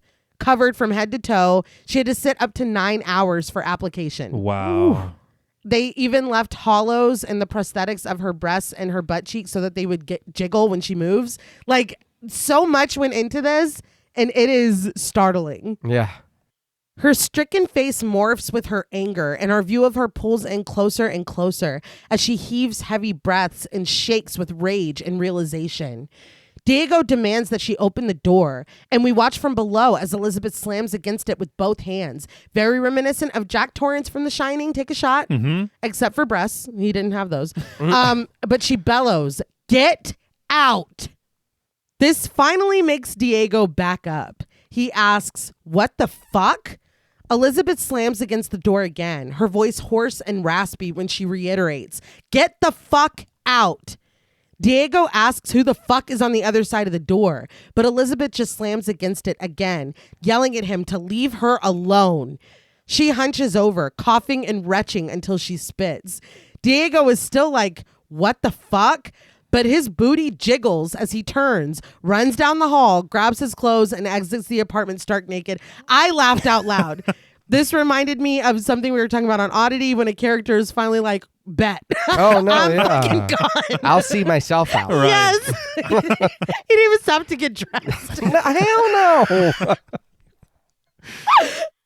Once he's gone, Elizabeth pulls the door open and glances out. Her hump forces her to hunch over as she steps into the hallway. As she hurries along, we see the toll that Sue's greed has left on her back, leaving the skin there black. But Elizabeth doesn't make it more than a few steps before she collapses and we hear the crunch of her bones. The protruding bones of her spine and hips are visible through the thin stretch of her skin, but Elizabeth is able to climb back to her feet. She pants as she goes down the hall, using the walls to guide herself until she reaches the living room, and she finds Sue's phone and makes a call. After a couple rings, a voice answers, "Yes?" In her new weak and rasping voice, Elizabeth identifies herself. "It's 5:03 and I want to stop." The voice asks if she's sure because once she stops, she can't go back. But Elizabeth screams that she wants to stop. She sobs that she wants to fucking stop. She wants to stop. The voice tells her simply, "We'll deliver," before disconnecting the call, and Elizabeth hurls the phone to the floor. The desperation in her voice was just heart-shattering. Yes. Yeah. She groans and grunts with effort as she pulls her giant framed photograph back down the long hall and into the living room where it belongs. She rests it against the wall where it once hung, and her breath wheezes as she looks up at it with reverence. This is so fucking sad because it's like, you know, like when you are self-conscious and then you look back at pictures of yourself and you're like, "Damn, dude, I looked good. Why was I so self-conscious?" It's like that, but like times a million. Mhm. Yeah. Very good. I'm trying to make it accessible, you know? The next morning, a message is delivered on a card. Your final kit has been delivered to your deposit box. Elizabeth gets ready. She's wearing her trademark yellow coat, but over her head, she's tied the scarf she almost wore to dinner the other night. She drapes herself in a shawl and a blanket before pulling on her black sunglasses. As soon as she opens the door, Oliver excitedly pops out of his apartment calling for Sue. Instead, Elizabeth growls at him, "Fuck off!" Stunned, Oliver scrambles back into his apartment, slamming the door behind him. And hunched over, Elizabeth races down the stairs. He's never coming out of that apartment again. Nor should he. He never should have came out in the first place. I just remember when we were watching this, John Paul laughing at how Elizabeth is hustling down these steps. Yeah, she adjusted quick. Because she calls and because, you know, you see what's happened. Uh-huh. All I could think is like, what am I supposed to do about my legs? Charlie Murphy. I'm fucked up. Like, you took a lot away from me. We get to this and she's just booking it. I was like, oh. She figured it out. Adrenaline's powering most of this. I don't know. Horns honk, sirens blare, and dogs bark as Elizabeth sprints to her destination. Once there, she presses her 503 card against the small 503 door and it pops open, revealing her much slimmer 503 package. Elizabeth snatches it and we cut to her locking the door of her apartment on her arrival back home. Holding Sue by one of her ankles, she pulls her from the secret room, sprinting as she drags her across the tile of the bathroom, the carpet of the hallway, bouncing her head off the plush steps to the sunken living room. It's like, she deserves it. Yeah. But she finally stops her in front of the window wall in the living room before snatching off her scarf and sunglasses and tossing them to the side. She thrusts her hand into the pocket of her yellow coat and pulls out the 503 box. She opens it up and removes a card. We are sorry you didn't appreciate your experience with the substance. Elizabeth looks from the card to Sue's smiling and slumbering face, dried blood still trickling from one nostril, before opening the flaps of the package. Inside is a large white syringe filled with black fluid, and it's labeled termination. Elizabeth sticks the needle on the end of it and unsheathes it. She holds the needle steady and starts to feel Sue's chest for a place to stab it. She raises it high, but she freezes when she hears the deep voice. Are you sure? Elizabeth turns, searching for the voice that's coming from inside her own head, but it continues. Once you stop, you can't go back. You will simply remain on your own. Just on your own, just on your own, on your own, on your own. The voice repeats again and again as we alternate between Sue's face and Elizabeth's. But finally, Elizabeth screams, "Shut the fuck up." She brings the needle down, Pulp Fiction style, silencing the voice as it pierces Sue's skin. A low and muffled heartbeat pulses as Elizabeth depresses the plunger, slowly injecting the black liquid. The heartbeat is steadily slowing down, and Elizabeth's resolve seems to waver as she stares down at Sue's face. Her breathing comes in pants when the heartbeat finally stops. She glances over at the flowers on the table with the card. Break a leg. They are going to love you. And she closes in on that last sentiment. They are going to love you. A twinkling begins, and we see the snow globe Elizabeth, standing tall and confident, her hands on her hips as gold glitter rains around her. This is replaced with a bright spotlight, the clamoring voices of reporters, calling her name, proclaiming their love for her, vying for her attention. It all dissolves into Sue's billboard just outside the window, and with a gasp, Elizabeth rips the needle out of Sue's chest with a whispered realization. I can't. She tells Sue that she can't do this. She needs her because she hates herself. Stammering and stuttering, she tells Sue that she's got to get ready. It's our big night. But Sue remains motionless with her eyes closed. Her voice wavering with emotion, Elizabeth assures Sue that they're going to love her so much. She begins chest compressions, jostling Sue's inert body as she tells her emphatically, "You're the only lovable part of me. You've got to come back." She sobs that Sue has to come back, but the compressions have only resulted in more blood leaking from Sue's nose. This, to me, feels somewhat reminiscent to how I felt about the scene with the nurse in the cafe. The heavy-handedness? Yeah, because I feel like everything visually and everything through her actions already says everything that she is saying out loud. True. Yeah. Her performance is fantastic. Yes. Mhm. And the delivery of these lines is great, but I don't think that it's necessary. Okay. I see that. Yeah. It's not as bad as that. No. No, it's not. As the diners. No. Elizabeth stares at this in horror before jumping up and running hunched into the bathroom. She rips open the medicine cabinet and takes out the tubing which rests on a card, reminding, "You switch every 7 days without exception." She hurries back into the living room, kneeling before Sue. She drives one needle into her own arm and the other into Sue's, and she cradles Sue's arm, begging her, "Come on." When no blood begins to flow into the clear tubing, Elizabeth rips the needle from Sue's arm and plunges it into her chest, Pulp Fiction style. Sue's blood immediately begins to flow, and Elizabeth's joins in the neighboring tube. The second it hits home into Sue, she animates, thrashing and spitting a mouthful of blood onto Elizabeth's face. For the first time, these two women, these two versions of one woman, stare at each other. A chaotic score glitches as they scramble away from each other and rise to their feet. We revolve around them as they take each other in, but Sue looks down and sees the termination syringe, a concerning amount of the black liquid still left inside of it. Her eyes widen in surprise, and she turns to Elizabeth, angry. Elizabeth looks desperate for an explanation, but when nothing comes out, Sue screeches and rushes toward her. Firstly, this has to be against all kinds of rules. Oh, yeah. Yeah. This voids your experience with the substance or whatever. We are not liable for whatever happens. No. But also, just lie. I was using that on myself. Somebody came and was using that on you, and I saved you as they ran out. Something like Jim's substance broke in. And he was going to do it. I didn't. I stopped him. I mean, they didn't have to label the syringe like that. No. Well, But that's their branding. Everything is very yeah, true. everything has a label on it. A straightforward one. Elizabeth runs around the table, throwing chairs to try to stop Sue. It doesn't work, and when she stumbles and falls, Sue is still running.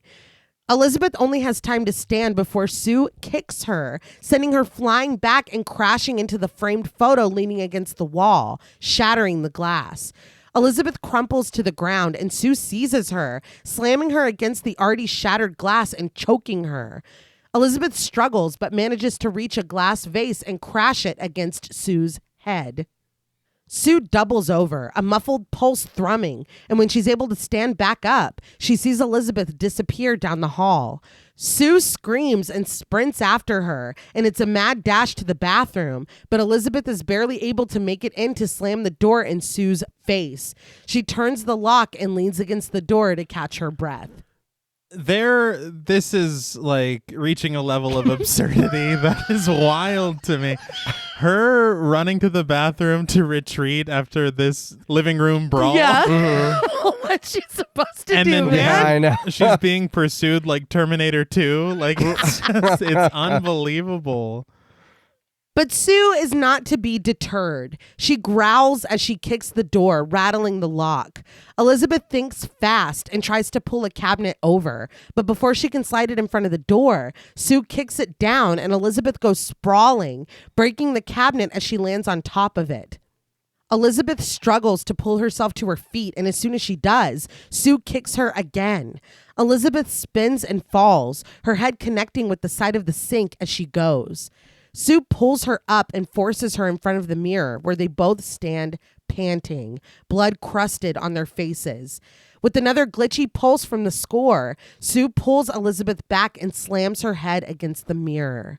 The mirror cracks and it's smeared with blood when Sue brings Elizabeth's head down again. Elizabeth pleads weakly, but Sue cries out as she does it again. And each time she brings Elizabeth's head back, it's more bulged, cut, swelling with glass and impact. After the third time, Elizabeth can no longer even protest. She is limp and dazed as Sue slams her head repeatedly. The violence is so brutal and jarring. Mm-hmm. And I thought, of course, just visually what you're seeing is enough.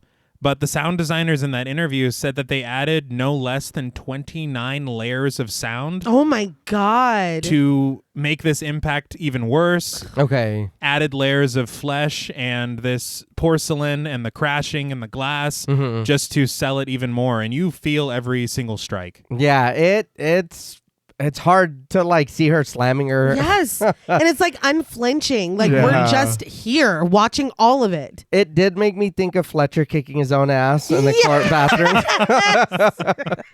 Back to Liar Liar. Yeah. Always. It's He's true kicking though. his own ass. Elizabeth's face is a bloody mess and her legs tremble beneath her. When Sue loosens her grip, Elizabeth collapses to the floor. She starts to crawl away, sliding along the tile as she slips in her own blood. Sue watches as she pulls herself out of the bathroom and down the hall, and she follows her. And when Elizabeth gets to the end of the hall, she stands on shaky legs. One eye is swollen shut, but she stares at Sue bravely with the other. I was like, this bitch is made of some tough shit. Like, Yeah. I cannot believe she was able to get back up after what Sue just did to her. I'm telling you, the kick into the photo, I'd be like, whatever you want. You can have it.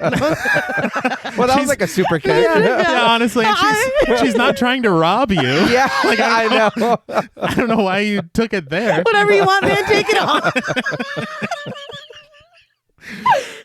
Sue just smirks and brings her leg up in a kick that swiftly sends Elizabeth flying across the entire living room, landing on her glass table, and it shatters on impact. Might have been a step too far for me. Because it's like, come on, what even is this now? I don't know. It's a little, a little over the top. She flies. I was at this little part. I was wondering, okay, so Sue is what now? Right. Like you said, this is not supposed to happen. So you're awake. Are you an android or something? Are you like I don't know. It just it She's did Megan. Because you're overpowered now. Yeah. It's like, did that termination stuff just like supercharge your bones? Well, I something. don't think anybody's ever done this before, so maybe it did. Yeah, because honestly, it feels wrong. It's like meeting your clone or something. Yeah. Like you're literally there together. It's like we're world breaking. But Yeah. it's like, it's so unbalanced. Like, it's not like when Bender was fighting Goldbender and they were just like matching. Like, no, this is, I would say, really unfair. Yeah. I would agree. Sue comes over and looks down at Elizabeth, lying dazed in the broken glass. She kicks her repeatedly, sending fresh blood flying from her wounds, oozing from her mouth. Sue screams and kicks and kicks and kicks, covered in Elizabeth's blood now. She continues in slow motion as the score takes over, and Elizabeth rocks helplessly with her blows. Blood spurts from her side. It pours from her mouth. And we get the words again, taking up the entire screen. Remember, you are one. A neon red palm tree appears in the darkness, glitching into two. And in the black abyss, the motorcycle collides with us, sending the bike and the rider flying in a split second. Sue screams as if she's been struck, and she looks down at Elizabeth, motionless, lifeless. Sue is in a panic as she looks down at herself, drenched with blood, and she sobs as she realizes what she's done. Elizabeth Sparkle's dead body lies just beyond her trembling, bloody hands. We float above them, Elizabeth lying in her own blood in the shattered glass of her table, deformed and unrecognizable. Sue standing above her, panting and crying, and looking a little Carrie White in her blood-soaked nightclothes. Tears stream down her face, but she looks out the window at her New Year's Eve show billboard. The sentiment from the note appears, superimposed over it. They are going to love you. Sue's eyes are brimming with tears as she focuses on the glittering words, tonight, 9 p.m. So she has killed Elizabeth. Elizabeth Yeah. is dead. Yeah. Now what? Yeah. Well, we'll find out. Yeah. A tense score gives way to jazzy drums as we fade into a TV camera. Sue walks nervously down the long orange hallway surrounded by her team and crew. She is flanked by an assistant director played by Nathan Rippey and her stylist played by Tiffany Hofstetter. The assistant director is telling her the next steps, getting her to the fitting room and into her dress, but it's difficult to hear him over the piercing whine in Sue's ear. They continue marching past the framed New Year's Eve promo up on the wall, and his voice grows more muffled as they go. But when he asks if she's got it, she agrees with a forced smile. As the other dancers get ready on the stage with their costumes and made-up faces, Sue stands backstage in her ball gown, blue and glittery, flowing out into a tulle cloud. Harvey comes in, clapping, commending that she looks wonderful, perfect. The drum beats continue with the women gathered excitedly on the stage. Sue sits in front of a mirror as her stylist clasps a luxurious diamond necklace around her neck, but the high-pitched ringing blots out anything that she's saying. Sue looks concerned, and an abrupt cough escapes her lips. On the stage, the audience seats are empty, but they're setting up the lighting, bathing everything in a cool blue. In front of the mirror, the image of Elizabeth's dead and deformed face comes to Sue's mind, and she coughs dryly. She excuses herself, promising that she'll be right back. She climbs the stairs in her big blue ball gown, continuing to cough, finally letting loose as she steps into the restroom, closing the door behind her. Coughs rack her body as she stumbles to the sink and leans over it. With one final cough, she hacks up something that rattles into the basin, leaving little dots of blood. Sue catches it in her hand, concealing it in a shaking fist. The ringing climbs even higher as she forces her glittering fingers open, revealing a tooth nestled in her palm. I've had this nightmare many times. I was full body cringing. I was cringing into myself and disappearing. I hate this. She's like, I'm falling apart. Oh, hi, Lizzie.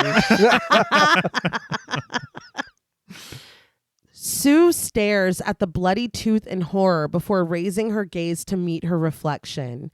Her lips part in a trembling smile, and she sobs when she finds that it's an incisor in the front of her mouth that she's lost. She sets the tooth to the side and raises her hand back to her mouth. Why are you doing this? We watch in an agonizing close-up as Sue grabs hold of her front tooth. A tear spills from her eye as she tugs it free. She examines it in her fingers before depositing it on the sink next to the first one. Tears spill freely now as Sue opens her mouth wide in a disturbing smile, her remaining teeth stained with her blood and a large black gap right in the front of her mouth from her two departed teeth. I could barely handle watching this, I will say. There's something very specific about teeth. Yes. And eyes. Yeah. These two things, if there's anything going on, it's going to be real difficult for me. For me, it was her pulling them. Yeah. If it's falling out, it's like, oh shit, I'm decaying or whatever. But like her, the smallest yank and it just came loose. I was like, oh, I hate it so much. Yeah. It looks fantastic because like you said, T cannot handle it. I read in an interview that Margaret Qualley said that she still has nightmares about pulling her teeth out because of this scene. Well, yeah, I bet. Sue brings her fingers to her mouth again, and her last front tooth squelches as she grabs hold. The second one, I'm like, okay, so she's just wanted to test it. That's all. That's fine. This third one, it's like, you already know what's going to happen. Yeah. Yeah. Knock it off. Knock it off. Cut it out. Sue pulls it free, and just as the resulting blood splashes in the sink, someone knocks on the door. They alert Sue that they need her on stage to set the lights. Sue simply asks, "Huh?" She turns back toward the mirror as the knocking continues. Blood spills down her chin, and her 3 lost teeth lie in a pile. I thought that she was going to turn back and be fine. Yeah. Like, I'm thinking like, Stir of Echoes or like where we've seen this type of thing before. And it's like, oh my God, that was just a horrible like dream or daydream or something. But it's like, no, she really did that. Yeah, no, we fucked up. Yeah. We fucked up. Well, but we've been set up for that with like the chicken belly and the other stuff. You're right. Yeah. The meat falling out of the back. Yeah. It's me back in chicken belly. Yes, we were. Sue bares her remaining teeth in a suppressed scream, wrinkling her beautifully made up features. More blood spills from her lips. More tears pour from her eyes. But a light of realization strikes her as she hears the pulsing synth from the Substance video. Have you ever dreamt of a better version of yourself? She imagines a full vial of neon green activator sitting on her bathroom sink. Her eyes become hopeful as her recollection of the voice continues. More beautiful, more perfect. But the man on the other side of the door bangs again, calling out to her. Sue snaps into action, scrubbing the blood out of the sink from her hands, and she replies that she'll meet him there. As Sue rinses her mouth, he concedes that he'll meet her on stage.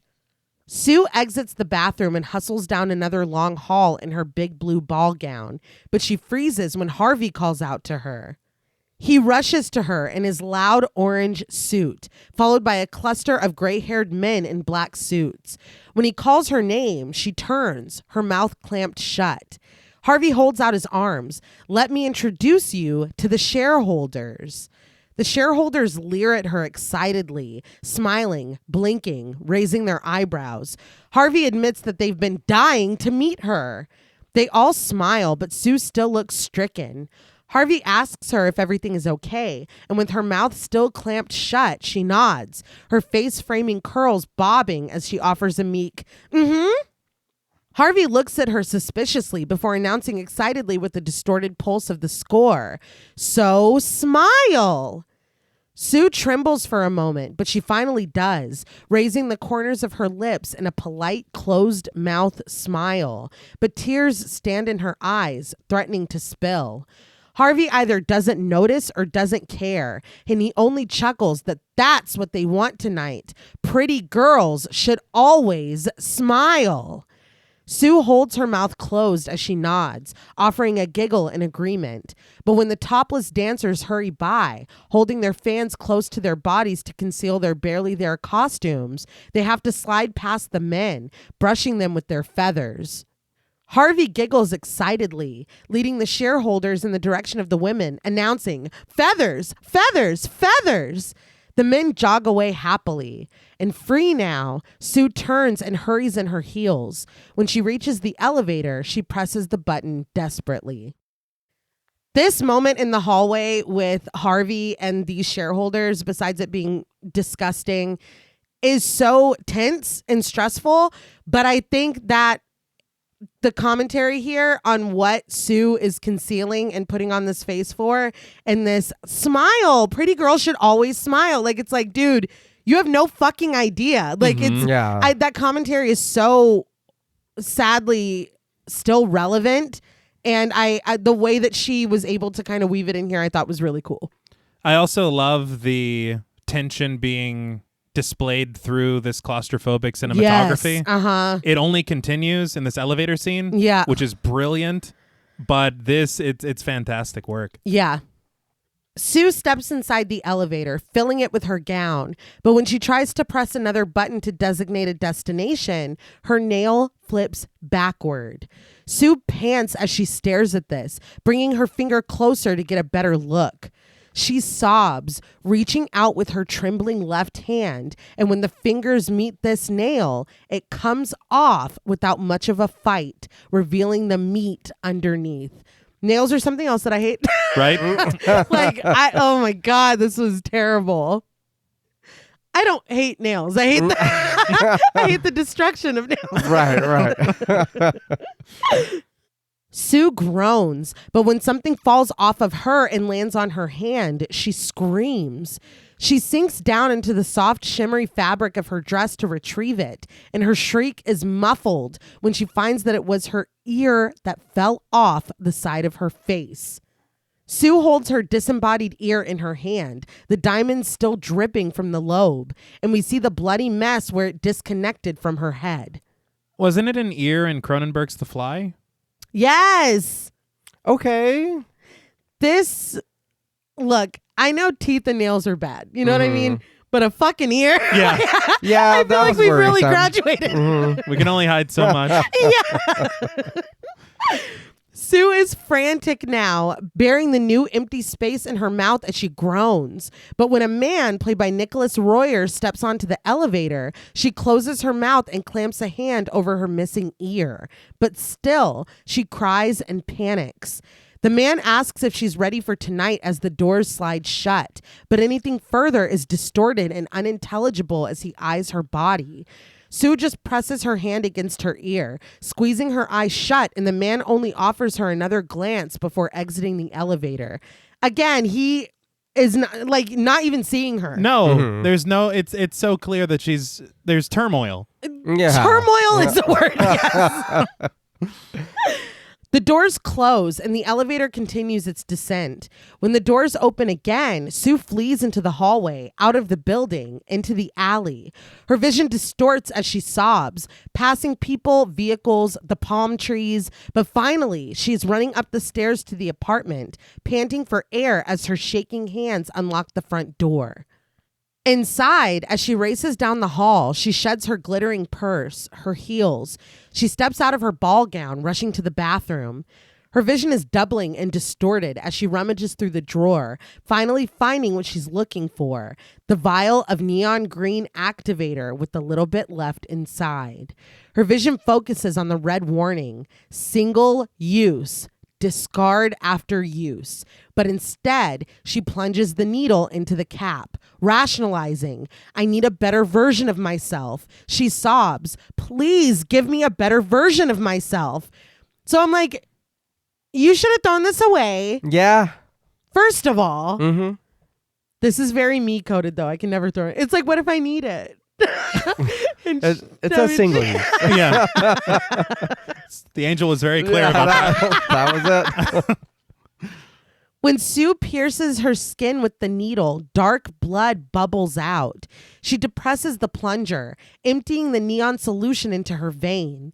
She turns to the mirror now, naked, save for her diamond necklace, her teeth missing, her neck streaked with blood from her recently departed ear. She sobs, please. And when nothing happens, she booms, come on. Suddenly, cells split. Sue shrieks. The cells continue splitting, multiplying, and Sue loses her footing and collapses to the floor. She opens her eye where a myriad of them fill the space. Sue's back splits open and she lets out a blood-curdling scream from the floor. The split in her back continues to widen, revealing a new writhing one beneath. Sue's eyes roll back. The back pulses. She screams. We descend on her face into that black abyss where the colorful lights surge by.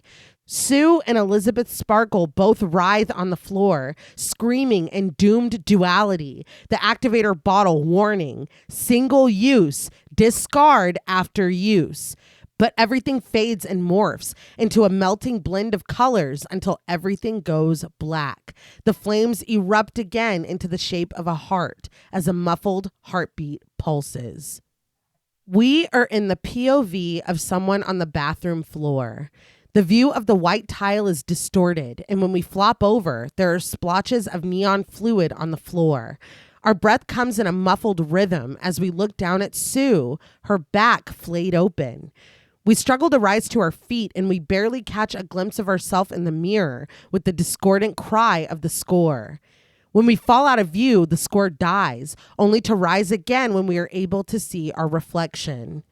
Staring back at us is a monster, bulbous, deformed. Long strands of black hair pour in a single matted clump from a lumpy mass atop of her head. A row of bared teeth are nestled in the discolored skin of her chest.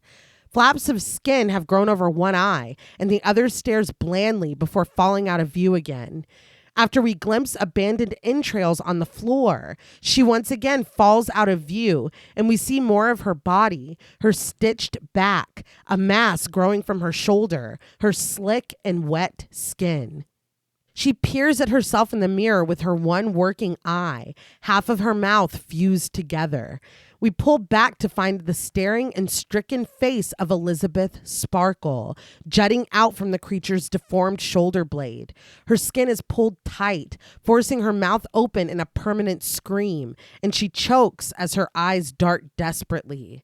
There is an arm stuck next to the superfluous head, trapped beneath the skin, and another grasping hand reaches out from another arm stuck backwards out of the creature's back, below Elizabeth's face. The creature has a third drooping nostril, small teeth in the center of its half-fused mouth.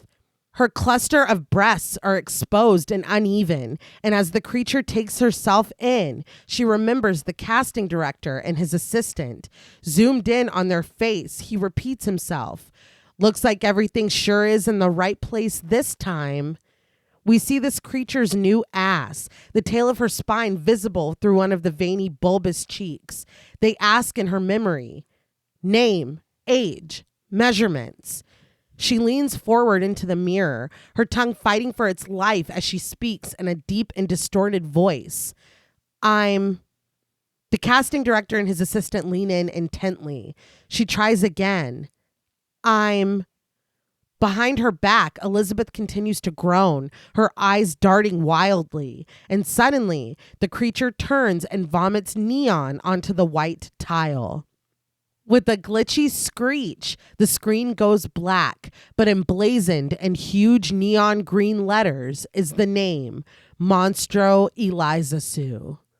Monstro's a bit harsh. It's a bit harsh. you I know. do describe her as a monster and a creature, and it hurts to even do that. Yeah. Yeah, it's a bit harsh. I don't know if it's Eliza Sue. I feel like it should be Eliza, but everybody says Eliza, so I'm going to. Well, Eliza and Sue are names. Yeah, Yeah. but Elizabeth and Sue. Yeah, but Elizabeth is also a pronunciation of it. True. But wow. Monstro Eliza Sue is still doubled over, looking down at the neon mess she's made on the floor. From the floor, Sue stares, her eyes wide, her mouth vacant of her front teeth, her beautiful diamond necklace crusted with blood. The flowers on the table boast, break a leg, they are going to love you. Sue stares into the apartment from her billboard, posing in her glitzy dress. New Year's Eve show, tonight, 9 p.m. Monstro Eliza Sue's horrific reflection comes into view as she gazes up at it, rocking and unsteady. She turns, treating us to a glimpse of the groaning Elizabeth still stuck on her back. Monstro Eliza Sue turns and walks away, her weight thudding with every step as she leaves behind Elizabeth Sparkle, dead in the shattered glass of the coffee table. You had mentioned the steps of Monstro Eliza Sue. Mm-hmm. I, again, in that article with those sound designers, they talked about a lot of the work that they did to accomplish the, I guess, really everything of the technical side of this situation through the sound design. Okay. And so one thing that I thought was very interesting is that we do hear a lot of like wet noises Yeah. throughout Yeah. all of her movements. And very interestingly, they had mentioned making a microphone out of a stethoscope. And what they did is they had one of the sound designers, and they were very specific about it, had him eat 1 kilogram of fermented cabbage and drink 2 liters of sparkling water. And then with the microphone, they just held it to his stomach and got a barrage of very interesting sounds. I bet they did. Yeah. But they combined this and obviously manipulated it a bunch with sounds also of a wet mop. Huh. And so putting all that together, and they said they exaggerated the steps to where it's not what you would see on screen. They designed it to sound like the steps of something that weighed 2 tons. Okay. Damn. Yeah. And so you combine all this together and you get the movement of Monstro Eliza Sue. But the voice is Margaret Qualley. Okay. That's amazing. It is manipulated and warped and does all these different things with it. Right. But they also, whenever she recorded it, they put like that dental apparatus, like where it like stretches your mouth open. Yeah. And so that's how we're getting this voice. Yeah. All right. But as far as Monstro Eliza Sue, the first time I watched this, I was more flabbergasted and surprised than to think about what this represents. Mm-hmm. It was only the second time that I started to think about it, and I was kind of torn. I didn't know if Monstro Eliza Sue was supposed to kind of represent what our quest for this perfection leads us to, or if it was just a complete rejection of beauty standards altogether as like a fuck you to society in a way. Well, I can tell you what she called it. Okay. So she said that Monstro Eliza Sue is the Picasso of male expectation. Okay.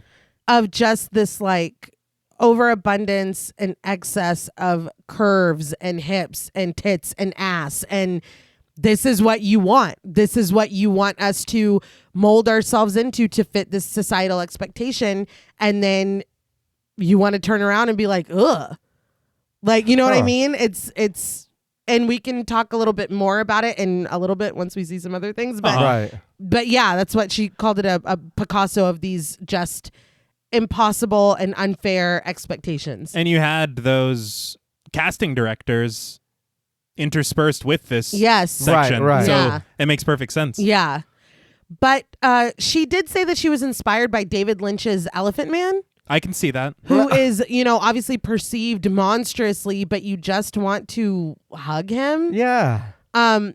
And they said that although it changed and evolved, the sculpt of this version is what got Person the job Wow. that the other studio did. And she was like, this is not it at all. And so he did a mock-up and she gave him the job on the spot. It was this. Okay. This reminded me, the Eliza Sue, of other work that's kind of monster like this. It's Freaked. Ricky Coogan turns into a giant. I'm just saying, I don't want to give it away because that movie's great, but turns into a giant. Wasn't giving it away. Well, monster, but I'm just saying, it's a tiny piece. It's a tiny piece. But this, I enjoy this because it looks gross in the best way. Like, this is fucking phenomenal work, but it is disturbing to look at. I saw an interview with Person. He said that when it came time to make the sculpt for her, or the sculpts, because it was more than one, they did have to contract it out to a UK company. He said that Dave and Lou Elsie never get the credit and flowers for being the ones who built this. So he wanted to make that very clear. But they made 5 heads, 2 full bodysuits, 1 for Margaret Qualley because that is her in there, and 1 for her stunt double, and 2 partial bodysuits, and the mold of Demi Moore's head that they would later animate digitally. Margaret Qualley sat in the makeup chair for 6 hours to do all these, because these are like foam latex suits, but the prosthetics are prosthetics being put on her head. They said that took almost 3 hours, and then they have to get her into the suit. She said that it was excruciating, that they had a cooling vest inside of the suit, but she called it a torture chamber and said that she would stay in there for as long as she could and kind of asked to get out when she was at the brink of a panic attack. Jeez. Yeah, I can't even imagine. Yeah. Person had said that he didn't want her to be in it at all, that it was going to be very difficult and grueling. But Fargeat insisted that this Monster Eliza suit is a performance, and that even though all you really see of Margaret Qualley is her eye is important. I mean, there has to be that connection to Sue and Elizabeth. Yeah. Peering into the bedroom from the hallway, we see the flutter of tulle from her beautiful ball gown. The dress rips as Monster Eliza Sue pulls it over her malformed body. She hides Elizabeth's silently screaming face behind a blanket of sheer and shimmering fabric. It was interesting to me. The costume designer said that she went to France to look at the Monstro Eliza Sue's sculpts. And she decided what this New Year's Eve show ball gown was going to look like on Monstro Eliza Sue. Then she designed it for Sue. Okay. But she grasps out at her diamond earring with the bulging hand and fused fingers. She guides it up to the side of her face where her ear should be. But when her ear isn't there, she just shoves it into the side of her face. It squelches as it drives home. But when Monstro Eliza Sue shakes her head, the diamonds twinkle delicately. She picks up the other earring and turns, revealing a blinking eye high on her head's bulbous mounds. It blinks wetly beneath a misplaced ear. Monster Eliza Sue drives the second diamond earring in here, and she shakes them, a fluttering, dreamy music playing. She closes the curling iron around the defiant strands of her dark hair. It sizzles, and when she tries to curl it, the hair pulls loose, breaking off. Monster Eliza Sue just sighs before setting the curling iron down.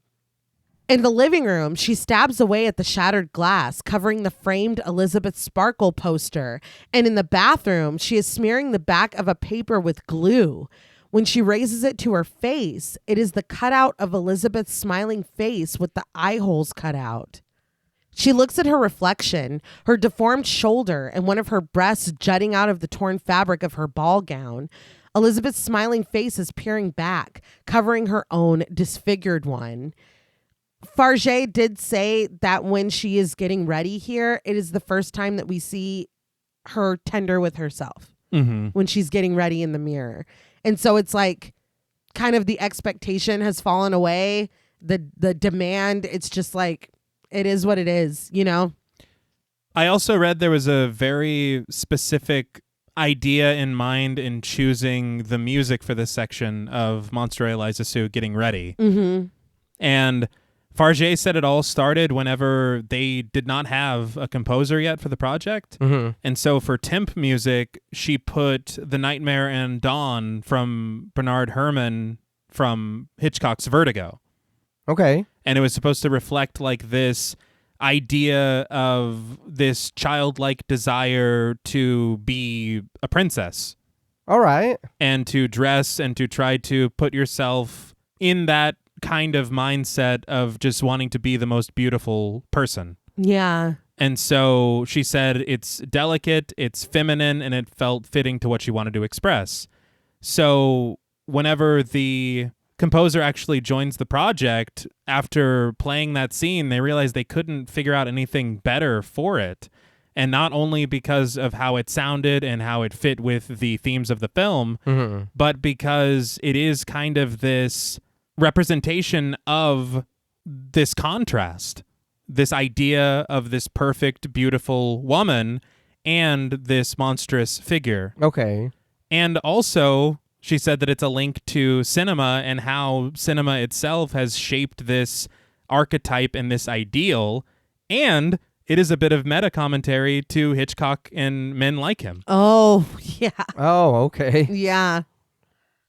But in the studio hallway, Harvey intones with a grin that pretty girls should always smile. The shareholders grin. The view of them is obstructed by the Elizabeth mask, and it continues to be as Monstro Eliza Sue smears red lipstick on the photo's lips. She steps back to admire herself. We cut to Monstro Eliza Sue stomping through the alley, each footstep thudding. She takes in ragged breaths as she struggles to make her way to the studio with her limited view. She finally reaches the door, and when she presses her card to the reader, it buzzes. The assistant director opens the door, and Monstro Eliza Sue leans forward, concealing some of the extra bits of her. Her Elizabeth Sparkle mask grins red, but the director is relieved to see her. He admits that they were starting to worry, encouraging her to hurry because she's up in 5. When Monstro Eliza Sue steps into the Shining-esque hallway, both sides are completely lined with people. She watches through her mask as they applaud her, cheering her on as she makes the long journey to the end of the hall. Etta James's At Last begins to play as they gush that she's so beautiful. They love her. This is where she belongs, and she'll always belong here. They can't do it without her. They could never do it without her. She's irreplaceable. The music fades away, and so does the adoring crew. Monstro Eliza Sue is alone in the hallway, breathing heavily, flanked by her Pump It Up and New Year's Eve photos. On the stage, the topless dancers move around each other gracefully, their feathers swaying. The promos of Sue are displayed on a monitor. And in the audience, a little girl, played by Manon Arzmendi, sits excitedly next to her adoring mother, played by Virginie Kotlinski, wearing a glittering blue dress very similar to Sue's. The assistant director ushers the rest of the dancers on stage. Harvey sits in the audience in the center of his shareholders. He promises them that they will not be disappointed. He boasts, "She is my most beautiful creation. I shaped her for success." This wording is very interesting. Yeah. Mm-hmm. On the stage, the dancers take their positions and the lights dim.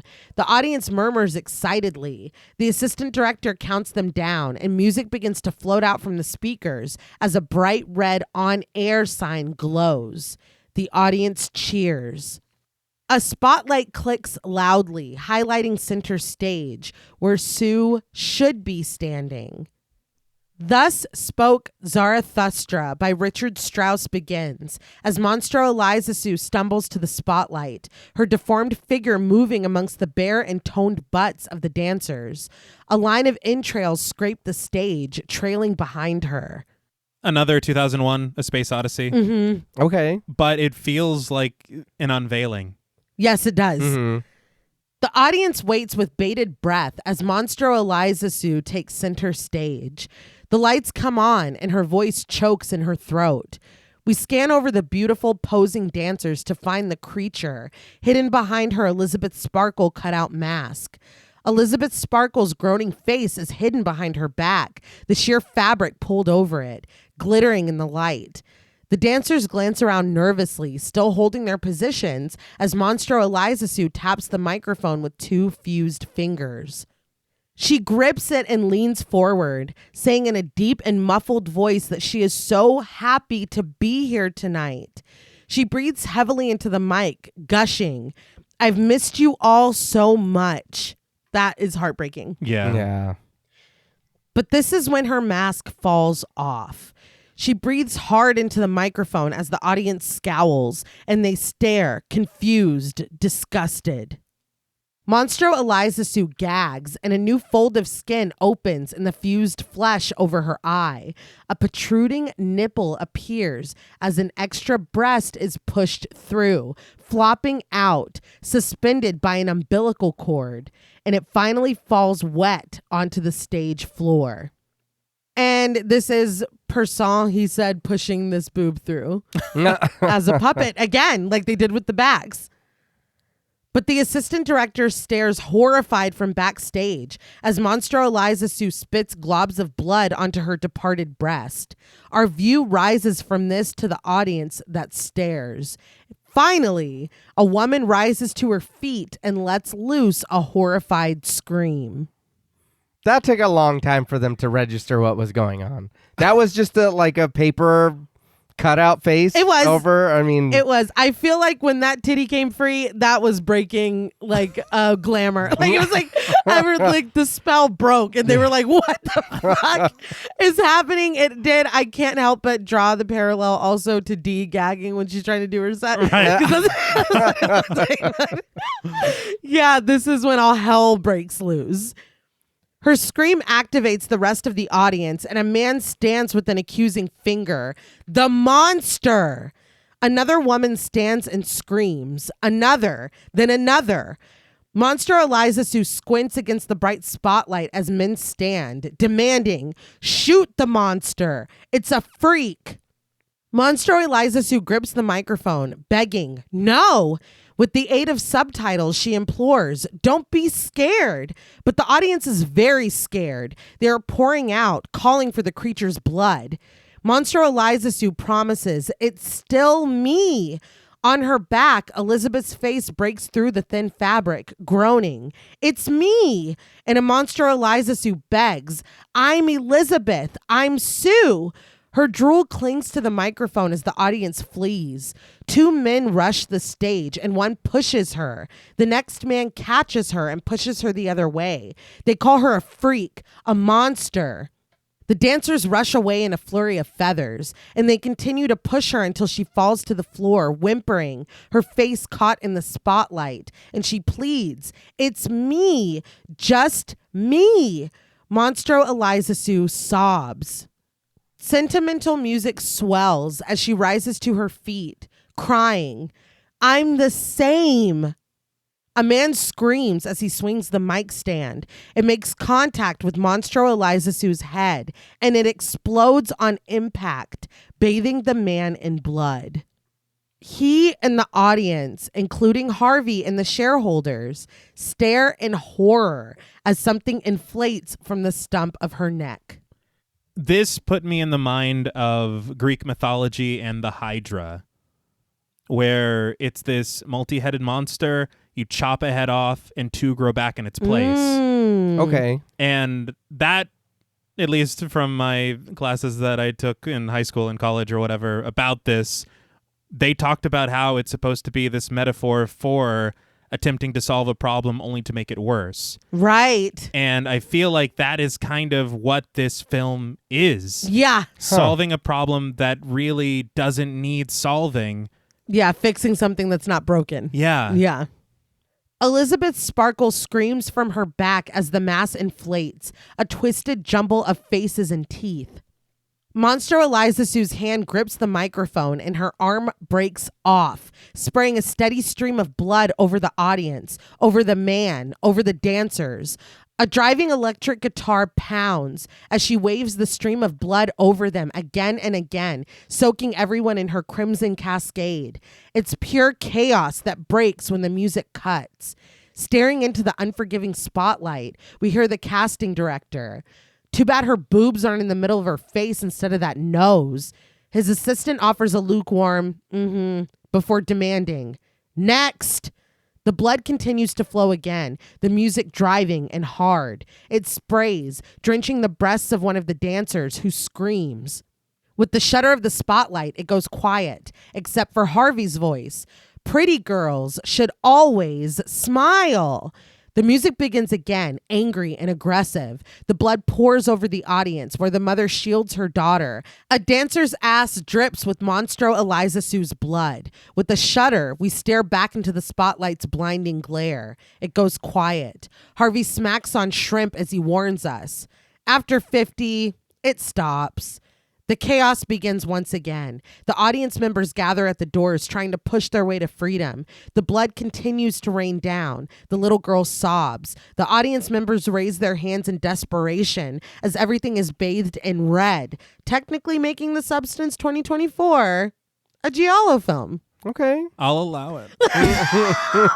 It began with black gloves at the beginning. There was no detective. It did, yeah, it's the same thing. Yeah, No, yeah. it's the same thing. No, we got a lot of complaints. But Okay. not to bolster your giallo argument, but No, go ahead. when the heavy metal gives way to another kind of music, it does sound a lot like Goblin. All right. But it's not giallo. We cut to the stage where the red is broken by the blue of Monstro Eliza Sue's ball gown. She twirls, spotlighted in the center, an endless cascade of blood streaming from the stump of her missing arm.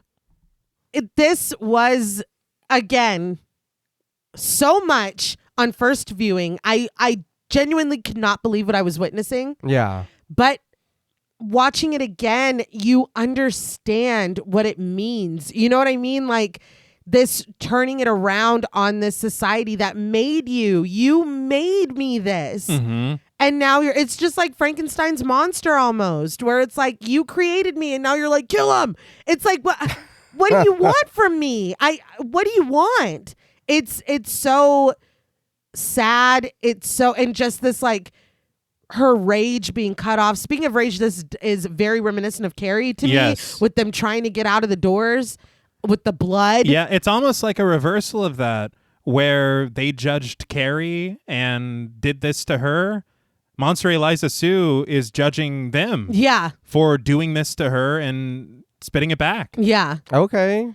A couple things very quickly. They had huge pipes underneath the stage to bring in this blood.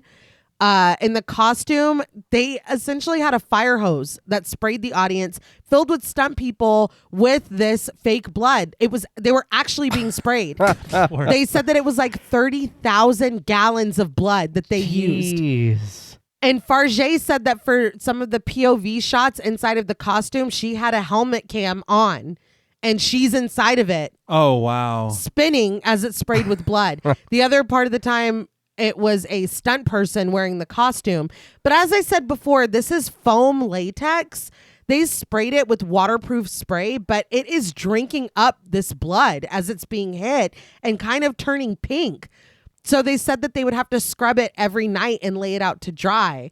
Person said that they would spray the inside with vodka to try to clean it, but it would never fully dry. And so the stunt person was putting it back on the next day still half wet, which sounds fucking horrible. But anyway, Fargeat said that, again, this audience does represent society. She thought of the history of corseted women, and this is the exhale of women finally untying that corset. Oh, wow. And that just, it hit me right in my heart. I think that it's beautiful. It's horrible, but it's beautiful. Right. The first time, you're exactly right. Watching it, I was just so shocked that I didn't even have the wherewithal to dig deeper. Yeah. And so I'm just like... It's a hard turn. Yeah. But upon a rewatch, and I think this film really does reward you for a rewatch. Mm-hmm. Yeah. You do start to dig in and really, really appreciate all that this means. Yeah, I'll be honest. I'm still even watching it. I get it. To me, I just enjoy the silliness of it, of the what's going on, The chaos. Right. It is absurd. Yeah. But the chaos of the writhing and panicked audience is superimposed over the Shining-esque hallway where Monstro Eliza Sue stumbles, spraying Sue's seductive Pump It Up poster red. The blood covers everything. The walls, the New Year's Eve poster. Her gown is sodden. Our view is obstructed by red droplets. But the driving guitar continues. And in the audience, Harvey seethes from his seat, dripping with blood. The music finally comes to an end, and Monstro Eliza Sue leaves the hallway, painted completely red with her blood. So Fargeat had said that this long hallway to her represented kind of Elizabeth's life and her career. And she's young and admired and beloved at the start of it. And then by the end, she's very small and she's nothing. And so here, Monstro Eliza Sue cannot change this path that has been taken, but she can paint it red. That's incredible. Huh. I will say it also, with all of the references to The Shining, it puts you back with the elevator. Yeah. Oh, okay. But Monstro Eliza Sue is frantic in the street, the bulging eye of her new head wide and shifting. Elizabeth Sparkle's face still chokes from her back as Monstro Eliza Sue runs down the street, her breath wheezing in and out of her. She takes another step with her bulging leg and it crumbles, breaking in a spurt of blood and viscera. Monstro Eliza Sue falls, and when she lands on the sidewalk, her parts explode away from each other in blood and a cloud of smoke. A red pool begins to spread beneath her, but Elizabeth Sparkle's face is finally freed from Monstro Eliza Sue's back, and in a melted blob of her own spent flesh, she crawls forward, groaning with every inch, every centimeter, leaving a crimson trail behind her. They used Noid Studio for the VisFX, and they said that it took over a year to fine-tune this. Wow. Like I said earlier, most of the effects here are practical work. And so they had to go through and remove a lot of wires and a lot of things like that. And here on this blob, they did a volumetric scan of Demi Moore's face performing this sequence and then digitally added it onto the back of this kind of blobby puddle of flesh. Mm-hmm. And it is, I think, striking. Yeah? Yeah.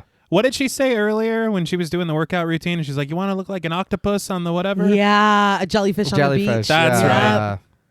Damn. That hurts. Yeah. She's jellyfish now. Yeah. It was interesting to me, too, because the VisFX director had said what we heard on Terrifier 2, when the best compliment that you can get is, well, what did you do? Right. And it's like, that's when you know I fucking killed it, you know? With every effort she can muster, Elizabeth makes it to her star on the Walk of Fame, pink and cracked, but still boasting in faded gold, Elizabeth Sparkle. Her new final form crawls onto its center, and finally, Elizabeth Sparkle stops struggling. She takes one last look up at the towering palm trees as she lets out a deep sigh. Suddenly, gold glitter begins to fall down on her. Her face lights with a smile as a spotlight finds her and an unseen crowd cheers. Grand music swells, and Elizabeth closes her eyes, letting the glitter rain. In her snow globe, that version of her stands confident, hands on her hips, basking in the fluttering gold. Elizabeth's eyes, her original eyes, look in on this, and through the cutout in the crude mask, the crew lines the Shining-esque hallway, lavishing praise. You're so beautiful. We love you. You're irreplaceable. We see Elizabeth in the center of it all, her hair pulled up like in her snow globe, like the night she was awarded her star on the Hollywood Walk of Fame. The star that this melted and condensed version of her lies on now, beaming up at invisible gold glitter. The spotlight dims and Elizabeth Sparkle melts away into a red pool. And in the morning, it's crusted blood that stains her star instead of ketchup. A man pushes a bright yellow cleaning machine over it, and once it makes its pass, the star is pink and pristine. It boasts at us in fading gold. Elizabeth Sparkle. The synth note pulses, and we get the title in black against a white background. The Substance. Techno pulses, and the credits roll. So, What did you guys think of The Substance? I really enjoyed this movie. The ups and downs, the ride. A lot of it was, I know there was a lot of messaging and stuff in the movie, and I did appreciate that. Again, the ending for me was a very different turn from what we were leading up to, but watching it again, we were always leading up to that. Like, it was going to be that way no matter what. Mm-hmm. But I did enjoy it. The craziness of it, everything that's going on. Me, myself, as a man, I won't say that I fully understand everything that the movie's trying to tell me or what I'm supposed to learn or take out of some of the stuff, because women go through a lot of shit and have to deal with dumbasses like us. Not all men are bad, but I mean, there are a lot of stupid asses out there. But it does open your eyes a little bit to kind of see, you know what I mean, another point of view of it. And the visuals are striking, the messaging, the everything about it is really good. I really, really did enjoy this. And hey, I took some stuff out of it, and you know, like, there's a lot of hard shit to watch. And the message, like I said, the movie overall does a really good job of everything that is trying to get across. What the visual effects, the everything, the cinematography, the music, the synth. Oh, I love it. Like I said, that was, for me, it was just when the music would kick on, and if something is serious is happening, I'm just dancing. I'm just like, oh, fuck, that's crazy. But damn, what a really good movie. No, I agree. I think this film is really, really impressive in a lot of ways. The attention to detail. Yeah. In literally every aspect of filmmaking. Mm-hmm. From the technical side to the messaging to the performances. Everything just works. And I think that it is just so indicative of incredible direction from Coralie Fargeat. Mm-hmm. The care and thoughtfulness and attention and intention. And I'm surprised every time I watch this, after I watched it the first time, just how well paced it is. Yeah. It is about 2.5 hours. Yeah. Does not feel its runtime in the Not slightest. at all. Nope. At all. I just think that it's visually so incredible. You are engaged and interested the entire time. Mm-hmm. It never lost me. No. I think the first time I just had a difficulty with how wild the last bit gets. Right. But after watching it more and more, it's exactly as you said. Where else would we go? Yeah. This is the logical, even if it feels illogical, the logical ending, the end point. Mm-hmm. But I think that it's also, I mean, with its messaging, such an important film. And I think that everything that we see and experience through watching this film, I think that it is one that will stay with you. Oh, yeah. This is not a film to watch and forget after you've seen it. Yeah. It's impossible to forget. Yeah. Mm-hmm. No, I completely agree. I think that it is visually absolutely stunning. I think that Demi Moore gives the performance of a lifetime. I am absolutely blown away by the effects and the prosthetics and the makeup, the costumes, the set, the color palette, the music, which I don't think I already said, but if I did, whatever, count it twice. I think that it is, as a film, so remarkable. But when you peel it back and get to that nugget of commentary in there, that's really what cements it for me as, like you said, T, such an important film that I think that everybody should watch. There's so much here about the way that society treats women, uses women, objectifies women, commodifies women, chews them up, spits them out, turns them against each other, turns them against themselves. Mm-hmm. These scenes of Elizabeth and Sue, that is self-hate. Yeah. That is, I mean, it's devastating, but it's told in such a way that it's like you're so engrossed in the story that you have to take a step back and be like, oh my God. I mean, it's so important. I think as a woman, it is at times a very difficult watch, but it also, you know, by the ending, it's like, fuck yeah. Like, fuck this system. Fuck us for feeding it for so long. Like, I would, if this reached, 2% of its audience to be like, oh, wow, I never looked at it that way before, then that is such an admirable accomplishment. I think that Fargeat, as a woman being a victim to the system, to think that her life is going to be over at 50 years old, to channel that and make this, I'm in awe. And I think she's added to the list of directors now. It's whatever you make. Yeah. Oh, yeah. I'm there. Yeah. I feel like I have so many thoughts that it's hard to like remember all of them now that it's time to share them. But I think and I would hope that I got my point across of what watching this film and really digesting it, what it means. It really just, I love it. I love it so much. I think that the ending is really devastating too. And I have to agree with you on where else were we going with this? Yeah. But I think I'm a big fan in my own writing and media that I consume of starting things where they begin. Yes. And bringing us back to that star. It has stood there through everything that she has been through. And so returning to this moment of this high point that she felt in her life, it's so sad. And Fargeat even said, and I was like, I had to pause the interview and be like, hold up, let me really take that in for a second. She said that Elizabeth finally finds this moment of peace when she no longer has a body. Wow. Huh. And it was like a gut punch. I really can't say enough. I could sit here rambling for another half an hour, but I'm not going to do that to y'all because I feel like this episode's already going to be really, really long. So I just have to say, I love this film. I think it's very important.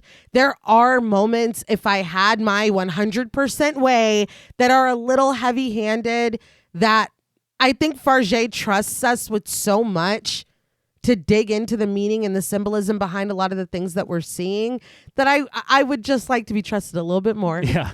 I only needed one reminder that man is that nurse. Yeah. I just needed one. I didn't need 12. I did. You know what I mean? Like, it's stuff like that where it's like, yeah, the glittering gold reminds me of that snow globe and what that snow globe represents. I don't necessarily need to see the snow globe so many times to know that is a motif, that is a visual, what it harkens to, what it means. But it's like, this woman said, I'm going to tell a story in visuals, and here it is. And I'm like, okay, bitch, I love it. You know what I mean? I can't nitpick too much because you really did give us gold. Yeah. No pun intended. So we can kind of slide into ratings as well, because I said I was going to stop twice and I keep going. So for me, on a scale of 1 to 10 serum siphoned spines, I am giving The Substance 10 out of 10 serum siphoned spines. I love everything about this. I love the body horror. I love what it symbolizes and what it means and what society has so often demanded that we turn ourselves into, trying to maintain this impossible, unrealistic standard, this glorification of youth. And this, once you hit 50, it stops. What stops? What are you talking about? It's just, oh my God. And Dennis Quaid. Oh God. Good Lord. Another performance where I'm just never going to forget how much I fucking hated him. Yeah. And Margaret Qualley was excellent too. I feel like she gets left out of the conversation a lot. But I think that this film is so fucking important. I should be required viewing, I think. I love it. I will watch it many more times. I love it, and I will now open the floor to you. No, I understand, and like I said a minute ago, I know everything I won't really understand being from the other side, but I can appreciate and really get into the story that's just being told about body image and about these unrealistic expectations. My ass is never going to look like Diego's. I mean, it's that's not. I get it. That's what society wants. I'm sorry, I can't give it to you. But it is that when you do see muscle-bound men, and that's what they're feeding you. You want to get jacked and look like a real man, and it's like, well, but I work a job, 2 jobs, and whatever, and it's like, dude, I thought, it's impossible. Yeah, we can only watch that Fight Milk commercial. Yeah. so many fucking times before we start feeling bad. Yeah. I'm not a bodyguard. No, it's made for bodyguards. Buy bodyguards. Yeah. But you know what I mean? You can understand that. Yes. You can understand it in the movie. You do see, even for the things that I fully didn't understand, the messaging, I think, is universal, period. Agreed. And it is that, people set such high expectations for things, and this, it's your image and what you bring are just, I guess, what you bring to the table, but what you look like, what you bring to the table or whatever. But there was a lot of moments just watching it being like, damn, that's fucking, I would feel like shit, or that's rough, or what, you know what I mean? It is a bit of an eye opener to some things. But I agree. I feel like if you haven't seen this movie, watch it. And even if it's not something that you enjoy, try to really look at it and take what you can out of it. Mm-hmm. Because there is stuff in there that I think, like you said, babe, everybody should watch and should understand and kind of see. But for me, on a scale from 1 to 10, serum, siphon, spines, I'm going to give The Substance an 8.5 out of 10. Okay. I really did like the movie. And the effects, I like the crazy, freaky shit. The ending, that was cool. It reminded me a little bit of Lady in the Fruit Cellar from Evil Dead, when they cut off her head and her hands and she's spraying blood everywhere. I mean, it did. Again, I do. The visuals great. The monster's gross in the best possible way. Practical effects for the win all day long. Always. Yeah, I agree with everything you both just said. I don't know that there's anything that I can really add to anything. Right. I feel like we've spoken a lot and really made our opinions and thoughts known. Mm-hmm. I think it really just is. It just boils down to it being such a poignant message, timeless message. Yeah. And I think that I appreciate even the satirical, like overdramatic, exaggerated things. Yeah. Mm-hmm. I think it is what you said. The only thing that I can say as a drawback is there are moments that I would appreciate it being a little more subtle, trusting your audience to follow you as we have already and understand. Yeah. So it is a couple moments like that are drawbacks. And I think a few lines of dialogue that I think are, for being such a visual filmmaker, it's already expressed perfectly. Yeah. You don't have to tell me. I know. I got it. Yeah, I promise. But I think, everybody should see this. I think that it is a fantastic piece of filmmaking, maybe even bordering on the line of a cinematic achievement. For sure. Yeah. But with all that said, for me, out of 10 serum siphoned spines, I am going to give The Substance 9 serum siphoned spines out of 10. This film is wild. It is at some times hilarious. Yeah. Yeah. At some times the most tragic thing you've ever seen in your life. Mm-hmm. Yeah. It's a great piece of work. I forgot to even say she's back to blue in the end. Like she did her neon and her metallics and her pinks, and then she's back to blue because you can't escape from yourself. That's what he says in the video. It's very well crafted. It is. Well, that's all from us at Pod Mortem. What would you rate The Substance, and what should we watch next? Let us know on Instagram at the Pod Mortem. Be sure to follow us on Twitter and like our Stairhole Productions page on Facebook. Be sure to follow each of us on Instagram and Blue Sky at Blood and Smoke, at Juggalo Daddy 84, and at Travis MWH. Thanks again to Original Cinematic for sponsoring this week's episode. Please consider pledging to our Patreon, where you'll get over 200 hours of bonus content, our monthly schedule, access to our Discord server, and the opportunity to help us decide which films to cover.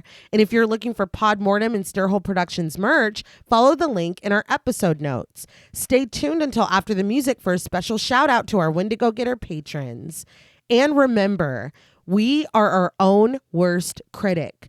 Confidence and peace can only come from the person we see in the mirror. Love and respect them, regardless of the external noise. Until next time.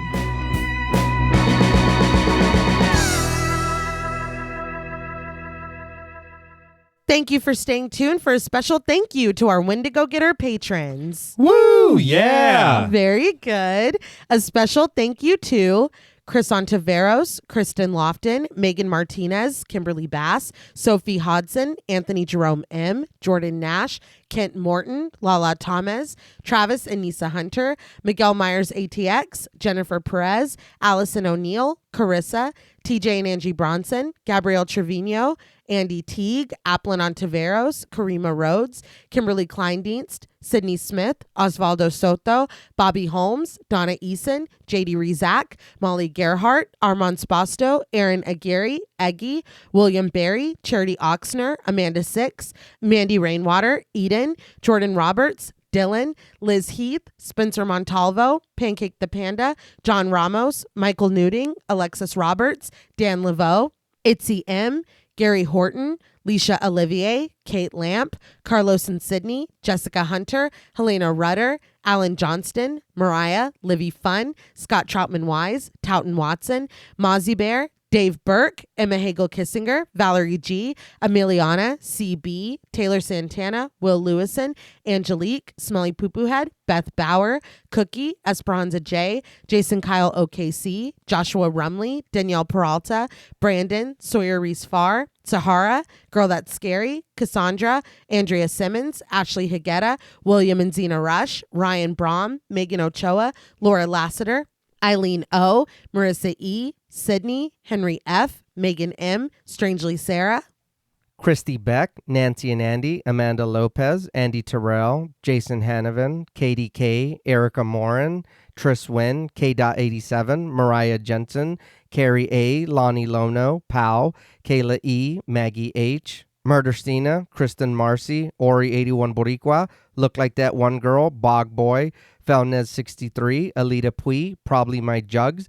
Kate Thackeray, Wade Pack, A Lizard, Bay J, Jay Rich, Topher Williams, Elena Metler, Valerie K, Christy Lee Kruger, Professor of Humanity Laura McCarricker, Naomi, Josh Smith, Autumn Green, Abby Kopp, Crystal 831, Skank Sinatra, Morgan Alexander, Tony Osteen, Julie Fredborg, Rihanna S., Daniel Taylor, Anna Kate, Heather Ortiz, Kim H., August, Vengeance Spirit, Kelly Glazyface Mac, Jenny May, Glittery Fab, Malik Caselli Armstrong, Scarly D, Toya Shea, Katie, Martin Shaw, Star, Tyler J, Daniel Dickerson, Cam Davies, Patrick Hoagland, Raven D, Wesley Tart, Kristen Jackson, Jacob Nordberg, Spencer, Samantha, Damian Grant, Half Price Horror, Clemmy, Erica, Jason X Rules, Karen Burrows, 203 Duncan, Aaron Norman, Stephen Rogers, Victoria Smith, Patricia A. Graham, Erasmo Peña, Danielle Wright, Tabitha Thomas, Becca Boo, Richard Murray, Irene, Sally Slater 52, Jordan McCarthy, Christy Michelle Wilson, Rosalind Harnius, Emily Rance, Amy, Lisa and Kathy, Mike H., Karen with a Y, Christian Sadler, Hannah, Sarah Jack, Casey L., Evelyn Knight, Paula Garcia, Ghastly Grandad, Megan and Alexandra Saldivar, Lisa Sykes, Sonny Jonas, Kelsey Niemeyer Cook, The Face Flowers, JG, Morgan Novello, Ashley, Alex M., Brandon C., Gordon Sutherland, Georgia Renland, Ashley Poe, Najee P., Seth Schaff, Diana Joe, Connor Gormley, Carrie Parker, Katie Face, Jane Pillsbury, Caitlin Asher, Mia Franz, Dale Harley, Annabeth Carter, Pooh Bear, Spicy Calderas, This is the Zodiac Speaking, Jason the Ghost, Moldy Tic Tac, Brian Ward, Tanner Rutgers, Gremlin Keeper 22, Sam Spade 666, Veronica, Kristen Rhodes, Daniel Laurent, Carmito, TVR, Trev Heron, A Very Sweepy Baby, Randy Tucker, Nicholas Rage, A Lazy Boy, Nicola Williams, Sadison Miles, Jasmine, Stu Corbett, and Daniel Smith. Thank you all so much. Yes, thank you. Yes, thank you all. We love you, and I have to say that your support pumps us up. Yeah. You gotta. Yeah, you got it. We're all slow motion twerking over here. Until next time.